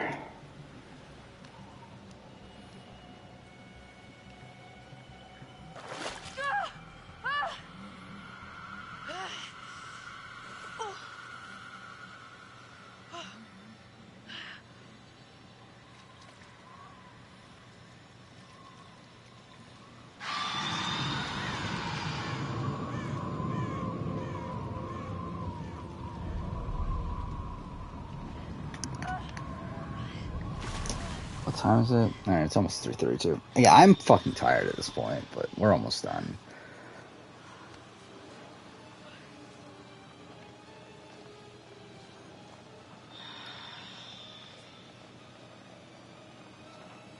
What should you name your dwarven female fighter? I don't know. Lorne O'Connell. I don't even know.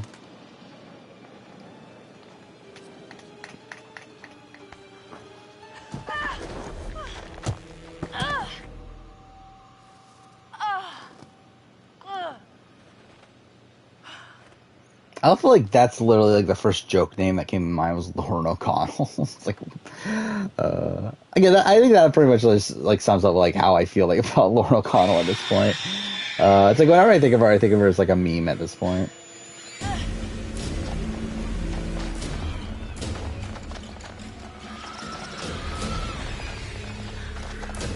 Yeah, LOC, yeah.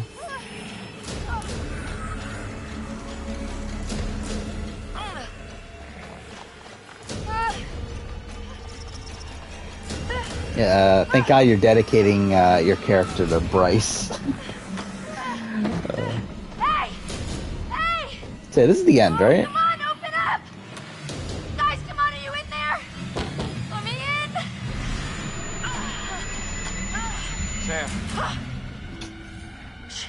Mike. Oh, gosh. You look terrible. Gonna look worse if we stay out here. Come on.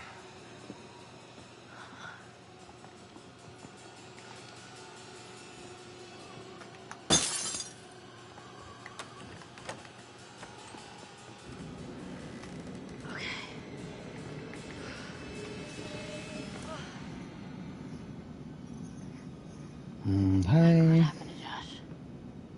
Yeah, at this point, I'm like pretty much just trying to stay awake. Fuck me. Not good. What do you think we should do? We should check the basement. Might be someone left down there. I wonder if there is.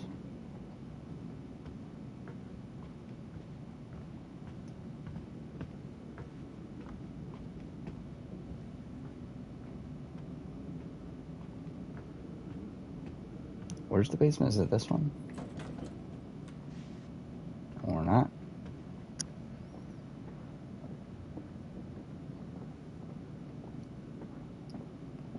Yeah, if we weren't so close to the end here, I would definitely call it a night. I would have called it a night probably like 20, 30 minutes ago. But I might as well wrap this up just so that we don't have the, like, I feel like it's just weird if I, like, wrapped it up for only, like, less than an hour left the game. Because I did talk about this before, that I wouldn't be opposed to, like, finishing a game in, like, an hour or two, that, like, I had previously started, and then, like, jumping into, like, Left Behind runs or something. But, like, by the time that I was, like, naturally going to end, again, we're, like, less than an hour away. It's just, like, we might as well just finish it. Go, go, go! Run! Oh, shit!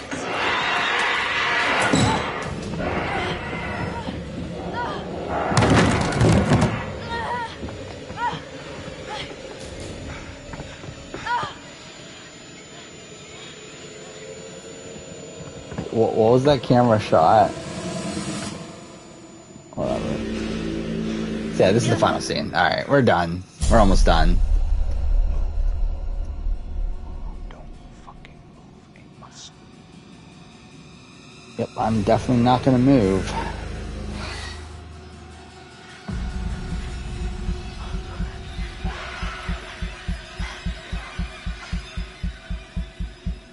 If I'm not moving, yeah, I can clearly see the thing moving. Yeah, okay, that, yeah, whatever. Fine. Oh no, don't kill Mike.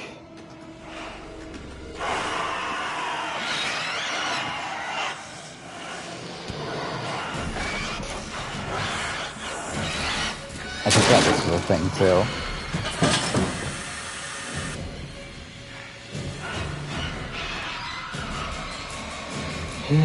Alright.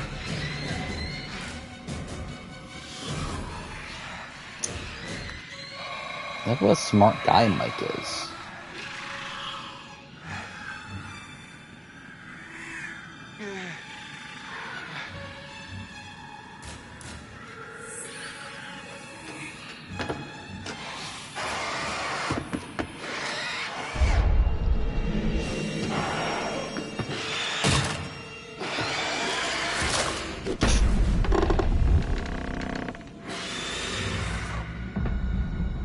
Let's see if I survive this one.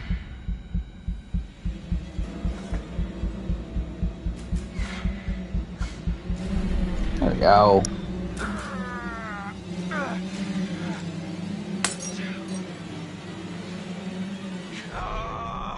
Oh my God! Oh no. What a travesty. Save Emily, I guess? Hey!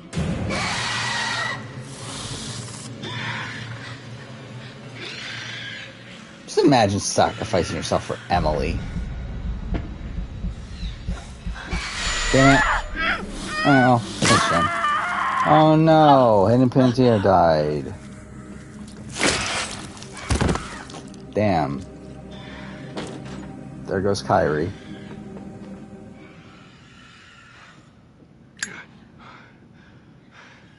So I really get out of this with How's that for your fuck?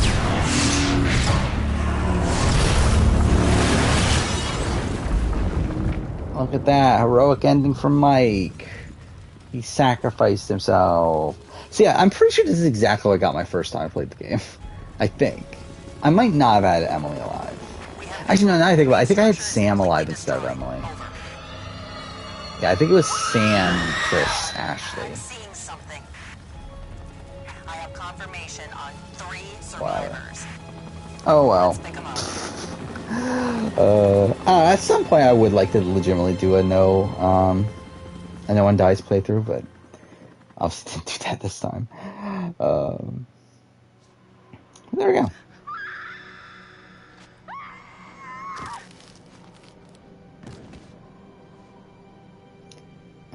So I guess we'll just watch a little of the credits here, because like obviously it tells you or you get these like scenes of the survivors. Oh, another person didn't die until, what is that, like 4 hours later after Matt? So Matt just sucks. Died so early.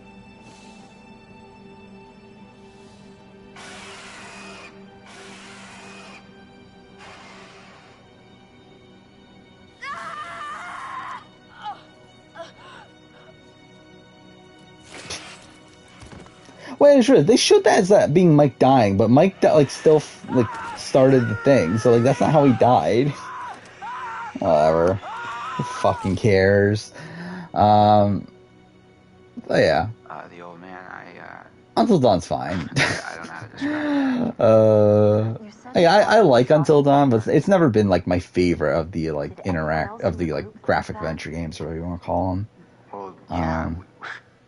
Like it's good for what it is, like it being like trying to be this like horror movie made into a video game. No, you don't understand. You don't understand. But again, for me, like I've always like attached more so to like Walking Dead Telltale and Wolf Among Us and Tales from Borderlands and Life is Strange and like all these other ones. Even like Detroit Become Human and Heavy Rain, despite how shit it is. I can't wait to do a Heavy Rain retrospective. Like, because like it's going to be me complaining about it, despite the fact that I fucking love it. Because like to me, Heavy Rain is like one of the most like it's so bad that it's good games that there are. Know him, but man, this one really takes the cake. about So again, Matt I feel like that should be fun to write about, but I guess you never really know. Oh God, he's dead, isn't he?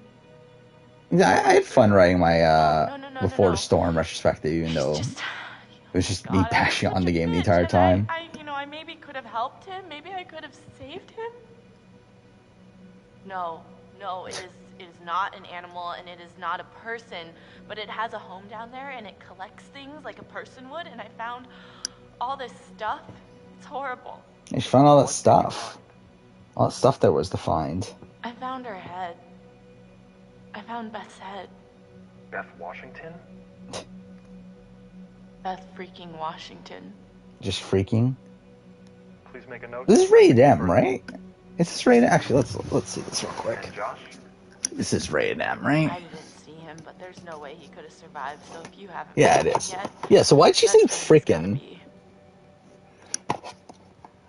We're like, oh, we was it like, oh, there's 100 curse words. We can't have 101. Yeah, we're gonna skip that because I'm gonna copyright claim. And who fucking cares? But still, rather avoid it. There we go. That's Until Dawn.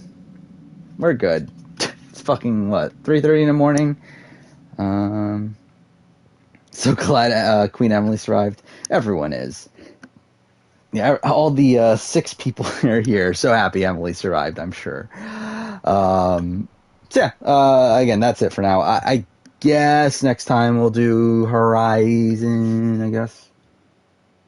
I'm trying to think, like, Horizon. So, again, Horizon's probably going to take us 2 weeks, I think. I think at least 4 streams. So that would put us to 25th. Then Plague Tale took us 3 streams last time. So let's just say that again. That's still kind of early, but I don't know. I guess I'll see. Yeah, well, either way, I think we'll do Horizon New Game Plus, Horizon Forbidden West New Game Plus, because I haven't done New Game Plus and Forbidden West yet. So that should be interesting. And I guess we'll just gauge from there. Because also I'll have to figure out like where I am in terms of videos, where if I'm done with the batch of videos I'm currently working on, then I'll probably start the process of playing some of the games for videos after that. So like Tomb Raider. Yeah, we'll probably do Tomb Raider first, Tomb Raider 2013, and then the other 2.